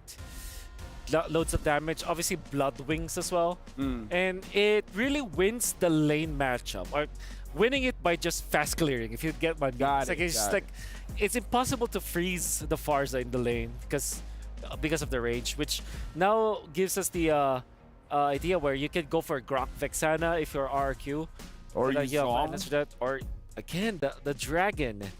Right? I mean, like, it feels like people just aren't first phasing EXPs lately. They're letting it all get banned out. Oh, Fairness.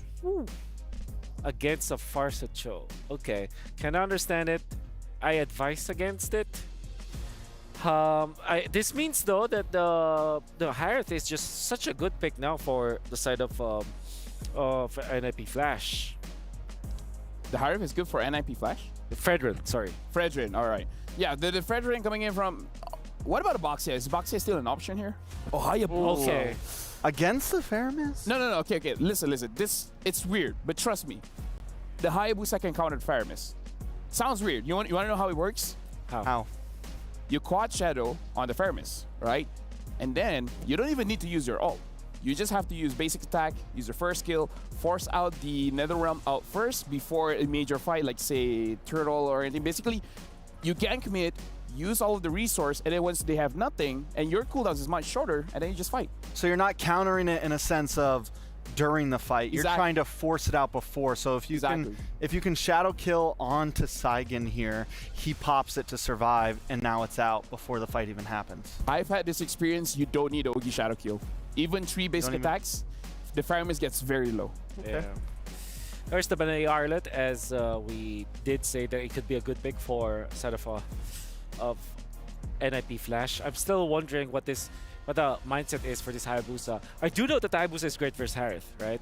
And the thing is, Faramis plus Grok, very strong in the mid lane, but when it comes to hard CC, they're not that reliable. Obviously, Wild Charge is great, right? Flicker Wild Charge. But against Assassins, that's usually not prescribed because it's definitely difficult to land. For example, a Flicker Wild Charge onto the Hayabusa might be baited easily. So maybe that's the idea why NIP Flash decided to go for this Hayabusa. At the same time, they're kind of hiding their Diablo hero. But I'm still thinking Lapu-Lapu is great for NIP Flash. That could be their last pick. All right, so I mean, NIP, I don't know, I think they could, do they go for gold laner here, right? I think Claude could be the right answer, right? Claude's great. To the Faramis. Beatrix is great. Beatrix, decent. I mean, either of those two options. We've seen them both kind of thrive right now in current meta. That's right. EXP, for the first time, we aren't seeing the Rizzler or the Dragon banned out right now, unless that ends up being the final ban here. So definitely a good possible answer. RQ, on the other hand, still needs a jungler. They go for like the alpha, like what NIP did against EVOS? Yeah, that could work. Julian also looks good. I think Julian's great versus the Farsa. But wouldn't that make RQ having too much magical damage, right? Because now they got the that's true, right? The Harry of the Faramis, and then plus the Julian. I'm not against it. Trust me, I'm not against it. It's just that it's Harry Potter all over again. Yeah, Harry Potter's dead. So maybe maybe Nolan.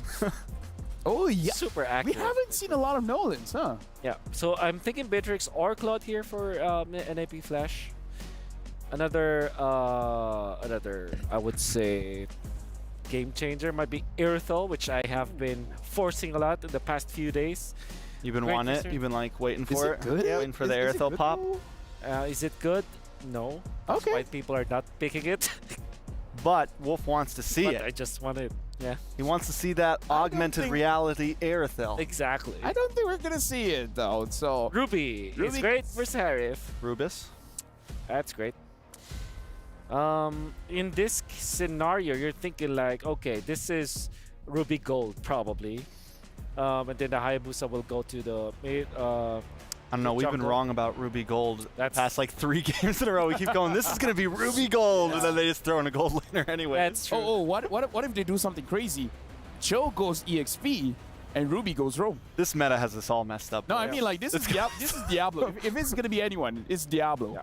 Yuzong works for RQ, I think. They pick up Paquito. No, please don't pick up Paquito. Because what happens now is that this is what we call in the Philippines Esmeralda Ball. Esmeralda Ball. Yes. For NIP Flash. Now we got to see if Singaporeans call it Esmeralda. Esmeralable? Esmeralable. Esmeralda. No, it's not. scary. Yeah, it's not. So it's not gold. It's carryable. Carryable. It's carryable. It's definitely carryable. Right now, looking at the drafts here, I would say we had a lot of crazy ideas, but so far it goes to the more standard kind of route. Yeah, I know. Like we really overthink it. We really overthink it now. Casters, I hope you guys don't overthink it because we're going to pass it over to you guys. Good luck for this one. Thankfully so, we did not. Thankfully so. Despite all of the twists and turns in the draft, NIP Flash and RQ Akira end up with a reliable draft. Both sides. Lil G, what do you think? I mean, personally for me, Leo, I think that you're the more cool-headed one. I'm looking at this and I was suggesting to you, hey man, there's a possibility this Cho could go into the EXP lane, man. Diablo could have shown us some extra cool mechanics, but now, looking at both lineups, honestly, I think that RQ Akira, they can hold some ground. Especially since they have a good front line and a solid amount of burst of both varieties, physical and magical. Let's get into game number 2 again. Despite what this means for the Brazilian squad, their draft tells me they're still here to play. They're still here to put it all out against NIP Flash. So let's expect a great match from both of these teams. World-class MLBB on display for Game 2 in the 3rd series of today's broadcast. Check it out. Look how deep Luis wants to go. Yeah, I mean, he knows. He's just time. I mean, JPL's trying to time out the power of nature, but here comes Curtizi on the Wings by Wings, getting a really good trade onto Sagan, trying to target him down. Great target priority from the side of NIP Flash, but honestly, when I look at their composition, I'm thinking about the instigators, right? JPL and as well as Hades. Once they hit level 4, I'm expecting Sparks to fly, to try and get RQ Akira. Like Lefel mentioned, use the Netherrealm as early as possible. Yep, force it out of time. Put them in a position where they don't have a reliable source of a re-engage, more health bars to work with. Looking at the opening items here, interesting how Saigon actually invested in the tough boots first. So he knows he's gonna get kicked, he knows he's gonna get rocked, get hooked, and I guess that spells out the fact that maybe RQ Akira might go defensive. I feel like NIP Flash are the ones who might have to play defensive in the earlier stages of the game, right?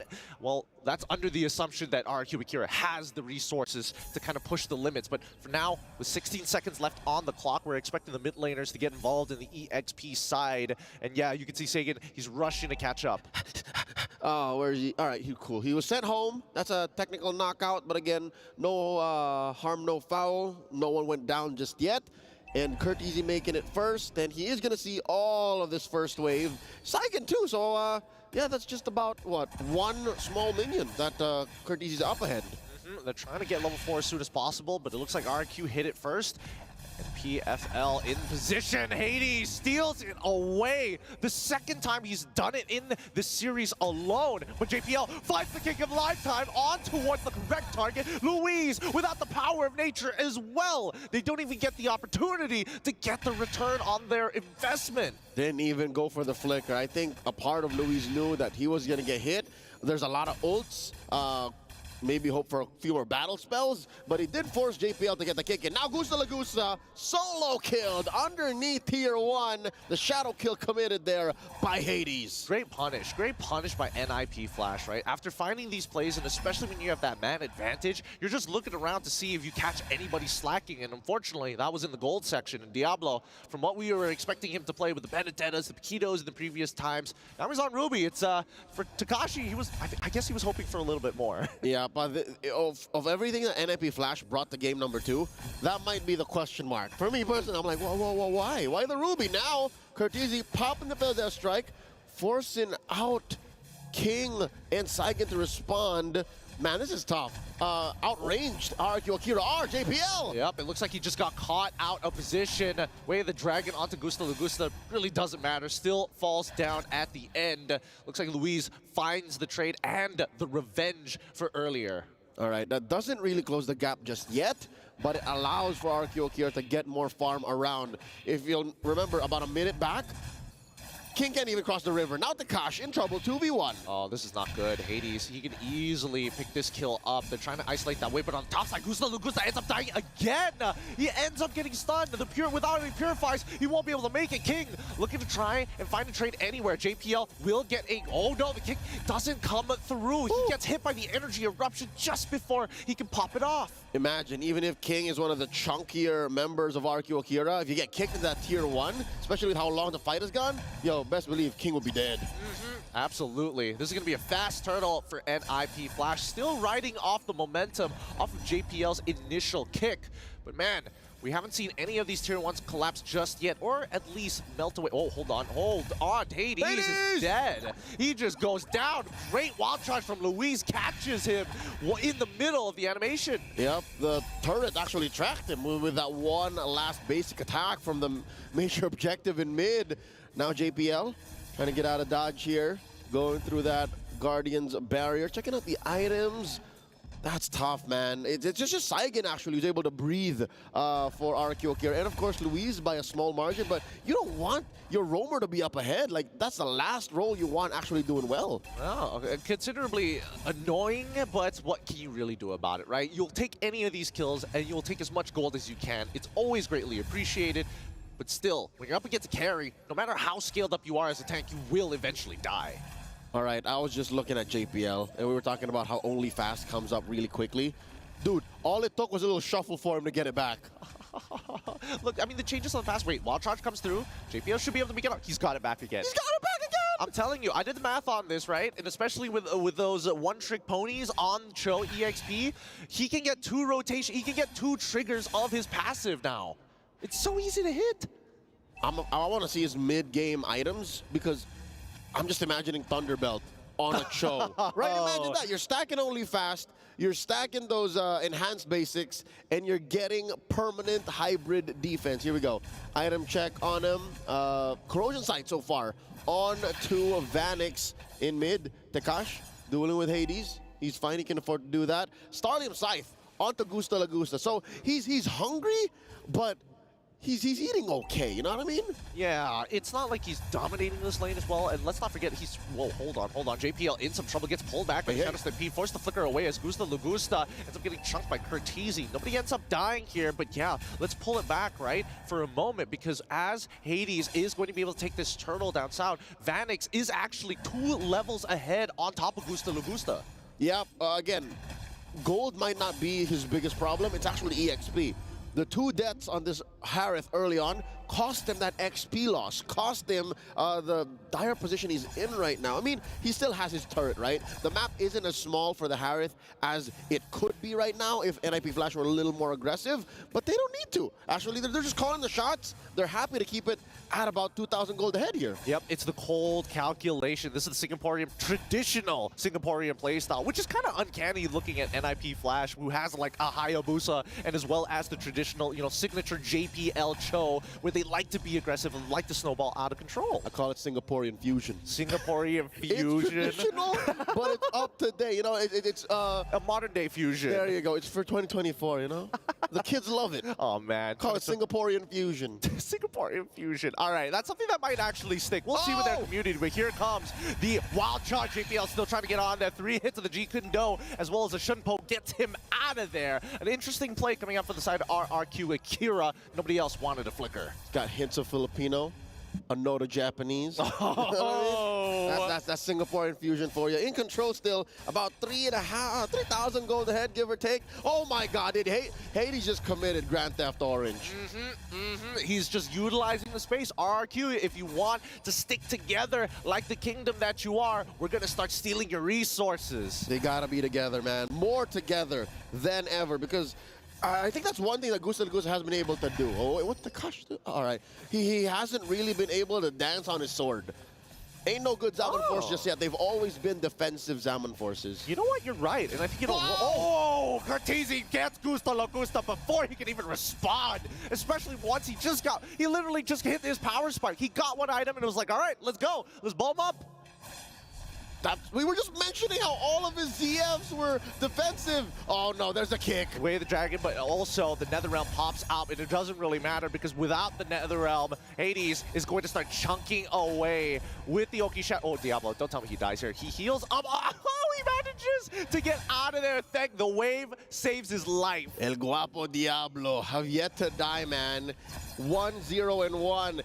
You know what? Sometimes when the rest of your team is this ahead and this in control, you don't mind just being a nuisance. You don't mind just being a damage punch for just a bit. Oh, he's trying, he's locked down, and Gusta Logusta picks up the kill as Vanix is the next to fall as Takashi punches him down with a 1-2. Gusta Logusta secures a double. It's been a tough 10 minutes for RRQ Akira. For the first time, they actually get a winning trade. That's a first offensive Zaman Force that Gusta Logusta got, right? So if only things were better, if only, here we go, one more time. Ah, Luis pulled the trigger too early and even tries to go for the Nature's Barrier outside the map. Netherrealm to try and escape here. Will they get out of there? Hades gets knocked up. What? He ends up dying. He didn't even bother using his ult. JPL now on the run, ends up another 2 kills, fall into the hands of RRQ Akira on the Lord push. Never count Gusta Logusta out. I was first made familiar with this young man in M4 in Jakarta, and here, all the way across the world in Riyadh, he's showing us, hey, I'm gonna lose the early game, but after my power spike, best believe I'm gonna make you pay. They're still defending though. They're still on their back foot, but it's looking great for RRQ Akira now. They are down about 1,500 gold. What's the items looking like?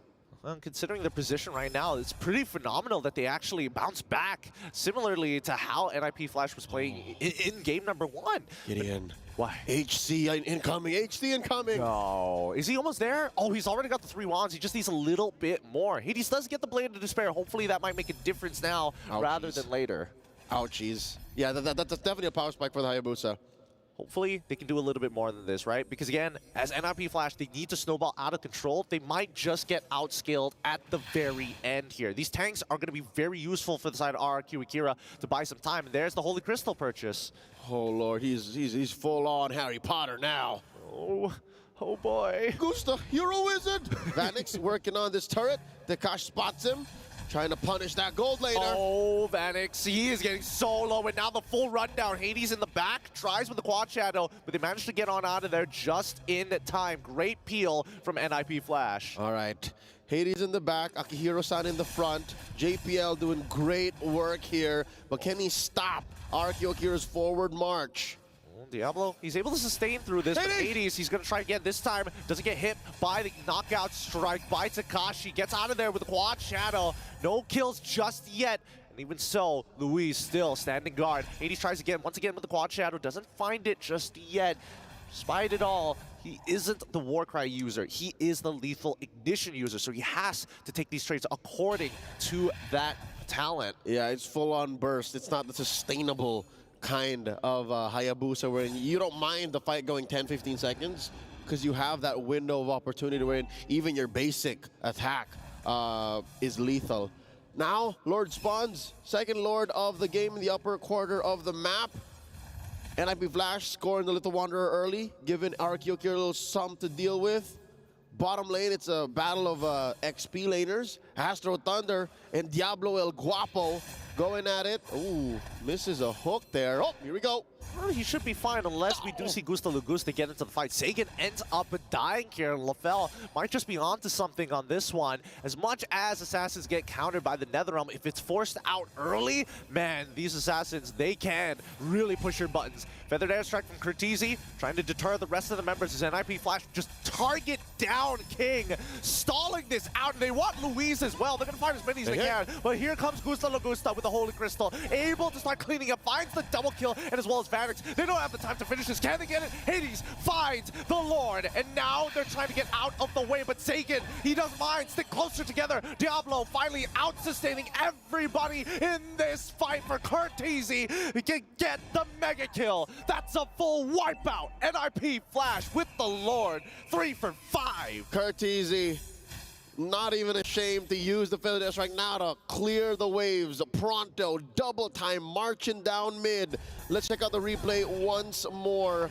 Gusta Lagusta, amazing response, but way out of the fight, the range from the actual fight that was just about to happen.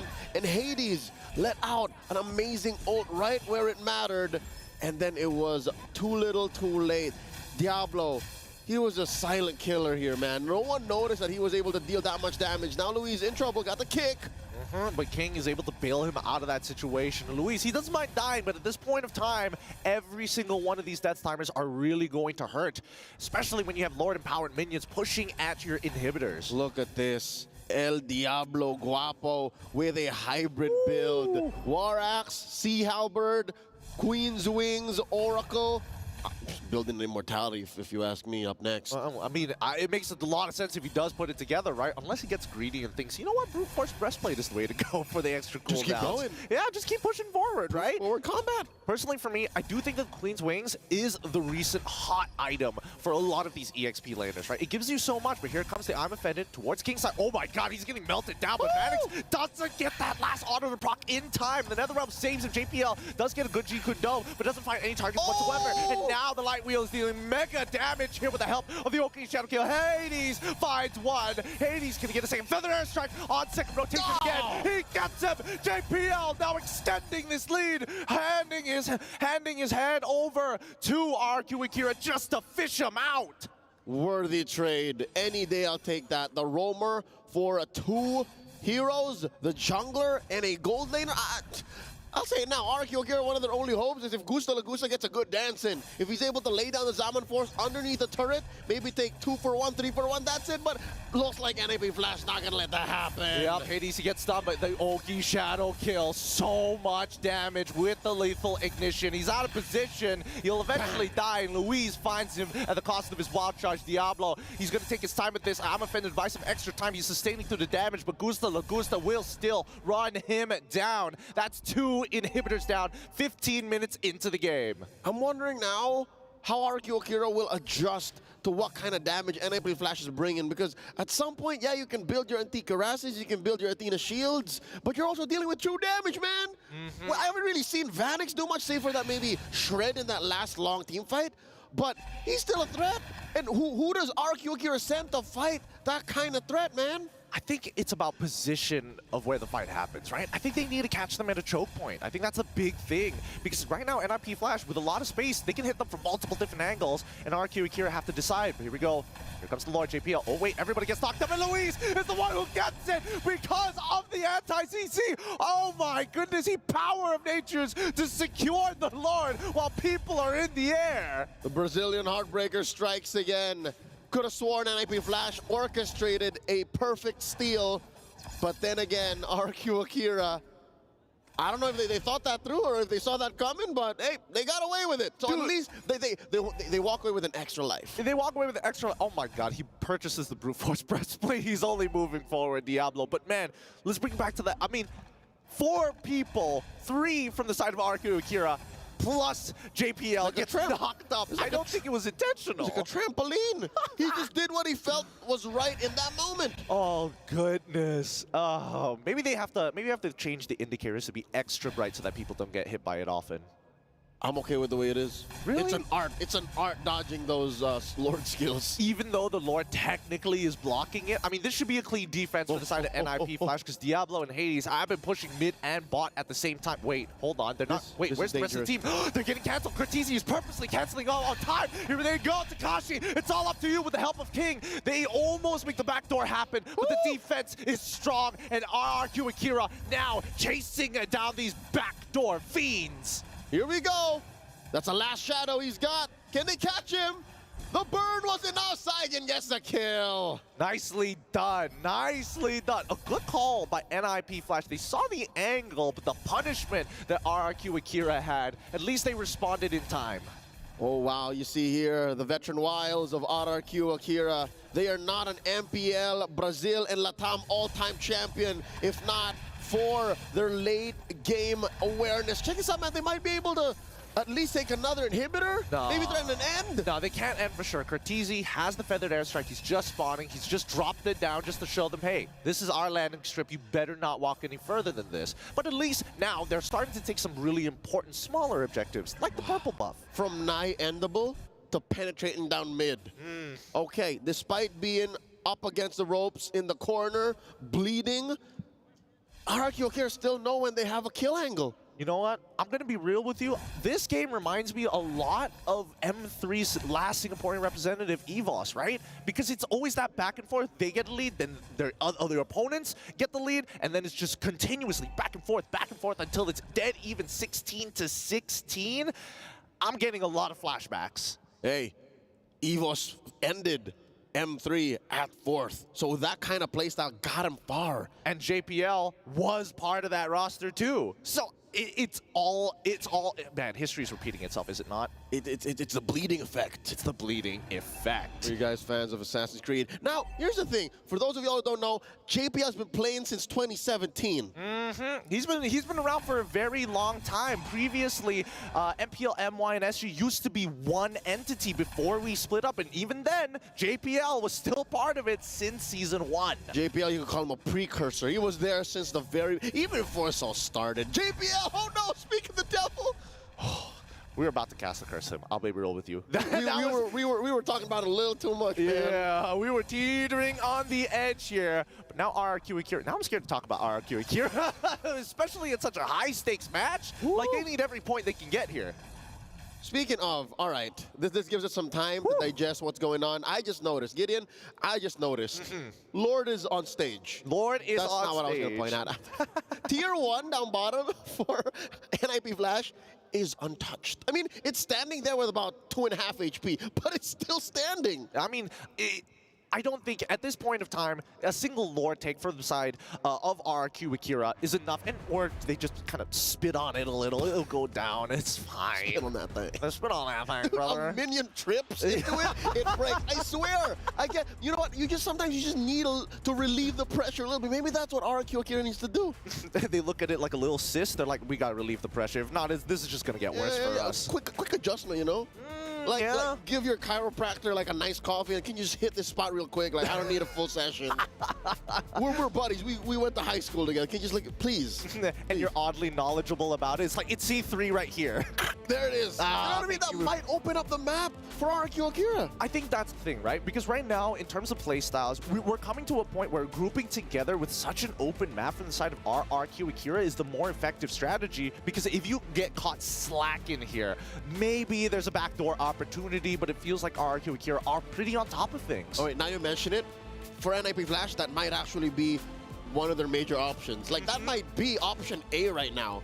Just get the backdoor in because we can't win full frontal team fights anymore. Exactly. We're past that point. Yeah, I mean, even in game number 1, the biggest advantage that they had, again, especially, I'm talking about late game here against RRQ Akira, was the fact that they had all of their inhibitors, right? Yeah. Now, it's a bit of a change, and you can see a lot of stress on the faces of RRQ Akira, and I can only imagine not as much for NIP Flash, because that doesn't mean they get eliminated if they drop this game. Yep, we're already here. That is RRQ Akira's fate. Their key, as mentioned in day 1 during the opening ceremony, is about to get shattered. I mean, it's out of our control, unfortunately. See that little triangle next to the Lord's Trident? say goodbye. Oh man, it's gonna be. Oh yeah, but the end of today, they're gonna start handing them over to get eliminated, right? The little keys. I gotta take a picture of that key one day or another. How heavy do you think it is? About 4 or 5 kilos. 4 or 5 kilos? I reckon. I mean, they look pretty solid. I'm over exaggerating that. I don't know. It's probably like 2 towers worth. 2 towers worth. That's like what, 600 gold? 2 pints. Is that a weight? Is that a weight? What kind of weight? I mean, not in Southeast Asia, that's for sure. 0.6 stone. Don't. Where do they use stone? But it's a real, folks. It's a real measure. It's a real measurement. It may not be the SI unit of choice. Yeah, but it is. Neither here nor there. We're still talking about the matchup here.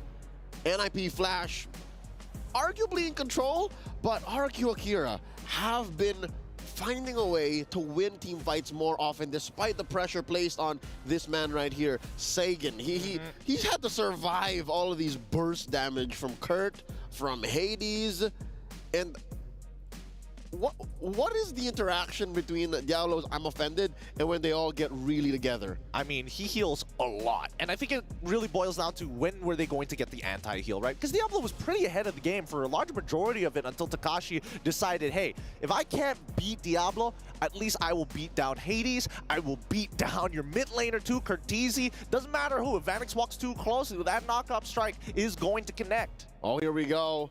Back into the matchup. They were in the midst of as close to a Lord Dance as we can get here in the current metagame.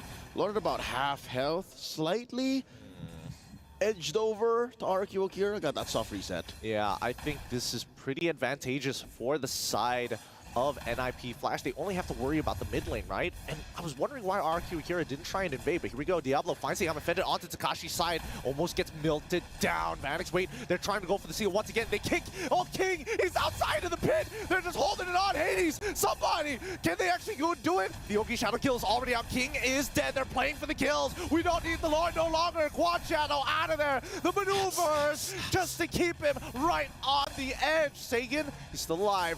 Manages to get on out of there, but the I'm Offended from Diablo is really costing them a lot. Gusta with a conceal as well. Dashes away, drops down. The Summon Force, can he outplay it? Comes back up the Winter Crown. Nah, Vanix puts him out of his misery, and that is going to be the GG push. Here comes the rest of NIP Flash to close it out. Their fate is sealed.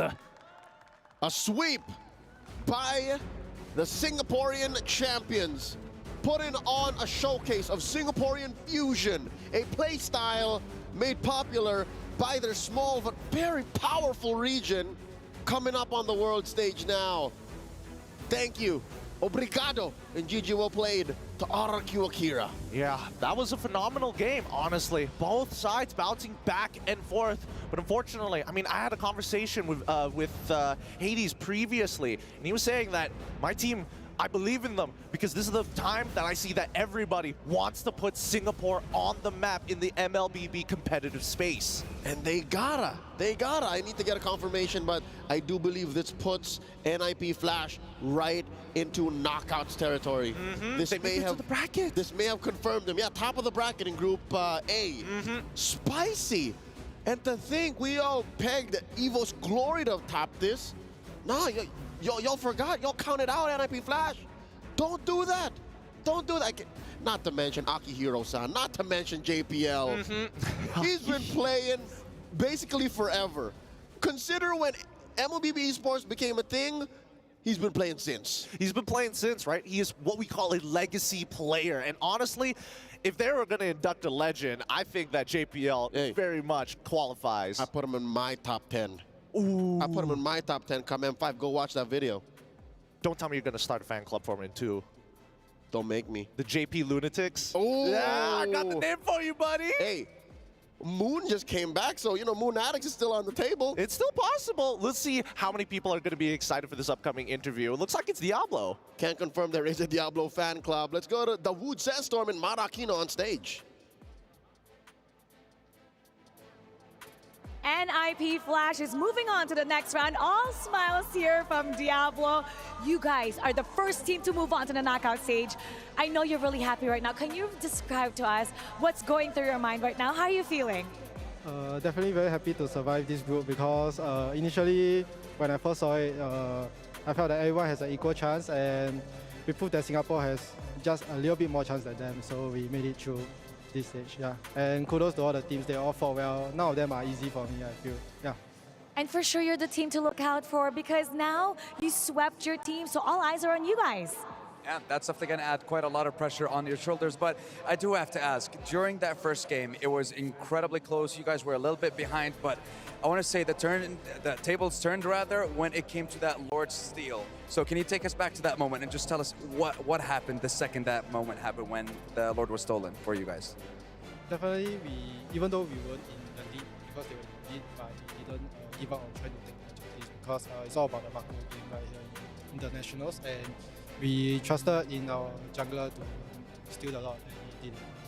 Yeah, that he did, and I think we saw it multiple times, not just the one time steal from your jungler, so very well played for you and your team. You guys are considered the all-star team of Singapore. For sure, everybody in Singapore right now, they're cheering at home. They're so happy with today's result. What exactly is NIP Flash's, what's your, not just your goal, but what are you out to prove in MSC 2024? Because back in M3, EVOS got top 4, right? So everyone back at home wants Singapore to replicate the same thing. So here we are right now trying to replicate the same thing, and even maybe if God allows, we might even go further. Yeah. With your performance, there's a high chance that you will get the podium finish. Congratulations once again, Diablo, and to NIP Flash Singapore. You can celebrate for now. They're going to be moving on to the knockout stage. We're going to break it down for you, so we're heading over to our panel. Oh. You know what? Doesn't matter. We're in the highlights now, where again, what a game between both teams. And this is one of those games where NIP Flash tried to go for the backdoor. I thought it was going to work out, but it didn't. But still, overall, NIP Flash, what an amazing showing from them. You know, there were so many parts in this game where in the Philippines we call it throwable. We just put able in. No, same. Yeah, throwable. So many times it was throwable, and if you're a Singapore fan or fan from Singapore, you're definitely going to be shaking your head over some of the decisions from NIP Flash in the latter parts of the game. Despite them already being comfortable, because we know for sure that winning Game 1 was all that mattered, but winning Game 2 cements their spot at the playoffs. This one kind of made it shaky, but Courtesy showed up, Hades showed up as well. I don't know how they managed to pull this off, because the last pick carry, I really did question it, because it's up against Faramis. We know for sure that Faramis triumphs over that, and of course Harith wins the lane matchup for Scary, but they made it work. Vanix is a god from now on. Wolf. Let me just say, Carry will lose to Faramis with that attitude. You can't. Yes, sir. You're right, sir. If the coach is like, can you do it? He's like, yes, I can. Yes, sir. You gotta have the right attitude, Wolf. Yeah, it's all about attitude nowadays. It's all about attitude. Look at Gusta Lagusta, right? He has the highest goal, highest damage per minute. Luis, highest damage taken per minute. JPL, 9 assists. Now let me talk to you, Trex. Yes, sir. Right? Because the caster said we put NIP Flash down. It's like, no, not us. Okay, who thought NIP Flash would be #1? Raise their hands. It's all predicted. Yeah. Right? I thought it was going to be number 4. Leo, why would you think? Wait, what did you say? No, nothing. What? Did you say EVOS Glory #4? No. See, here's the thing. I got a thing called the curse, so I'm trying to help out my boy. I'm trying to help out my boy, Mirko, you know? Yeah. But yeah, I thought NIP Flash would be #1 anyways. Yeah, me too. Yeah, they got Mark. Get Mark.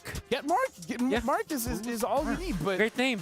Either ways, just to confirm to you guys, NIP Flash indeed advances to the knockout stage. Actually, Trex, I gotta shout you out because he did the numbers, and looking at the situation, once they won the first game, yes, they made through the knockout stage. And our ALJ match of the day, that's where we really got to see, like, who's moving on. Is it going to be EVOS Glory, or is it going to be Fireflux? Something about ALJ, man, they knew. The future. They knew. It's almost like because that's actually crazy. I don't know, maybe I'm nerding out, maybe I'm geeking out, but very rarely do we all get something like that, right? And the ALJ match of the day is on point today. They selected the match of the day yesterday. They knew what's going to happen. They knew. speaking of knowing what's going to happen, you know what you guys have to do?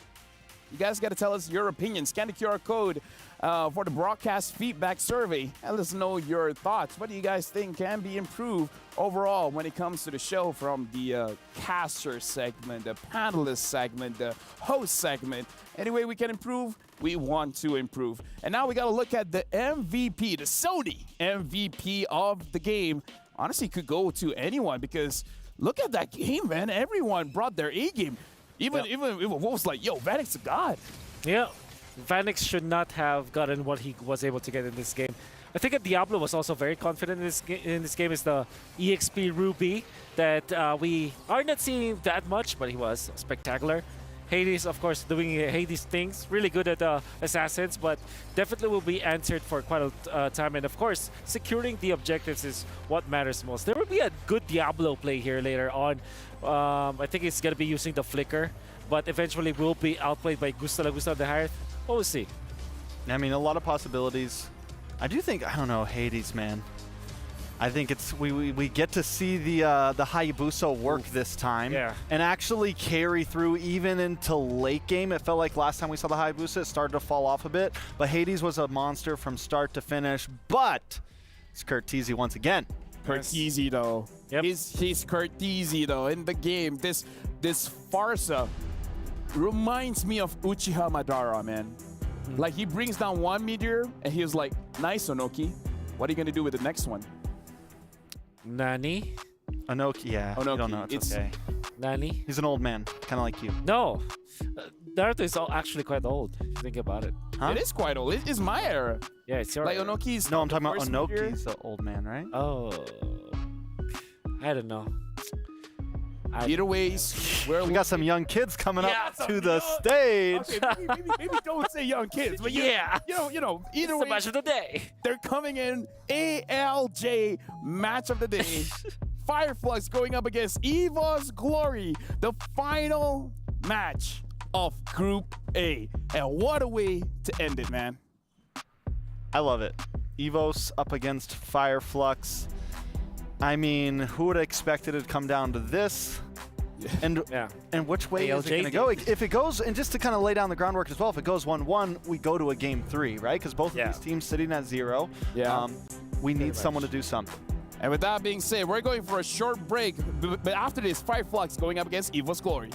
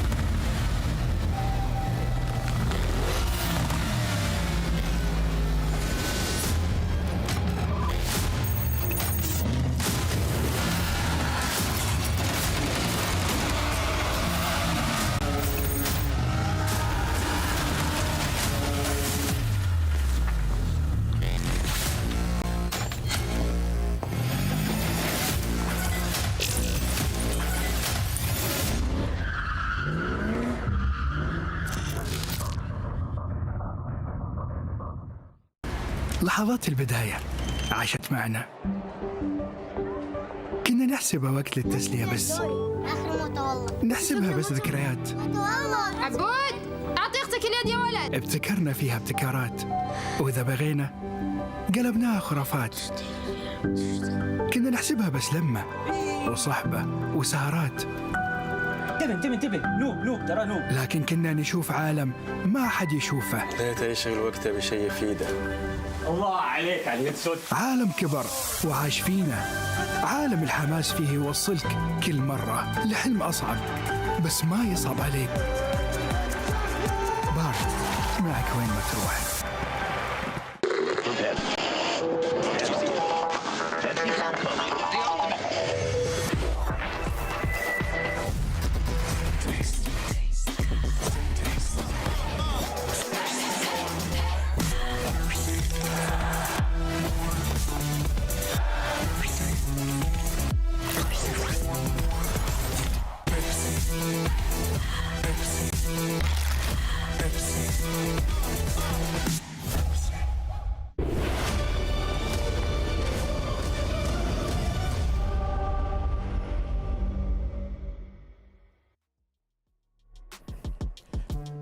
And welcome back. It is the final match, the ALJ match of the day. Fireflux Esports coming in, going up against EVOS Glory. Again, this is all about Group A. This is the final match. You guys are still here with me, LaFell, as well as Wolf and Trex, where we've been analyzing all the teams today. And I gotta say, if Group A represents what's gonna happen in Group B, C, and D, we got an entire tournament in our hands, because it could really go either way. Yeah, just about every group. I mean, at first, we all saw the 1-1 format, the best of two, and I maybe questioned a little bit because it's not what we're used to. It's not what we're comfortable with. But I do feel like it's kept this group down to the line and could probably be the same way for just about any group. What I always say about best of twos in any other tournament is that every single game matters. Like winning 2-0 is like almost winning 2 series over just, one. And being 1-1 is almost as if you lost actually a series. And being down 0-2, it definitely means like it kind of feels like you lost 2 series in total in a best of 3 series. So that's how important a best of 2 series is. It's really honestly now, before going into the game, few fun facts here. Fireflux has used 16 unique heroes so far. EVOS has used 17 unique heroes so far. And Fireflux average game time is 15 minutes. EVOS average game time is 19 minutes. So honestly, if we went for a tiebreaker, perhaps the playstyle of EVOS wanted to get all those farm for Annabelle might have hurt them. So EVOS Glory, if they want this, they gotta win 2-0 to make sure that there's no tiebreaker shenanigans. Yeah, because game time matters. Like shortest win time, and obviously that matters a lot. But I think before we think about all those best of 1 tiebreakers, definitely you have to win 2-0. And that's very true for Fireflux as well as for EVOS Glory. No mistakes this time. I think Fireflux is very scary to look at, while EVOS Glory, their momentum is not that high yet, especially after getting 1-1s all over the place. But Fireflux did 2-0 earlier today. Wait. Gives them a lot of confidence. Let me set this up for you guys. Imagine this. This isn't a best of 2. It's a best of 3. Because if they go 1-1, they will have an additional best of 1. Yeah. And the one that will win will actually go through. So we've evolved from best of 2 to now being a best of 3. Imagine that. It is actually a best of 3. Right? The match of the day is actually a best of 3. So you just have to play a best of 1 twice. Oh, I mean, you have to win a best of 1 twice. Now I'm confused. That's okay. It's a best of 3. It's a best of 3. That's ALJ match of the day worthy. Where if it becomes a 2-0, then that's it. End of story. 1-1, going to a 3rd game. Wise words from LaFell. In life, everything's just a best of 1. That's how you got to look at it. Just focus on the one game. What I learned most about LaFell is that he thinks that lane matchups are just a matter of attitude. Yeah, and honestly, right now, I'm sorry to cut you off there, because we will be going straight to the stage. And we are back, ladies and gentlemen, after finishing our 3rd series of the day, after seeing NIP Flash taking that #1 spot in Group A here at MSC 2024 at EWC, after eliminating RRQ Akira, and we finally have the first team qualified and the first team eliminated, Mara. Now we have 2 of the final teams in Group A who will duke it out against each other, but only one of them will have the chance to see the world. We will start off with the Bastion of Turkey. They're coming in here in the Amazon stage all fired up after they're sweeping their opponent earlier, their stage rivals RRQ Akira. But now they're off to prove themselves against the last hurdle. Now let's welcome once again Fireflux Esports.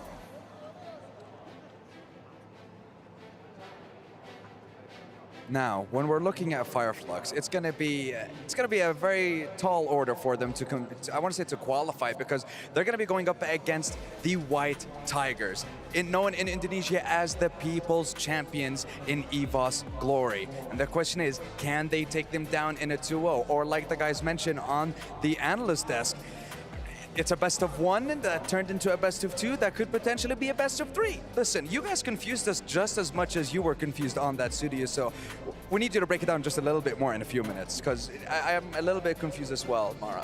Now, I was talking to one of the members brands of EVOS Glory, and even though this will, well, it might hinder them from going forward, there's a potential chance that there might be a tie later on. They're not feeling nervous at all. They have a lot of respect for Fireflux Esports, but they said they're pretty confident right now. In fact, during the break, they had about a 1-hour break. They went into the players' lounge, went on to play some arcades, ate a little bit, and that's just to get rid of the nervousness. Right now, they're coming on the stage with their mindset pretty confident about today, and they're out to prove themselves. So to break it down for us and to head to our draft, we're gonna head to our panel. Take it away. You know what, Sandstorm, we got you, man. We love you. Let's keep this very simple. First team to win 2 games advances to the knockout stage. How simple is that, right? Skippity up. Skippity yes. Yes, skippity yes. Win 2 games and then that's it, you win. But I do want to disagree with Sandstorm here. What did he say? I think it might not be as tall of an order as he said. Okay. I would say that these 2 teams are on equal footing right now. Okay. I just want to put it out there, Fireflux are not schlumps. They are not teams that we can just count out. They have been back-to-back international show-ups. No. Here's the thing, Wolf. Why are we just wanting to disagree with everyone? Like Castor said this, like, no. Yeah. We didn't think that. And now the hosts are saying something and then we're like, no. We believe something else. I think after 5 years of MLBB where all of the talents are just always agree at each other, it's now high time to disagree with each other. Time for change. It's the meta now. You know what? I disagree with you. No, you know what? You're I with disagree. Okay, now let's jump into the game. Fireflux is going to be first pick. Now talk about this. Ruby ban. Why is the Ruby ban here? What is I disagree. Okay, you know what? I disagree with the Ruby ban. Why is the Ruby ban? Maybe they're just going for some throw bans. Maybe Fireflux wants to leave things a bit more open. Yeah. Wants some trade ups. Yeah. Yeah. Maybe, you know, when I look at when I try to look at my mind palace and think of the reasons why Ruby will be banned, I think EVOS are comfortable with this flex pick as well, especially after seeing that it can also actually be played in the EXP lane. Also, Ruby plus Ling is a valid combo because, again, you flex the Ruby, you can put it in the gold lane, you can put it in the roam, and that allows for a lot of comfortability for EVOS. Now, I think Fireflux might be giving away the Ling to EVOS. So what might happen here is Louis will be let go, be picked up by Fireflux, then EVOS picks up the Ling. But that's crazy, though. Crazy enough to work? Crazy enough to work. I mean, might just ban out Louis. In the best of 2, every game is very crucial, man. You want to win 2 games here. Absolutely. The first one to win 2 games, in fact. There's a lot on the table though right now. Angela's open right now. Oh, you're right. Open. They use 2 throw bans essentially. Oh, the you're Riz right. And the Riz. The Ruby. And the Ruby. Finally, Angela comes in, but that means Louis is free, and that was the trade-up I think they were looking for. It's like, listen, you have to ban Angela or you have to ban Louis, but either way, we're taking one of them. And what will happen here is that Louis I think will be the first pick here for Fireflux. I'm not very sure if they pick up Fireflux instead. Is that a whiff? Oh, they disagreed. They disagreed. No Ling, no Louis. What if EVOS picks up a Ling and a Louis? That's great. That's they're about to. Ling and Louis. I mean, you don't have to pick up Louis now because they already picked up the Valentina, so they pick up the Moskov. But no, I think they're not pressed to pick up the Louis yet because the Valentina was picked anyways. So they can just snatch the Moskov, unless of course it's Valentina Goldling. Yeah, or Jungle. Yeah. We saw Blacklist do it way back. Bro, right? that was season 10, bro. Season 10 feels like yesterday. Yeah, man. Anyways, let's get back to reality for a second. Yeah. So you pick up you pick up Arlet, I guess, for Fireflux. Or do you want to pick up a Boxer if you want a utility jungler now? Yeah, what if they get a utility? What if they just go back to old Fireflux, like support roam? Yeah, something like an Estus or something. I mean, even something crazy, like just to try to bully and invade. Yeah, they go CC. So that means they will go for Baksha CC. Great combo because of the diversity of the damage sources. Magic from Baksha. CC is also a late gamer. knowing that you're facing up against both Moskov as well as the Ling, and eventually will be the Louis. I think it just makes a lot of sense here to just pick it up if you're EVOS.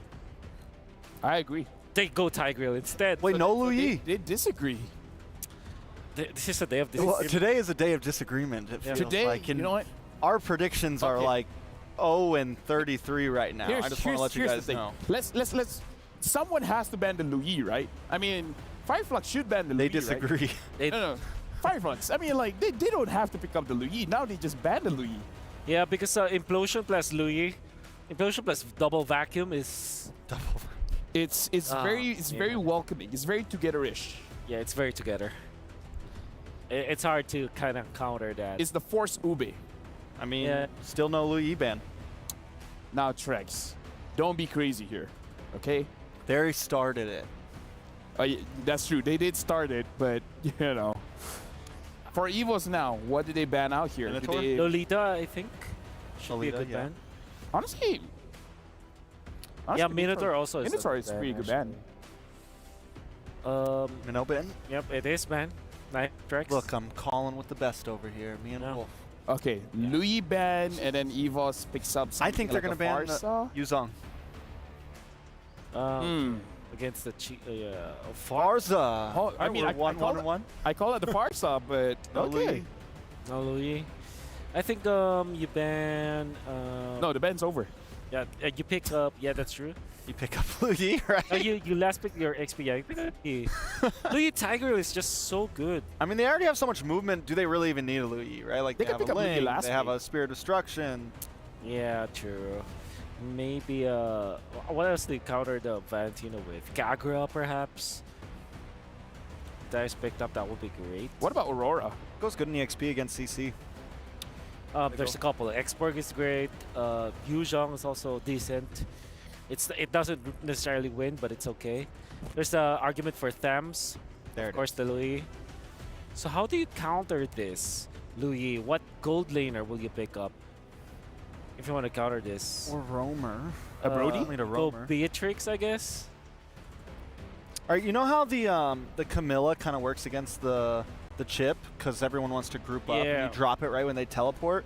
Could that same thing be said for the Louis in a sense? That could be good. Lolita also is good for Fireflux, so they picked that up a lot. Or do you go Novario Robe? Or how about Selena for Fireflux? Selena? Selena is a bit Now we're reaching. Here. Now we're... Yeah. Yeah. I mean, this is what the meta's done to us, right? Yeah. We're cool. We're local. Oh, so they go up Claude. Local. Claude, then there's the Lolita. Lolita. It's expected. So now you're looking for EXP. You need some sort of knockup. Edith actually looks okay. Yeah, Yuzong's still up. Yuzong and Paquito is good. Honestly, I'm even okay with Thomas. How about close and personal? How about the Esmeralda, which I like? Now you need kind of front line. Barretts is great, actually. Yeah, Barretts gets picked up. So yeah, we move on. Fireflux. Oh, EVOS will win game 1, right? Yeah. They have the Louis. You know what? Louis still 100% win here, just in case of our casters. You know, we just want to keep you guys up to speed. But will EVOS win this one? Because, casters, I'm throwing you to our first best of 3. And we will safely catch. Thank you so much, LaFell, Trex, and Wolf. Back at it at the desk, calling today's ALJ match of the day. It's EVOS Glory going up against Fireflux Esports. Lil G, what do you think of this draft? Because both teams actually threw us a few balls from left field, and neither of us expected the Louis to come out right then and there. Well, L to the EO, I think that somebody was going to have to pick up the Loyi. I'm going to be honest with you, I agree with our panelists. This Loyi pick was hanging around for like a little too long. And it had to. I mean, I agree with them. 100% win rate looking really good so far, considering the plays we've seen so far with the Loyi. Man, it's going to be fire. It's going to be quick. It's going to be fast. And there's going to be a lot of feints. It's going to be epic, as the kids say. Now, wondering how they're going to pull off the double vacuum, because Wolf mentioned it, and just hearing about it, not even seeing it just yet, threw a shiver down my spine like goosebumps, you know? Like that old horror storybook that I grew up with. But looking at the lineup that Fireflux Esports has, I don't think they mind. Because they're very upfront, they're very in your face. And Apex 47 on this Lolita, oh wait. Oh, Alien, he's fine. Yeah, forces out an early Purify, though. That could be a potential punish later down the line. We'll see whether or not they're going to be able to exploit this advantage. But for the time being, at the very least, they're making sure they have good coverage along the river line.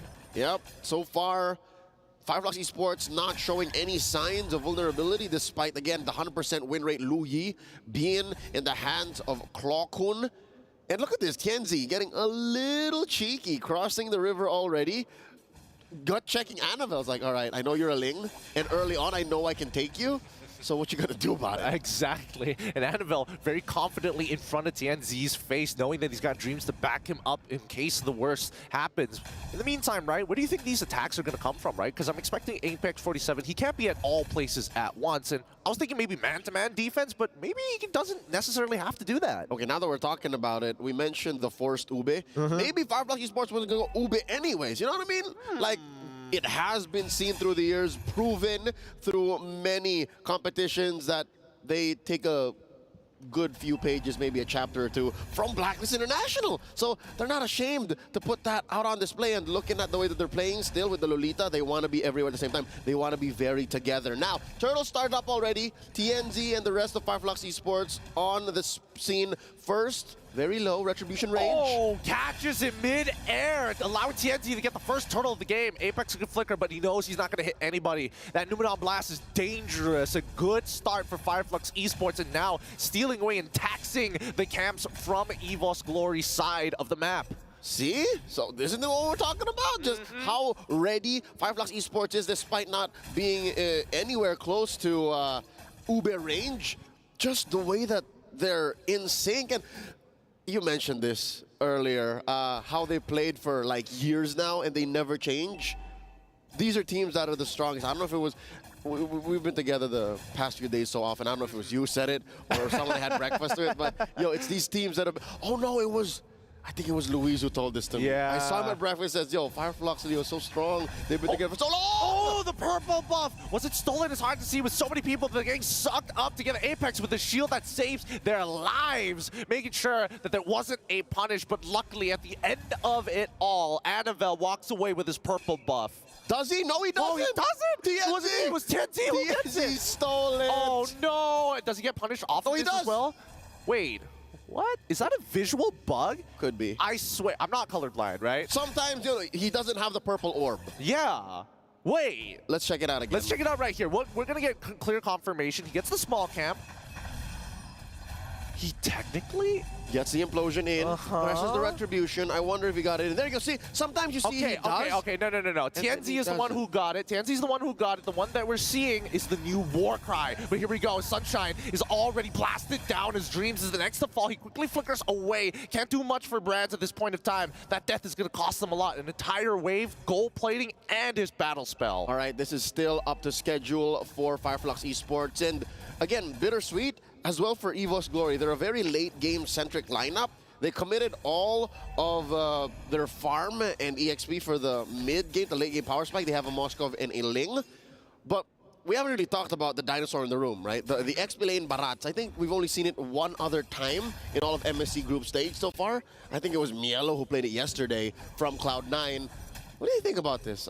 Fluffy hasn't really joined many fights. Yeah, I think at this point in time, I think Fluffy may have made a mistake in the earlier stages of the game, because when you are this Barats, you do generally want to clear these waves fast. But let's first see whether Annabelle gets his purple buff one more time. This is a really important objective for Fireflux Esports to deny. Oh, the implosion. Oh, wow. The Numenon Blast as well. Finally, Fluffy in the middle of that fight flickers backwards to ensure that Apex 47 is kicked underneath the turret. Annabelle, he's still jumping around. Oh, Brads, can he find the steal? Finds it, gets Apex 47 and Fluffy in dreams. In the middle of all three is Rosa, is able to peel them off. With Alien in the mix, they're all so low. Somebody has to go down, and Sunshine finds one. Can they get the second with the help of Alien? No. That's going to be a 3-for-1 trade in favor of Fireflux Esports. Very expensive purple buff for Annabelle. And I could have sworn Fluffy was going to make you eat your words, Gideon. But no, underneath the firepower of Rosa and Sunshine combined, we barely just left the laning stage, but look at this core duo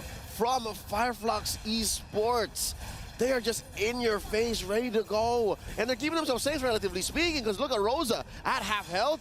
The Thorn Rose Queen is just ready to serve it up every day, any day. Annabelle, he still has his ult, but he should die here, right? He cannot play this. Oh, man. And he still loses his purple buff. He misses the timer. Fireflux, especially, I mean, at this point, the amount of value that you are getting from these Shadow Strikes, from Rosa specifically, right? It's just the fact that EVOS Glory are clumping too close together, right? These purple buff fights are so dangerous in close combat. They may have gone overboard wherein you're, wait, hold on. It's Sunshine. Is it with the SOD? He's gonna come in, finally the implosion, and Clockland as well as Brand's gonna get locked down, but it doesn't really matter. The damage has already been done. That Numina Blast wasn't able to get Sunshine out of there. Too little, too late. As I was saying, EVOS Glory, in that last team fight prior to this pick-off on Sunshine, they were two together. Way two together, man. Yep. There's very together, then there's two together. Yeah, I mean, they gotta be really careful, right? Uh-oh. Oh, can't mix up the definitions here. Apex bouncing back the correct targets, but Fluffy not really getting too much. Here comes Dreams, finally knocking Rosa back in. He can't get out, and Annabelle is able to secure the kill. Tianzi quickly running away afterwards, and now we are finally seeing Fluffy unlock from this lane, willing to sacrifice waves because he knows that CC is going to be a little slow to clear them up. Yeah, but all this while, Alien going in, clearing that first turret, gonna open the map up wide open, give Annabelle something to work on. Luckily, this is something Annabelle can do. This is one of the strengths of a Ling. Even if you are on your back foot, you can defend. Sunshine in trouble! Oh, he's going to get hit. Dreams, a little late on the trigger finger there. Yin Yang reaction connected, but wasn't enough follow-up. Clockwood might be in some trouble. Tenzi's gonna get pushed away here. There's so much peel to go through. Yeah, but also a little too bold for Tianzi. Going 3v1 this early on, I know that he can, right? Mechanically speaking, the Boxer could kill the Lohi, but there were three, dude. It took him 2 seconds to say, never mind. Yep. He even committed the retribution as well. It's just like, I've already committed, right? I gotta get my money back somehow. We're here. Oh, here we go. 6 more seconds until we see Tianzi actually get his retribution back online. Annabelle still holding on strong, but he's leveled down. Now, Fireflux Esports continuing to control this space, and Fluffy, he's just taking, oh my goodness, he is absolutely eating so much damage, just soaking everything he possibly can. And the Numina Blast already hits 3. Clockhood is going to fall down. Sunshine finds one with Rosa, getting the second. And they're going to completely give up the neutral objective. This purple buff needs to be rushed out before TNZ says hello. He doesn't have the retribution, but it doesn't matter because Annabelle does. He quickly gets on out of there with the Tempest Blades. Finch poises and says, hey, I'm going to start pushing the bottom side, and Fireflux going to chase. Come get me, says Annabelle. It's been a tough past 5 minutes for EVOS Glory, specifically Annabelle. Man, they got a little mini game going on within this game 1 of this series. It's like Shahrazad in that little corner. It's like, okay, there's the rest of them I have to deal with. Can I get the purple? Because I need it. That's just the nature of the beast here. I'm a Ling. 3v1 on Alien, who, by the way, rarely leaves his lane. Like for the past, 9 minutes of this bout, he spent a record 30 seconds out of top lane. Well, here's the thing, right? Because of those 30 seconds that he slowly accumulated, he is significantly ahead of Barat, right? He's been getting farmed from fights, from lane, and it looks like the Lu Yi's map folding abilities. Oh, wait. Sunshine gets out of there with the BMI. Quickly has to use his Purify as well. Clockwood is looking to finish them off, but look at the mid lane, right? We are seeing that Brad's on the same, receiving the same type of punishment. They trade marksman for marksman, and now, does it escalate further? No, Rosa just doing Rosa things, making sure that they get taxed whenever they make contact. It's a little more painful for Brands. He died inside his base. Oh, what is happening? What is happening right now? It feels like Brands is trying to recover from the previous game loss. I mean, they've been just going like 1 win, 1 loss all the way through the groups. That's just how EVOS Glory is, right? That's their characteristic and their run in Season 13 as well.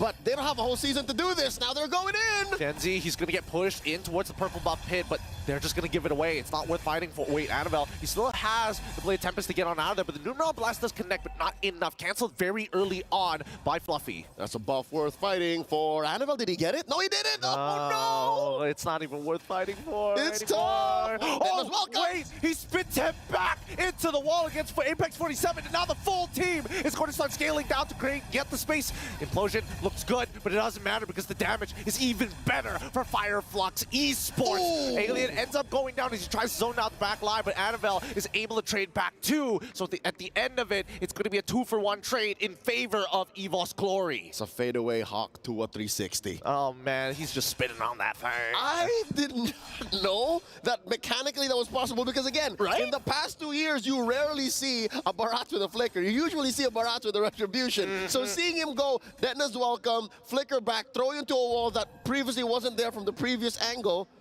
is a pretty impressive goal. And now, EVOS Glory, the map's opened up for them. They're on the offensive. And this is why Louis is so good. Annabelle just chasing these kills. Blade of Tempest already coming out. Oh, the Numenor Blast does connect onto 2 though. Retribution committed onto Annabelle with no Finch points. He's in trouble. TNT, he wants to get the kill. Fluffy says no. Tries to split him to Rosa, but Alien takes the shot for Rosa to secure Annabelle. What a team play as Fluffy falls to Alien. Call it a royal comeback. The Thorn Rose Queen. Just as quickly as they were on the defense, Fireflux Esports are now in the Lord Pit. The first Lord. Can you believe it? This is the first Lord of this game. Get in. It's almost 12 minutes in. It's 12 minutes in. We've already got 19 kills and all I... Wait, hold on. No, don't do it. Don't take it. Please. Don't. Oh, okay, they don't take it. But as of right now, we have learned that Fireflux Esports, man, Rosa, the Thorn Queen, she has a tight grip on this game and taxes EVOS Glory every single time they try to mess with her garden. A brutal Monarch, 6-1-4, get in. 6-1-4. Do the math. 80-90% of all kills in this game, Rosa has been part of. That's how important this Valentina is. And I can't even put a finger on what ults this Valentina is stealing. Like, a lot of those kills, it's just the normal kit of the Valentina doing work. Yeah, and I mean, there were times that Rosa has taken an implosion. The other time took the Daytona's welcome. So really, it's very situational, right? Rosa being very, very fluid with the way that they're utilizing the IMU. I mean, the whole team. There's a lot of ways you can use it. Now another fight down bottom. Gets spit back into the wall here once again. Taking it slow, but it looks like Tanzi, he knows he's out of commission at this point of time. Pops the Tortoise Poissons, prays that the rest of this team can get 2 inhibitors at this point of time. Tanzi, he's not going down. He's not dead. Finally, he dies. Dreams flickers in with the implosion. The Purifies going to completely deny him his engage. Annabelle looking to trade back. With Nature already popped out, but oh my god. Apex says no. Keeps him in his place as the Lord is cracking down on that crystal. Hawken is trying his best to get as many yin-yang reactions as possible. Numenor Blast, it's 2, but that's an instant Purify back from EVOS Glory. This wave is actually working against Fireflux Esports, extending the range, extending the damage, and Clawhood looking to find anybody caught slacking. That bulwark ain't nothing, man. Up front is where the projectiles get stopped, but with the missile expert, it's underneath your feet. Apex 47 got swept off from under. That is straight up dirty. Another Detna's welcome coming in, throwing him into the wall. Alien's in trouble. Can he survive? At least some of you goes down here. He's fine. He's okay. Everybody seems to be getting away, right? It feels like EVOS Glory almost purposefully lets them get a little low to see if Fireflux Esports overextends to send a hand. I mean, they're almost 7K down. That's the best thing you can do, is try to wait for your opponent to make an error and punish them. But when you're staring at a base that's just 1 inhibitor left, I don't know what's left in EVOS Glory's arsenal except for wait till the late game. Well, at this point, the ultra late game. I'm wondering what Brands' items look like, because I saw him throwing some spears at a couple members of Fireflux. Oh, Annabelle! Can he get out of this? He's been knocked off of that wall. Tempest of Blades already come. He dodges it. He tries to get in. Oh my god, Fluffy is now sent out of position. The care package has fallen into enemy hands. And even Rosa taking the Blade of Tempest to get Hunt out of there. Zones them all away. EVOS Glory.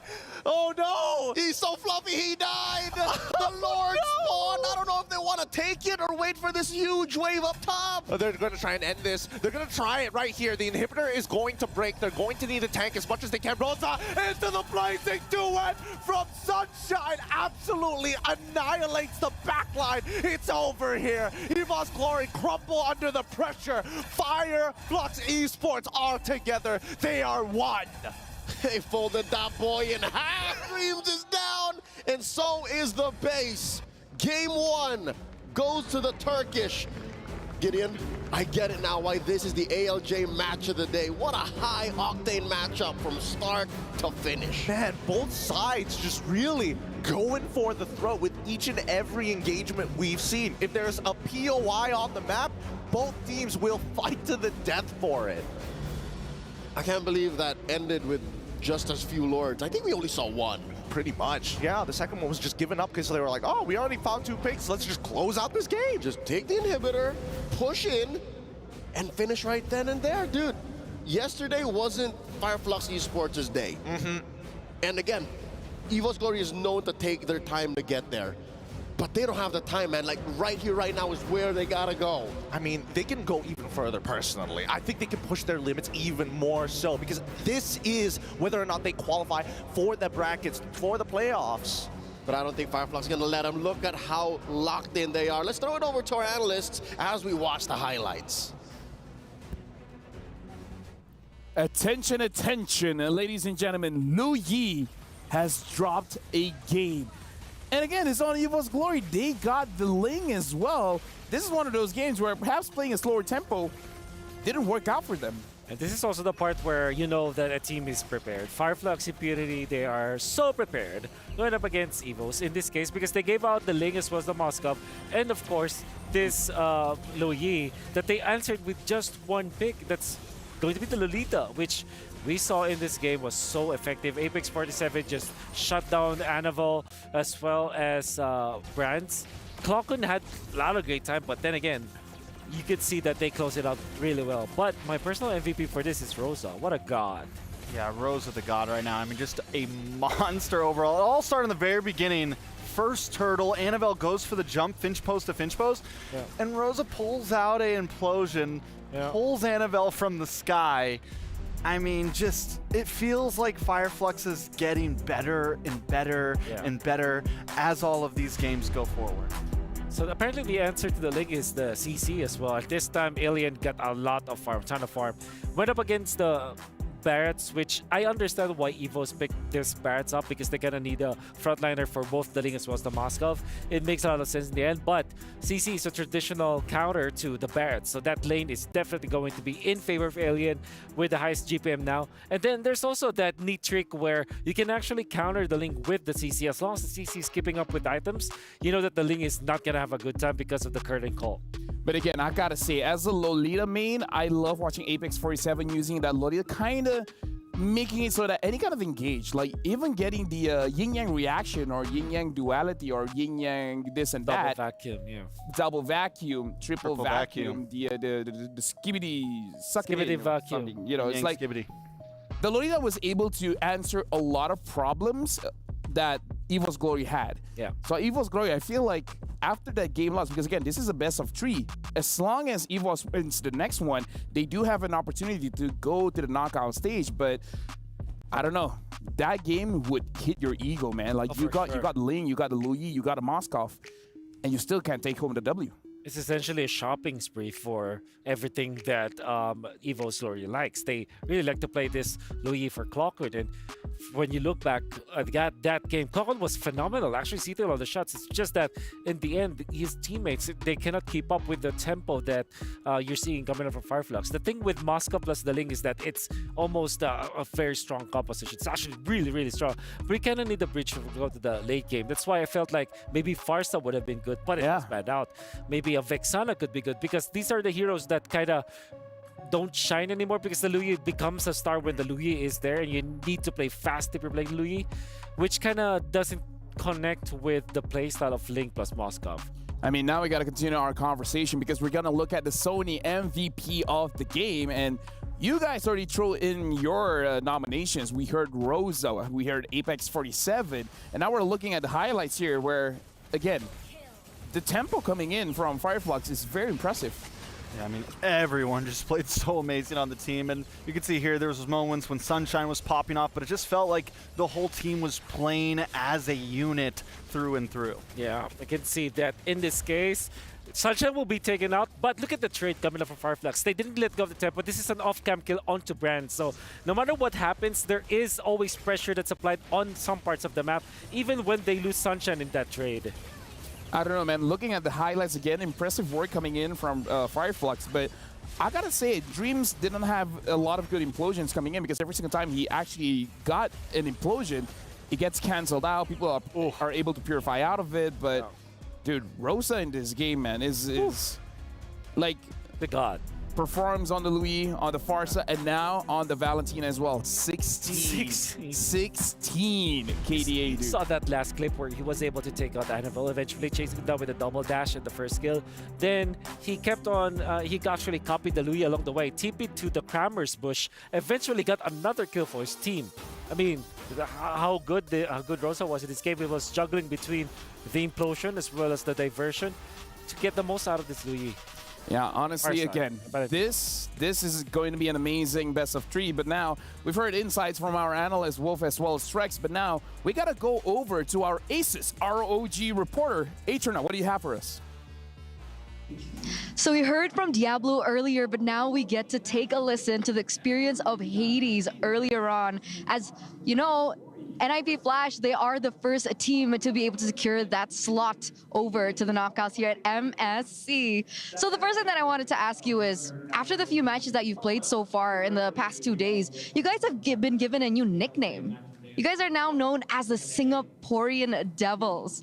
How do you feel about that moniker? Do you like it? I mean, me and our team, we want to put Singapore in the map. So I think it's a good thing that they calling us the Singaporean Devil because we are here to prove that Singapore can compete in international. For sure, finally, right? I mean, I don't think anyone expected you guys to come this far because, you know, no hard feelings to you guys, of course, obviously. But like, this is like one of the first times that finally Singapore gets put onto the map. Like, people were expecting Fireflux to do well and all these other teams, but you guys actually made it there first. So with that in mind, at M5, unfortunately, Team Flash, they were knocked out first in the group stage after that first game that they played. But now you guys are the first ones to actually secure that knockout slot. What do you feel? What happened? Give us a little bit of insight to it. Was it easy? Was it difficult for you? Were you nervous? I mean, what happened in M5 is we made a lot of mistakes, so we bring it in MSC so we don't do the same mistake. And I think the additional of Diablo, JPL, and Curtizy made it really big impact. Oh, Hades, can you give us a little, spill? Like, what mistake was it? What made it different this time? I think the last time is we don't have really a good chemistry, but this team now is, I think we are pretty all close, so I think the chemistry is good now. I mean, we saw it, right? And there were so many moments where I'm like, whoa. What was happening? It seems like everybody was already on the same page. So, of course, best of luck coming forward to the knockouts. But before I let you go, Hades, I have to ask you one more question. We do have 2 more teams that are still struggling here in the group stage, and it will go down to this final match of the day. It's going to be EVOS Glory going head-to-head against Fireflux. Do you have any messages for both of the teams? Good luck to EVOS and Fireflux. May the best team win. Oh, okay. All right. May the best team win. Thank you so much, Thank you. Singaporean Devil. And I hope we get to see you in the next time. Thank you. Thank you so much. Thank you very much to Eterna as well as Hades. Again, good words coming in from them. But for you guys at home, don't forget to lock in your STC predictions for EVOS going up against Fireflux, because again, this is our match of the day. Head on over to stcplay.gg to predict the team that you guys think is going to win, because throughout the day it's been a best of 2, but this time it is a best of 3. Keep in mind that Fireflux did win game number 1. We got to see the changes coming in. Can EVOS bounce back? And I'm going to go on and questioning our analysts. I'm going to start with Trex, actually. Do you think they can bounce back? Do you think EVOS Glory can bounce back? The possibility is there, but the way, I mean, they got to do it off just straight gameplay. The way that Fireflux did that last draft with willingly giving up the Liu Yi through 5 picks, I mean, all the way to second phase, still didn't ban it.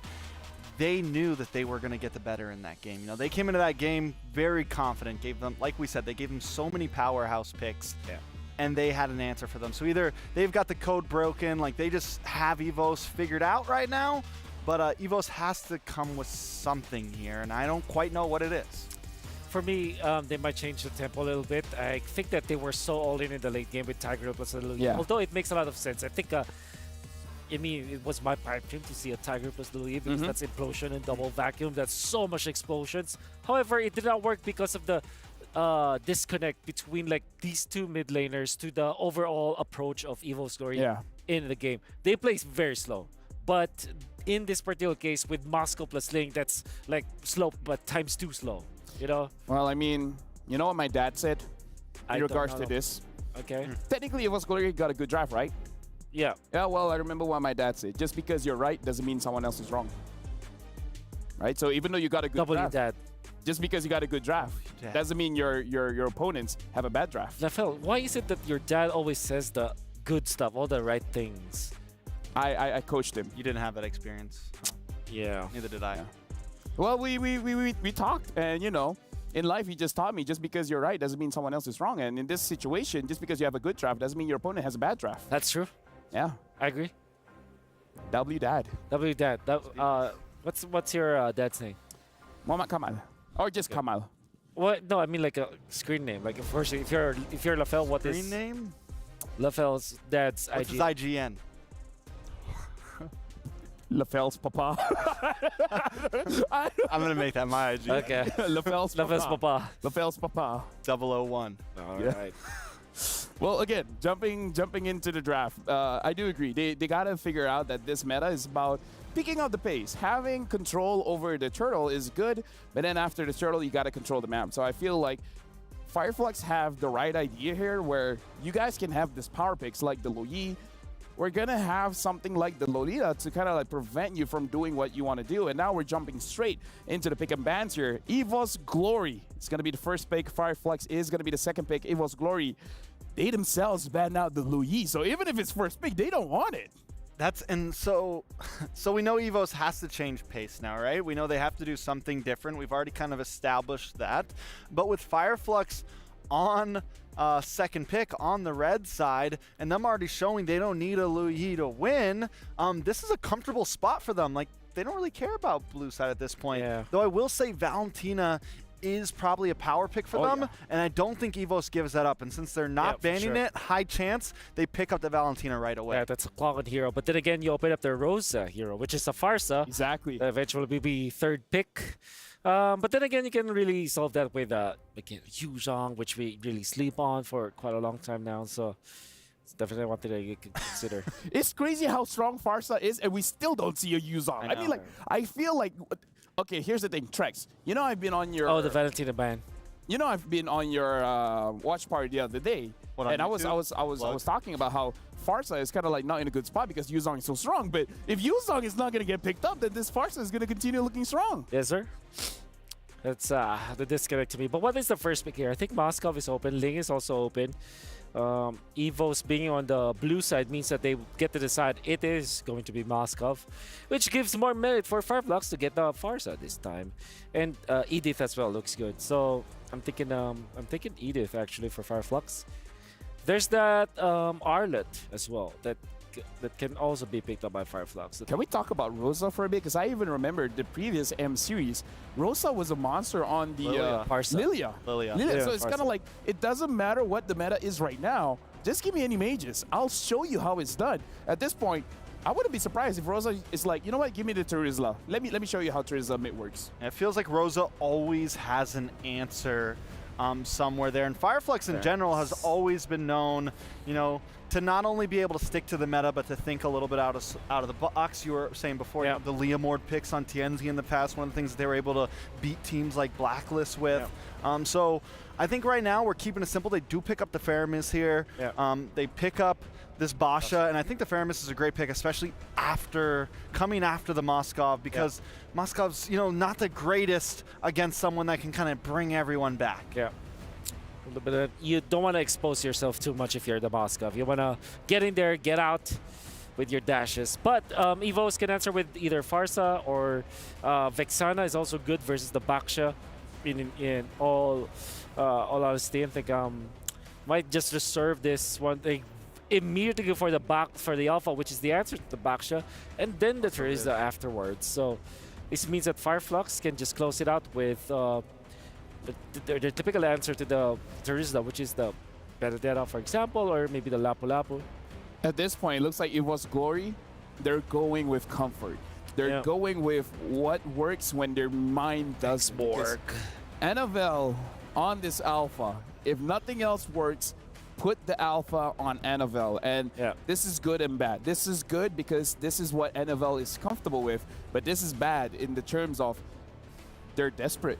They don't have any other options here. Yeah, I like this pick from the Xborg, but it means that you're kind of required to ban the Lilia now if you're Fireflux, because it's really good versus both the Fire Mist as well as the Xborg. I like the Minotaur ban, obviously. It's great for Fireflux. Not only that, but Fireflux running out of marksman choices here, right? With the Moskov gone, the Claude gone, the Roger gone. We still have something like the we saw the Beatrix a few times. Yeah. What comes after that? You know, if they decide to ban out the Beatrix here, it's like, Brody? They go for the Lolita. Good ban of the Lolita. This is perfect. But that opens up the Beatrix. Harith, no. Wait, no, Harith's banned too. Yeah, Harith's banned. So, what else do you answer with the Moskov again? Carry feels scary against a alpha. That's true, but you have to get so close. Maybe if they pick up Matilda, this could be an Ixia as well as a carry, you know. But yeah, Beatrix just sounds really good Beatrix for Fireflux. Almost Grok here. Yeah. To go with that. Yep. The Grok looks good. Where's the Moskov? You want maybe Tigreal actually for Fireflux. But Apex 47 really lacks that hero. Not in this tournament, but yeah, in tournaments before. We know that he can play it. Okay, Grok is still open. Grok, Grok, Tigreal I think are definitely options. They go for that carry you were talking about. Okay. Now EVOS still needing a mid laner. Yeah. Ooh, Xavier. Okay. Wow. And they eat it. It is really good in this composition for EVOS. That's going to be the roamer. I'm very interested in the Xavier, man. I've heard it's strong, but I haven't seen it just yet. Well, it kind of gives you something similar to what the Lu Yi provides in terms of like the duality, right? You get that Mystic Field, you can get some CC, you can kind of lock people down a bit, and especially against something like the Fermis, things like this Xborg. So you can kind of slow them down when they're trying to come down on you. You want to go Kaja if you're Fireflux, or do you want to go safe with Tigreal and Grok? But Kaja carries great. Pair up with a Fire Mist, you have they go back to the Grok. It goes back to what works. I think Fireflux's lineup is so composed and so on brand, I would say. Yeah. Well, gentlemen, now that the draft has been concluded, again, this is all or nothing for both EVOS Glory and Fireflux. And with that being said, we're throwing it over to Leo and Gideon. It's your turn. Lil G, down the grapevine, we've heard rumors of how broken the Xavier is. Now today, with all the marbles on the line, one more slot for Group A in the knockouts. EVOS Glory, bring it out.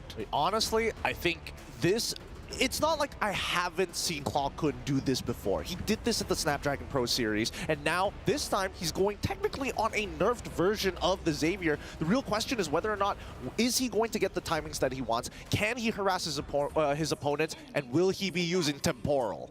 Up against Fireflux Esports, who Wolf labeled a very on-point draft for them. This comp, they play it so well. Checking it out. Indeed, it's not. It's impure rage. I don't know, man. Temporal Rain, its day might not be the day. Its tournament might not be MSC. I think it's understandable, right? Because again, there's a lot, since the hotfix, technically, quote-unquote, hotfix, I haven't seen as many Xaviers as there was previously when the patch first dropped. But in the meantime, right, I think we need to start talking about how each phase of the game is going to start progressing. Let us, we shall. Early on, it looks like Fluffy is able to break down the Faraga armor off of Alien, but I like that matchup. Again, as the Xborg, I don't mind trading blows. Oh, but wait, here's a pull. Dream's in trouble. Our Shadow's already out. He might be in some trouble here if TNC gets involved, but it looks like they're just going to contest for the Litho Wanderer. It's going to be a no contest for EVOS Glory. And Annabelle, he just needs to scale up, right? As soon as he scales up, top, at least tries to get more EXP rather than the gold. He's going to get to a point where that Spear of Alpha is going to be on a very short cooldown, but now the instant invade from TNZ with the help of Apex, scouting out the information, Annabelle, knowing that Dreams is weak, has to pull back. That's miserable. If I were the Alpha in that situation, and a boxer just drives by Retribution, my small cap for me to hit level 4, I would be mauling. I would be mauling too, but honestly, it's not like it's his fault anyways, right? It's just the matter of fact of, well, I don't want to see symmetrical punishment, but it trickles down the grapevine. That's right, it adds up. These game of inches that Fireflux Esports is playing, they're just so good at this. Now with the turtle spawning in about 5 seconds from now, I'm looking at, oh, forcing out a flicker from Fluffy. Checking out Dreams. He's first at the scene, and he's taken the river bush, getting a lot of farm there, getting a lot of XP to hit level 4. Rosa gets it. Yep, Rosa hits the level 4, and Alien's like, with or without the level 4, I'm close enough to just buy enough time, right? Because it feels like Fireflux Esports have this turtle in the bag, but I could be wrong. Look at them. They're going to slowly take some space. Rosa ready to pop the Nether Realm. Dawning Light already coming out. Alien, he's kind of low, but TNZ secures that turtle. And now the rest of the team, with the help of the Nether Realm, going insane with the last insanity. Apex finds first blood as Dream looking to engage. But man, Apex 47, great positioning. EVOS Glory are put in a position wherein it's damned if you do, damned if you don't. Like, if they lean hard into it, Fireflux Esports walks away with impunity. They don't get punished for how deep they go this early on. If they let go of EVOS Glory, then Fireflux Esports still gets away with it, but EVOS Glory aren't punished as hard for pushing their lineup because, let's be honest, this is a lineup that needs some time. Alpha, despite being a fighter jungle, needs maybe 1 or 2 items before he can really get in there and get underneath Tianzi's skin. That, and of course, Clawkun needs to scale. Clawkun needs items for his Dawning Light to do its thing. Yep, he needs some really good damage, and not to mention CDR, right? I think that EVOS Glory at this point of time, if they want to get aggressive, they really have to count the numbers of Fireflux Esports because they are very much playing as a synchronized team. You never see one without the other. They are together in the deepest meaning of the word, in every sense possible. Even if they are spread out on the map, best believe the 2 or 3 years they've been playing together is more than enough for them to communicate and synergize on a macro level. Something to note, because of this game of inches that Fireflux Esports has been playing, they're already up by 1,500. What? What? Yep, that's the early. I mean, that's just what happens, right? You take a bad trade and it starts to snowball out of control. He's going to do it in front of his face because he knows that Apex can't get punished. With the power of nature and being close to a wall, he can't be CC'd down. Look, even Alien making the play even better by proxying the wave to give them an escape path. Okay, you know what? Counting their blessings. Oh, it's a fight! Oh, and now it's going to be Dreams, who might be in some trouble. Goes into the primordial form, but doesn't get any value. Fireflux, they're just bleeding out EVOS Glory. Okay, I was about to say, at least, Brands is getting some farm in, at least. No one's bothering this Moskov that needs that mid-game power spike. Turtle's already spawned, approaching half health. Fluffy looking for a good penalty zone engage. Dawning Light, not enough to steal it away from Kenzie. Yep, but Fluffy tries to go with the penalty zone, but ends up dying to Rosa. The Spirit Destruction does not connect with Annabelle. He's in so much trouble because he can't get out, and the Nether Realm finally gets popped at the very end. And when you think that that's it, that's going to be Apex finding Dreams, and Clawkun dying in the back, losing his flicker as well. Fireflux have completely dominated the first 5 minutes of this game. And I'm thinking Brands now has survivor's remorse. He's thinking, here I am up top, all alone, getting this gold lane experience at home, and the rest of my team are dying for my sake. What do I do? He was the one who got on the lifeboats when the Titanic sank. He's just looking around. It's just me left. Where is everybody? How does he make up for it, right? Can he? That's the question, because, dear Lord, 5 minutes in, Fireflux Esports are up 4,000 gold. I bet the Turkish are cheering right now, watching MSC 2024 at EWC, but a good chunk of Indonesian fans, the EVOS fam, they're just, they need this win. They're holding out hope, right? They're waiting for Fireflux Esports to make a mistake. They're waiting for EVOS Glory to hit those power spikes. The longer this game goes, it's just the odds stacking against EVOS Glory. They're just going to have to play it minute by minute. And that's the only way they can right now. That there's no shortcut to a comeback. And look at this, Tianzi coming through, gonna help clear this wave. This is how far ahead Fireflux Esports is, folks. 6 minutes in, they're able to make, you know what I call that kind of rotation on DNZ? It's a nothing rotation. He literally just went around down bottom, checked in, made sure that the creeps are cleared, and then can go ahead and deprive Annabelle more of these resources. Oh, wait. This is a fight waiting to break out. The concealed by Dreams. Okay, TNC trying to intercept, but here comes Fluffy with the penalty zone to get on top of Rosa. The Netherrealm seemed good, but Alien is already down. They're on the back foot now. So Toys Poissons to slow down the engagement, and even so, Apex 47 just keeping their eyes, because Fluffy, he's going to die, and he already committed his flicker anyways. All right. Those kinds of rotations still get punished. Again, Sloppy is a Sloppy gets a 1-for-1. That's as good as it can get for EVOS Glory, and Fireflux Esports, I bet that did serve up a reality check for him. That did make him go, all right, we can't do those kind of things anymore. Like, every move still has to matter.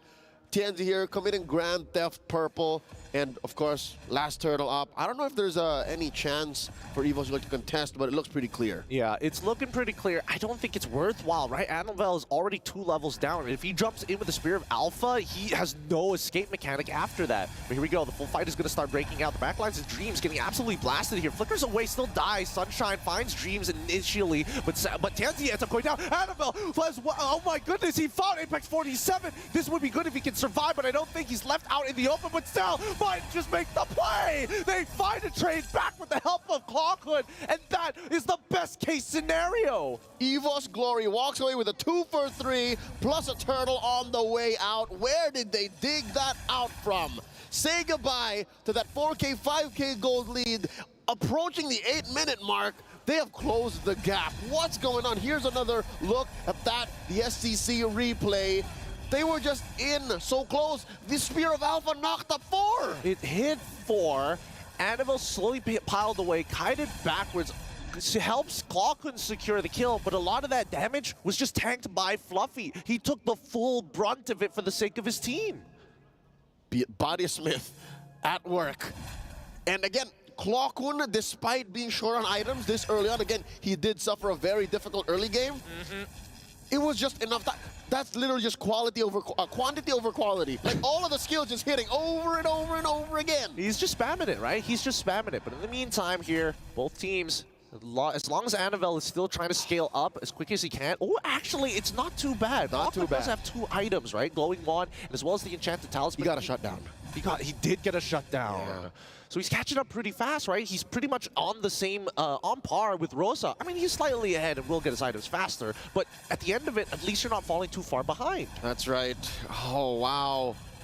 Amazingly enough, a fumble about 3 minutes ago, and another that last turtle. I don't think Fireflux Esports can afford any more sloppy engages like that. To be fair, it wasn't their fault. It's not like they put themselves there. It's just EVOS Glory pulled one out from deep under, man. Like, they got a magic satchel. They might have the magic satchel, but I'll only believe it if they do it again, right? Here comes the next objective. Neutral Lord standing in the middle of the river, and Fireflux will have position over it, and that's an instant Netherrealm coming up from Rosette as well as his Purify. Wild Charge coming solo from Apex 47, but Dreams gets on out of there, has a great angle. Penalty zone from Fluffy, locks them in a choke point in the chokehold, and Fireflux Esports, they tap out of that fight. Ask and you shall receive, Gideon. Did you get what you were looking for? You said if they do it again, then they got the magic satchel. They pulled one out, an amazing play right outside the Lord. And if anything, they're down maybe 1,000, maybe less. EVOS Glory can definitely contest. The best part about this is that EVOS Glory, by winning that fight, they're going to blitz it now while they still have the time. But here comes the last Insanity first. Is it going to find it? No, Annabelle secures the Lord. Tansy now chasing down the members of EVOS Glory to find one. Dreams, he might be in some trouble. Does he have his ultimate just yet? Doesn't look like it. He's going down, donning light to reveal the rest of them, but that's just enough damage. Despite the pickoff by Fireflux Esports, they still lost the Lord, and they did lean hard into that kill onto Dreams. I don't know if you agree with me, Gideon. folks watching at home, I sense a little bit of desperation from Fireflux Esports. They seem to have dropped the ball, and they're overextending. They're diving into the court saying, my ball, possession on ours. Yeah. We got to get control back. Exactly, because they had all the tempo. They had all the tempo earlier, and this is the first time we're seeing that EVOS is now 2 times in a row making the tempo breaker work, right? And even so, the minions spawn out at 42 seconds, so by the time Dreams died, he had 8 seconds left to walk alongside his team. And now the map is blue. Despite there being more turrets on Fireflux Esports' side, best believe with a little bit of management and some elbow grease, EVOS Glory can clean up house and equalize. 32K to 33. Again, less than 500 gold now between these two teams. It was Fireflux Esports' game to lose, and they let go. Butterfingers, Butterfingers. I mean, how long can they hold on to this game, really, right? It feels like a game of inches, but here comes the penalty zone. Only hitting onto TNZ here. Apex 47, he's nearby, but Alien honestly just wants to build a key. Oh, he fights 2 with the flicker wall charge. Oh! He has the flicker out of there. Too many people are caught out of position. The last insanity hits all 4, and now Fireflux have an opportunity to fight back. All right, sending them home. I'd call that a 4-man TKO. Fireflux Esports continues to clean house, taking everything away from Anavel. Might as well even burst down this tier 2 in mid. Apex 47, thou shalt not pass, as Hagrid said from Star Wars, blocking the way from the defense. EVOS Glory just has but 1 tier 2 turret down bot. Oh, I think you were talking about Star Trek there, clearly. I'm sorry. I'm sorry to all the Whovians. But for now, I think this back and forth that we're seeing from EVOS Glory, right? You can feel it's raw emotion. They're both desperate for tempo. And this is very different from their game 1. Game 1 was clearly Fireflux Esports outwitting them, and EVOS Glory just trying to pull it out deep because they had a very late game lineup that they tried to make work in the very last moments. But here, now, there seems to be, it seems like a grudge match. It seems like they're both sentimentally and emotionally invested. I feel like game 1, it was boxing, right? It's clean, it's artful, dodging. Yeah. But once you are at the end, when this is match point here, a do or die, and you dig deep in your heart, and what does it say? Fight for tempo. That's all they're in for. And I think tempo has swung back and forth enough, 6 to 10, 13 minutes in, and I'm afraid when we saw some semblance of this, signs of it, a taste, it might turn into bare knuckle boxing, man. It might just turn into a bloody matchup wherein both just go swing in. I think it's going to come to a point where in this bare knuckle match, how good is their ground game, right? They're going to have to get on top of this pit somehow. Prison rules. Prison rules, man. Straight up gulag. I don't know if they can afford to do that because Fireflux Esports, they've been known to let go of it sometimes, and now they catch Alien, gonna take away the Faraga armor, pop it out, they need to find a re-engage. Yeah, I mean, it's fine, but now EVOS Glory gonna engage with the penalty zone, looking for the opportunity. He goes down with the immortality, keeps him out. TNZ finds Dreams, and Fluffy escapes. Brands tries to make the play, but the NetherRealm says no more. They lose out Dreams, and the hidden shank in the bottom lane as a huge minion wave is about to collapse. Oh, it's dripping, it's bleeding, and it's difficult. Again, EVOS Glory are able to get away with this, and it's Clockun. I say it's Clockun who's putting up most of the fight. He is artillery, he is recon, he is a scout, he's everything right now. He's a literal siege tank. He goes up, zones off space, and says, hey, you need artillery? Calling it in. And what's difficult, all right? What's difficult with that kind of situation is they need so much. Another engage by Fireflux. Oh, Apex 47 is not letting Annabelle get away with the back line. And Fluffy might just be going down as Sunshine is checking out that front line. Clockun does find Apex, finds retribution for his team. And that's the difficult situation that EVOS Glory seems to claw themselves out of, all puns intended. Clockun is a softie. Brands is a softie. Anavel, he's a fighter. Fluffy only really gets sustainable the lower his health gets, which isn't what you want to do. what I'm trying to say is there isn't really much of appeal for Annabelle to, rather for Clockon to keep going. So they need to play these team fights very, very carefully. It's push and pull, right? It's not about holding ground anymore. They're trying to zone them up, but here comes the NetherRealm. They're going for the full commitment. Who gets it? It's TNG who gets the Lord. But now Fluffy jumping into the back line against Alien. Rosa has to split away over the wall, but Brad, he's done more than enough damage to give Annabelle a double, making this fight clean and breezy. That's a 3-for-0 trade in favor of EVOS Glory. A Pyrrhic victory for Fireflux Esports. I'm sure they wanted the Lord. They needed the Lord for the map to stop turning blue, to stop the bleeding, because EVOS Glory, once they get control of the map, it's an easier go for Clockun. The global nature of his ult will allow for waves to be managed at the flick of a wrist. So now, with Fireflux Esports on the D, I gotta say, Gideon, for the first time in 16 minutes, they're the ones wondering, yo, can we make it out of this? Where have they gone wrong? Because so far, they're playing the same way. Apex is finding great wild charges, putting up great Guardians barriers. Is Alien and TNZ dying too soon? It's tough to say. Wait, hold on. TNZ now retributing Clockwood, using the Toys poison. He's bleeding out. Bang. He's out and about and dead. Apex 47 goes for Dreams, now forcing the Primordial Route to come out, and Sunshine melts him like butter. Fireflux Esports clap back and now have an opportunity to maybe break open an inhibitor and close out this game. Can confirm this is a fight, no longer a battle, no longer a game. This is a straight up fight. Out of nowhere, a two-man pickoff for Fireflux Esports. And now EVOS Glory, Fluffy, Brands, Annabelle fighting for their lives, protecting their inhibitor. There's a big wave in mid. This could be it, the penetration in mid. They can hold on. 5 more seconds is all they need for Clockwood to get back to life. TNZ tries to zone them away and even popping in early to Toys Poissons. But look at that top side. If EVOS could protect it, maybe they've got an opportunity. Penalty zone to try and clear it, but it gets pulled back and forced to flicker away. The Queen's Wings purchase keeps him alive. But at this point in time, Fireflux have taken all they needed. All right, the Turkish make the call. We've dropped the ball a little too often here in game number 2. 17.5 minutes in, they say, you know what, let's just wait for the Lord. A minute off. They're going to wait for that Lord, and when we look at these items, you can see that even Fluffy is taking the support position, right? His roam boots has courage on it. He's like, Brands, it's all up to you. Brands and Annabelle. Brands and Clockun, rather. Annabelle, I don't know. It's so hard to be Annabelle here. He's a one-time CC, and then maybe some true damage here and there. But so far, 5, 2, and 4, I didn't even notice young man at 5 kills. Yeah, I mean, he's been engaging every single time you see that NetherRealm come out. Either he uses it to get out or clumps them up even closer to each other to blow up the temp HP as soon as possible. And so far, it's worked. I'd say 3 out of 5 times. That's what made this match all the more closer, all the more a nail biter. And now 10 seconds away from the Lord. TNZ freezing that top lane, giving Fluffy little something to think about, freezing the resources that they can get, because you are still looking at a, oh wow, dead, even game. No extra gold, no extra resources to get your kit up.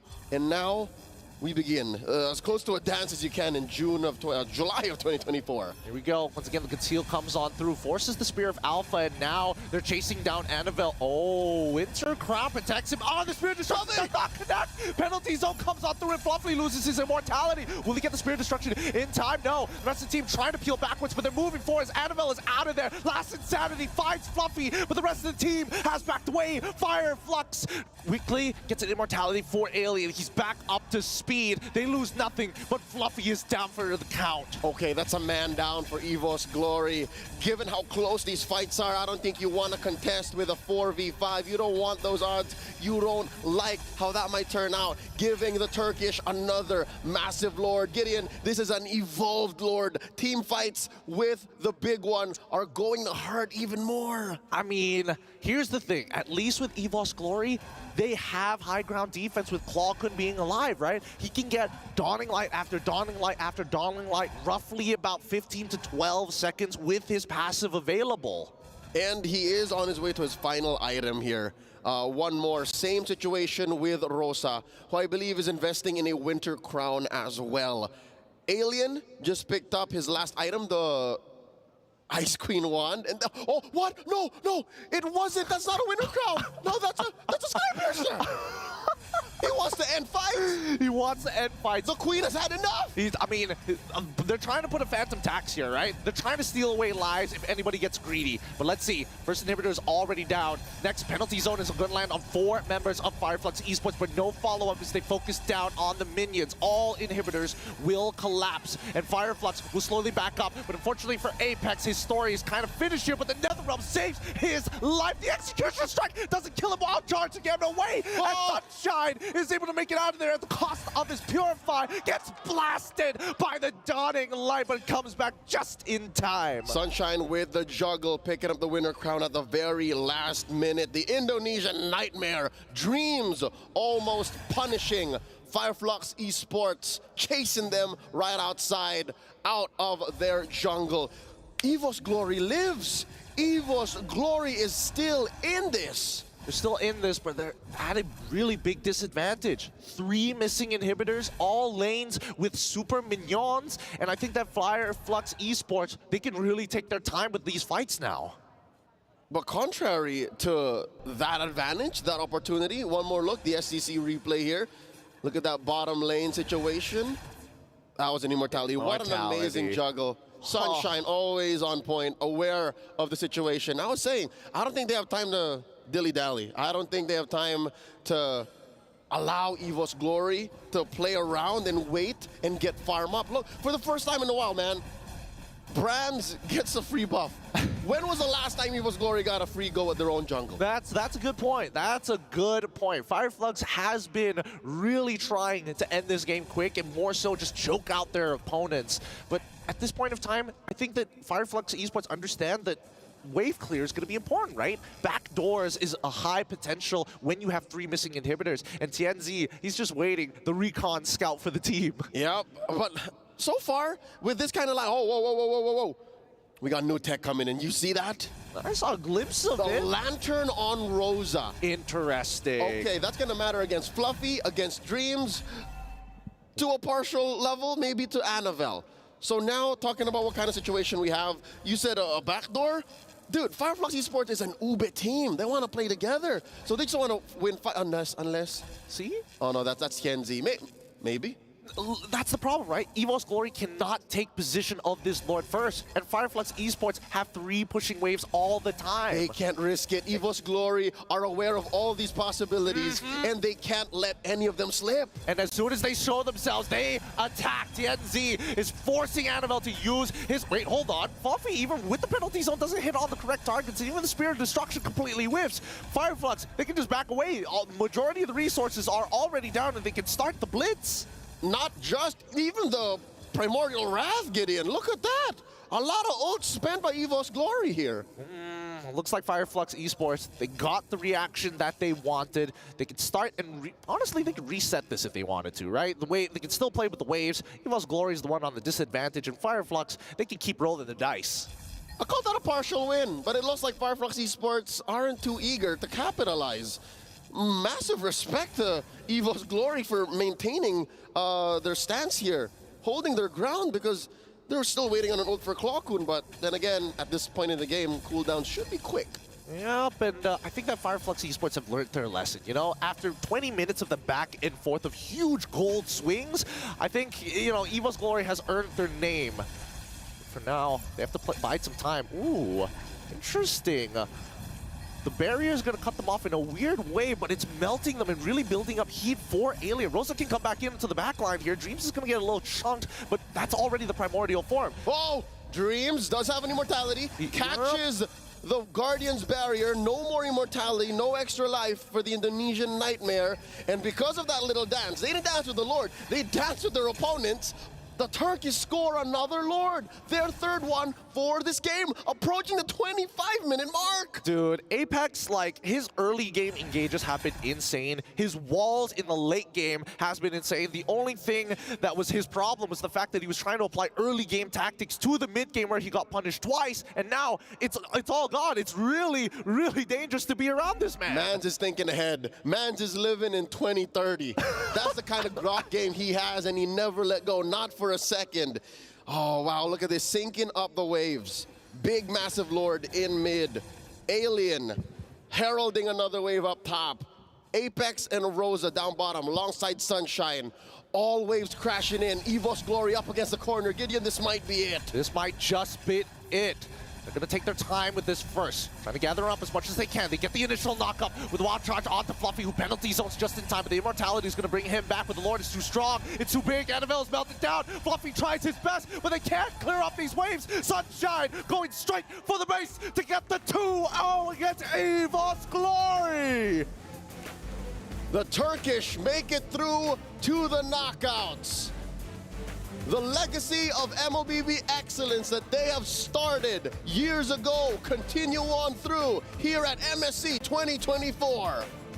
Oh, what a game. You can see how stressed Rosa is.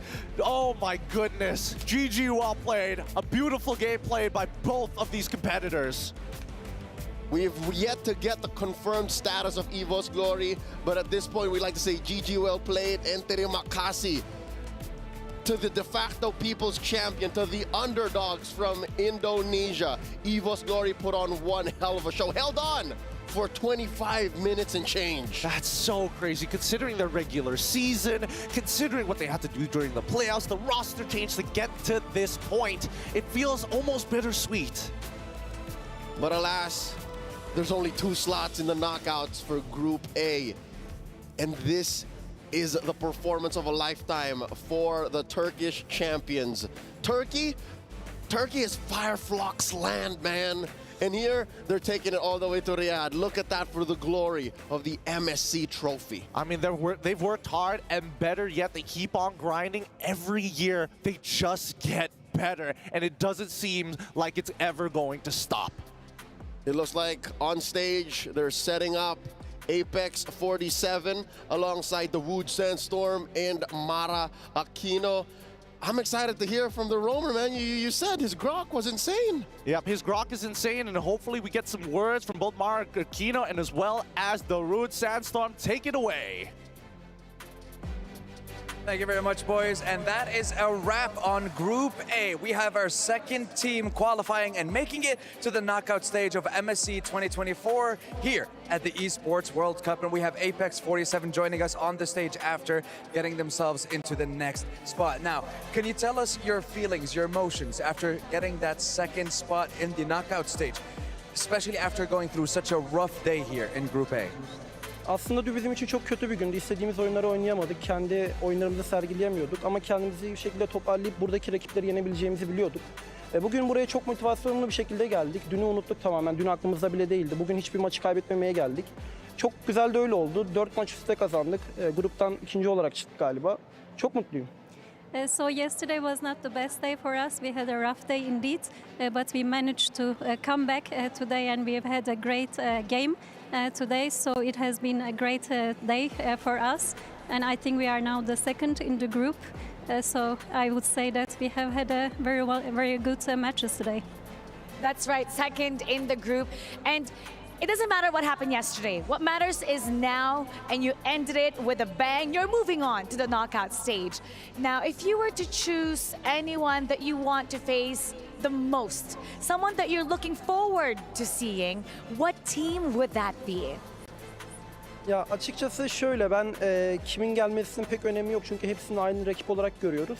Ama rakip seçecek olursak da Endonezya, Filipin değil de farklı bir ülkedeki bir takımla karşılaşmak isteriz. So for us, they are all great challengers. We see them all as equally important, equally challenging teams. But to choose the country, we would like to perhaps be matched with a competitor that's not from Indonesia or the Philippines, maybe from another country. Ah, definitely they'll give you a hard time. Yeah, I'm pretty sure it's going to be very difficult because I'm pretty sure most of those teams are still going to make it into the knockout stage, but we still have 3 more days to see who are going to make it from groups B, C, and D. But before we let you go, I want to give you this opportunity to say anything to the fans at home watching you guys and supporting you guys in your journey. Biz desteklerden çok teşekkür ediyorum. Dünü bırakıp bugün de bizim yanımızda olan herkese çok selam gönderiyorum. Sizleri seviyoruz. Türkiye'yi burada en iyi şekilde temsil etmeye çalışacağız. Thank you very much for supporting us, and I would also like to thank everyone who has supported us to the last minute of today by leaving yesterday behind. So we promise to do the best for Turkey, for our country, and for all our fans. Congratulations once again, and I have to say, every game you're getting better and better, and we're looking forward to seeing you on the knockout stage. And that concludes our series for Group A, so we're gonna break it down for you and head back to our panel. It's all yours. Thank you very much. And even though Apex 47, he'd say he doesn't want to face off against teams from Indonesia or Philippines, they just defeated the second team of Indonesia, EVOS Glory. So I don't know about you guys, but I think they can bring up a good fight. Yeah, I think they just want to really just heat up, but I think definitely they have the caliber to do it, especially after showing us that they can defeat a Lu Yiling composition. This time they have shown us that they gave another signature pick to Annabelle and still won with it in a 25-minute match. I think they are really, really onto something here in MSC.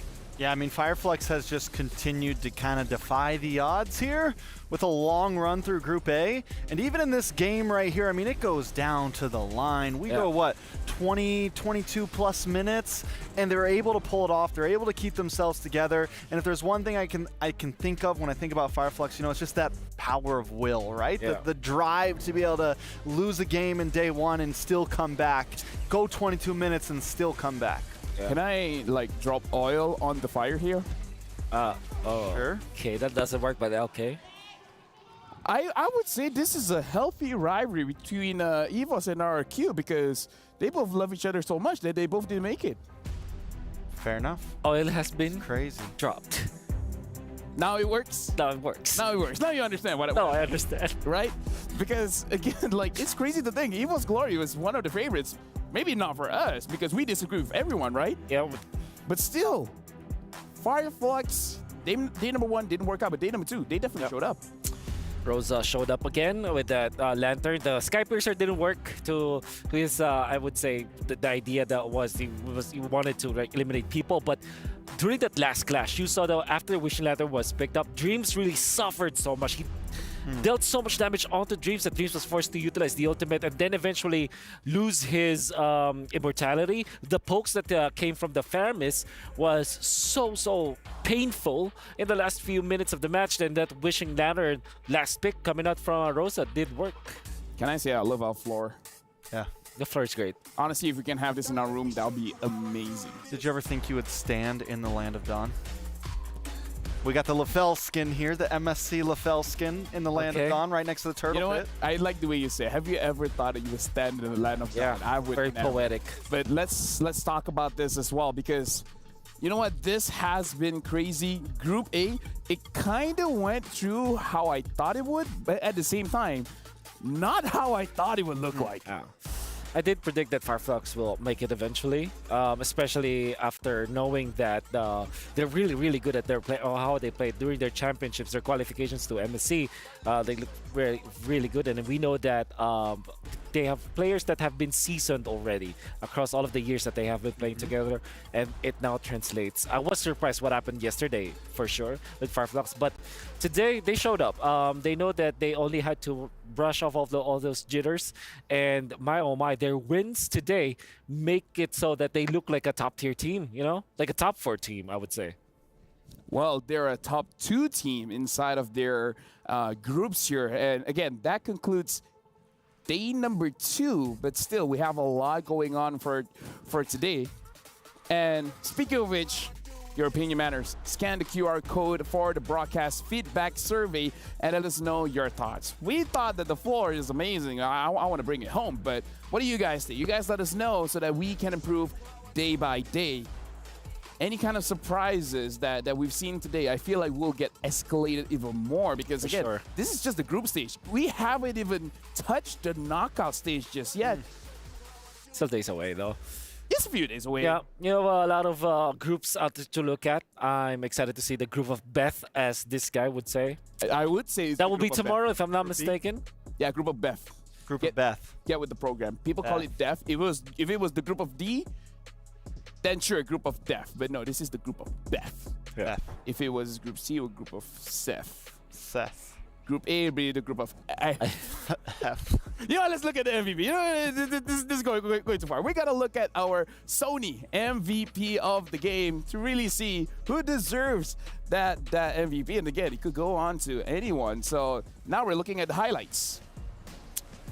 Very difficult to kind of define who the MVP is. If I were to guess, it probably should be Rosa, but Alien made a lot of good plays as well.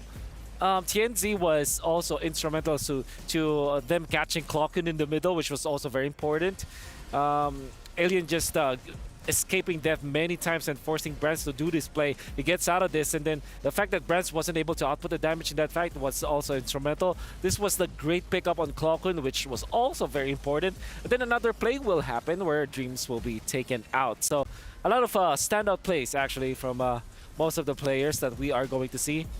Fluffy being taken out in this clash was also very, very important for the entirety of Fireflux. So I honestly don't know who the MVP is, but it should be TNZ. I don't know who it is, but it should be TNZ is the moment it comes out. KD is 7.5, GPM 546, kills 88%. And honestly, one of the highlight plays that I still remember from TNZ, he was able to catch Clockun in the mid lane. I feel like that was game winning. The retribution, yeah, that was game winning for me too. Most definitely beautiful. I mean, beautiful game. Beautiful game for TNZ. Sorry, I got shocked because we have visitors, guys. All right. Diversion play. Hello, everyone. Right now, you guys are here on the analyst panel. Alongside with us is Sunshine. We get to interview him and actually get some of his thoughts. And now, honestly, Sunshine, something that I have to ask. Game number 2, it was back and forth.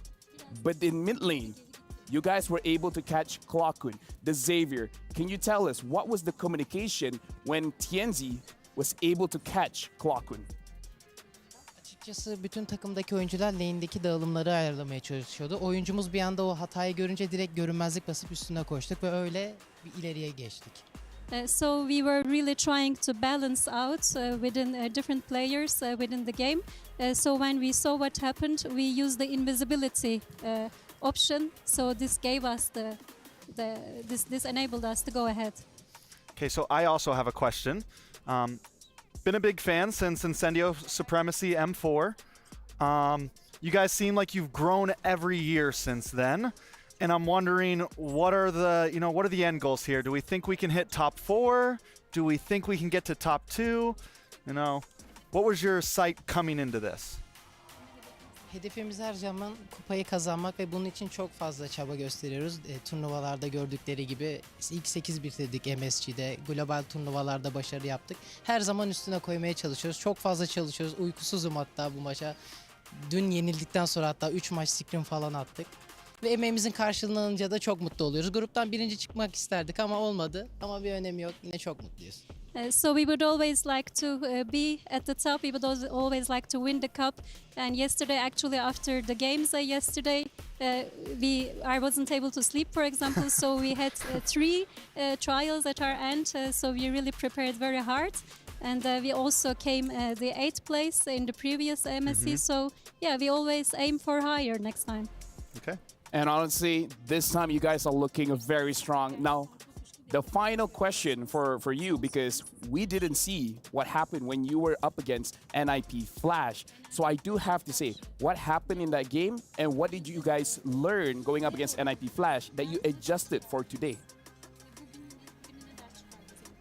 Açıkçası Nip Palaş'a karşı birazcık takım iletişimimizde sıkıntılar yaşadık. Bunu genel olarak röportajlarda da söylüyorduk. Bazen bunda sıkıntı yaşıyorduk.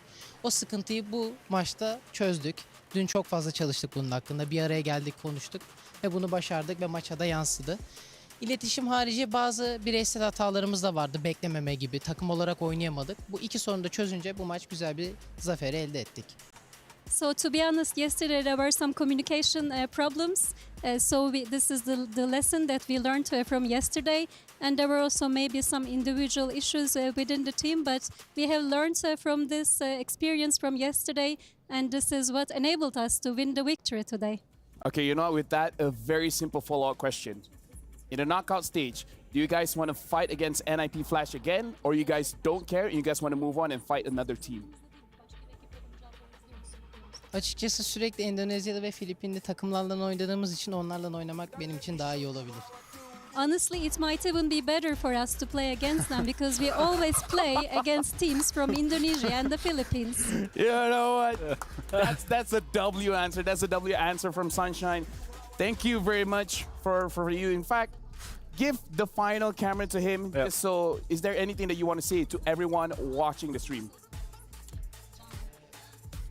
Ülkeme seslenmek istiyorum. Bizi destekleyen herkese çok teşekkür ederim. Çok güzel mesaj atıyorlar. Elimizden geldiğince ilerlemeye çalışacağız. Beklemekte olsunlar. I would like to shout out to my country, and I would really like to thank all of our supporters. We will really do our best, and stay tuned with us, I would say. Well, stay tuned for Fireflux. And again, big shout outs to them. It has been an amazing matchup, and Fireflux honestly has had an amazing run. We hope for the best in the knockout stage. And whoever's doing the schedule, let's not put them up with Philippines as well as Indonesia. And now we gotta, again, run this through again. Thank you very much, Sunshine. Well, we're moving on to our program. What do you guys think about the interview? He definitely had a lot to say. Yeah, I think it's nice to have players who are willing to really talk and get into the interviews and, you know, talk about just themselves, the teams they're facing, you know. It's not just all yes, no Yes, answers. no. Yeah. Like the honesty. They would rather face NIP Flash again. I don't think that's possible, but yeah, I think that's a wish list for them, especially because the knockout stages are a single elimination, right? So it's going to be another cutthroat situation. It's not possible with that kind of attitude. Yeah, that's right. You're right. Come on. What did we learn today? Just because the format is shaped so that you don't meet again doesn't mean you won't meet again. You know, like right. The Me and LaFell meet again every year. Yeah. We weren't meant to. I might not be here next year. Who knows? Anything's possible with the right kind of attitude. Wait, no, that's the opposite of what I wanted to say. But well, you know it's a day of disagreement, so I don't agree with you. Well, I disagree with your disagreement. Okay. You guys are doing so great today. Thank you very much. I try very hard. But either way, Realcasters stand. Realcasters. That is the update for today. Just in case if you guys just tune in, Group A has concluded, and the teams that are moving through is Fireflux as well as NIP Flash, where unfortunately RRQ Akira has been eliminated. The same can be said as EVOS Glory. So I don't know. For you guys at home, I'm not so sure what you guys predicted, but if you guys predicted Fireflux to win this one, well, you guys got it right. And if you guys were the same as us, then we got it right. Yeah. It's easy for us. We just disagree with the majority and it works out. Yeah, Most of the time. Most of the time. Sometimes it doesn't always work out. Just ask Mirko, what do you think? And then just go for the opposite. It's like, yo, Mirko, what are you going to eat? And he's like, I'm going to eat rice. Great. I'm going to eat noodles. Or better yet, don't ask Mirko anything. Yeah. You know what? You're right. Because whenever I want to ask him anything, it feels like a battle. Yeah. Feels like a battle with it. Mark your calendars. On July 7th, Soul Vessel Series Skin, a Amon Vessel of the Seed, as well as Hanabi Vessel of Rage are slated for a stunning reveal. Don't miss out and just buy it. You know, it's like, don't think, just do. Do first, apologize later. And even if you don't know what to do, just try it out and then hopefully it works out. What else? You will regret all the things that you do not do. Like if you do not get Juicin, which you should, because Juicin, the new Mage Hero, arrives on June 29th. Already arrived. River exclusive pack. Get the hero and her ethereal Serenity skin during the launch week for only 469 diamonds. You can also get her skin for only 51 diamonds during the first 14 days. So make sure you guys get it now. Now we're gonna look at the group standings to see what has been going on, and we're done with Group A, but Group B, Group C, and Group D is still on the way. Just to reiterate, NIP Flash has 5 wins and 1 loss, Fireflux Esports 4 wins and 2 losses, and with that, 4 points and 2 points each, NIP Flash and Fireflux advances to the knockout stage. Oh, we already summed it up in the tomorrow. There it is. This guy's scared. Another group with a lot on the line here for tomorrow's schedule. We saw Team Spirit, you know, a fan favorite right now, taking the loss yesterday. I'm surprised, dude. Homeboys actually get the win over them, which I think is huge for Homeboys. That felt like one of those deciding games. Yes. But tomorrow we still got a lot more on the line. Yeah. Dude, looking at tomorrow's schedule, I'm a bit nervous. Don't know about you guys. Nervous for but, who? Nervous for who? The first game and the last game really got my.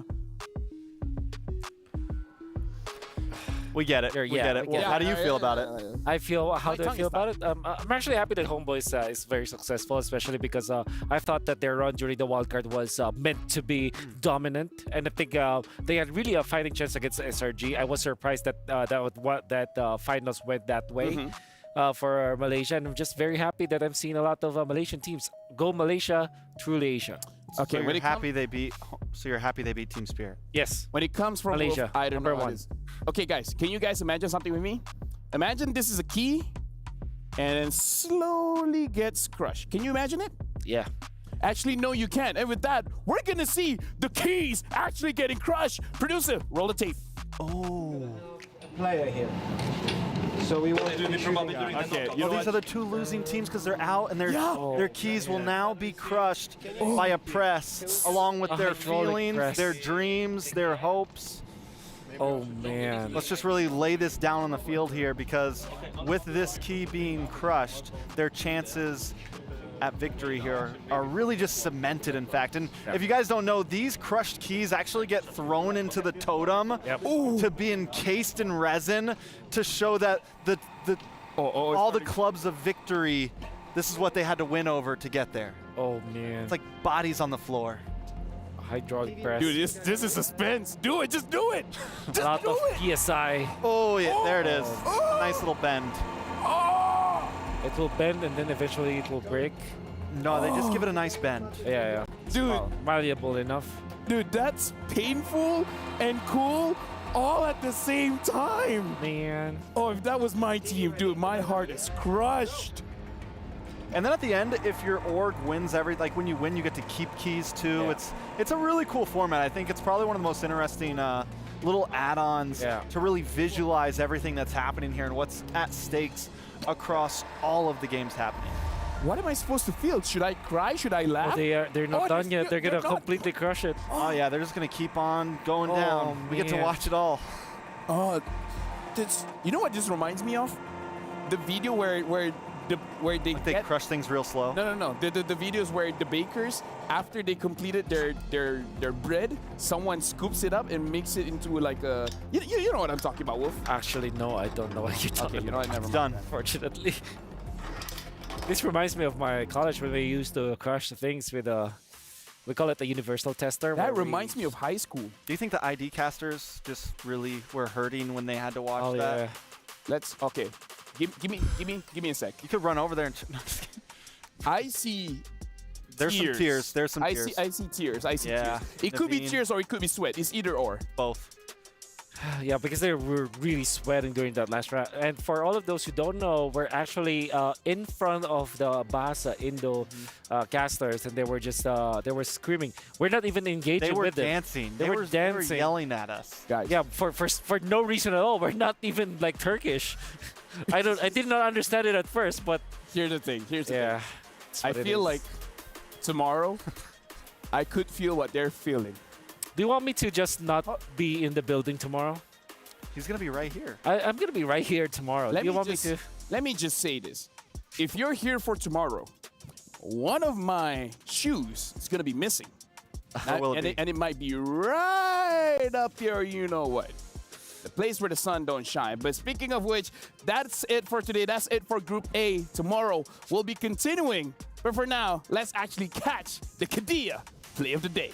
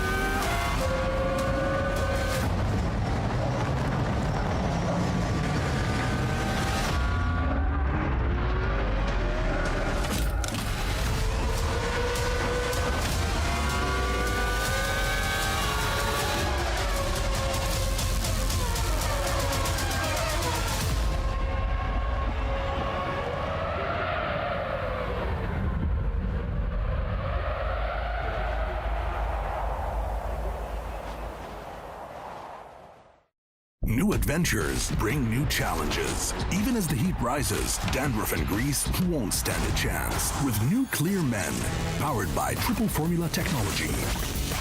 To eliminate dandruff, itch, and grease, gives you 8 hours of freshness and 100% dandruff-free hair. New Clear Men, 0% dandruff, 100% confidence.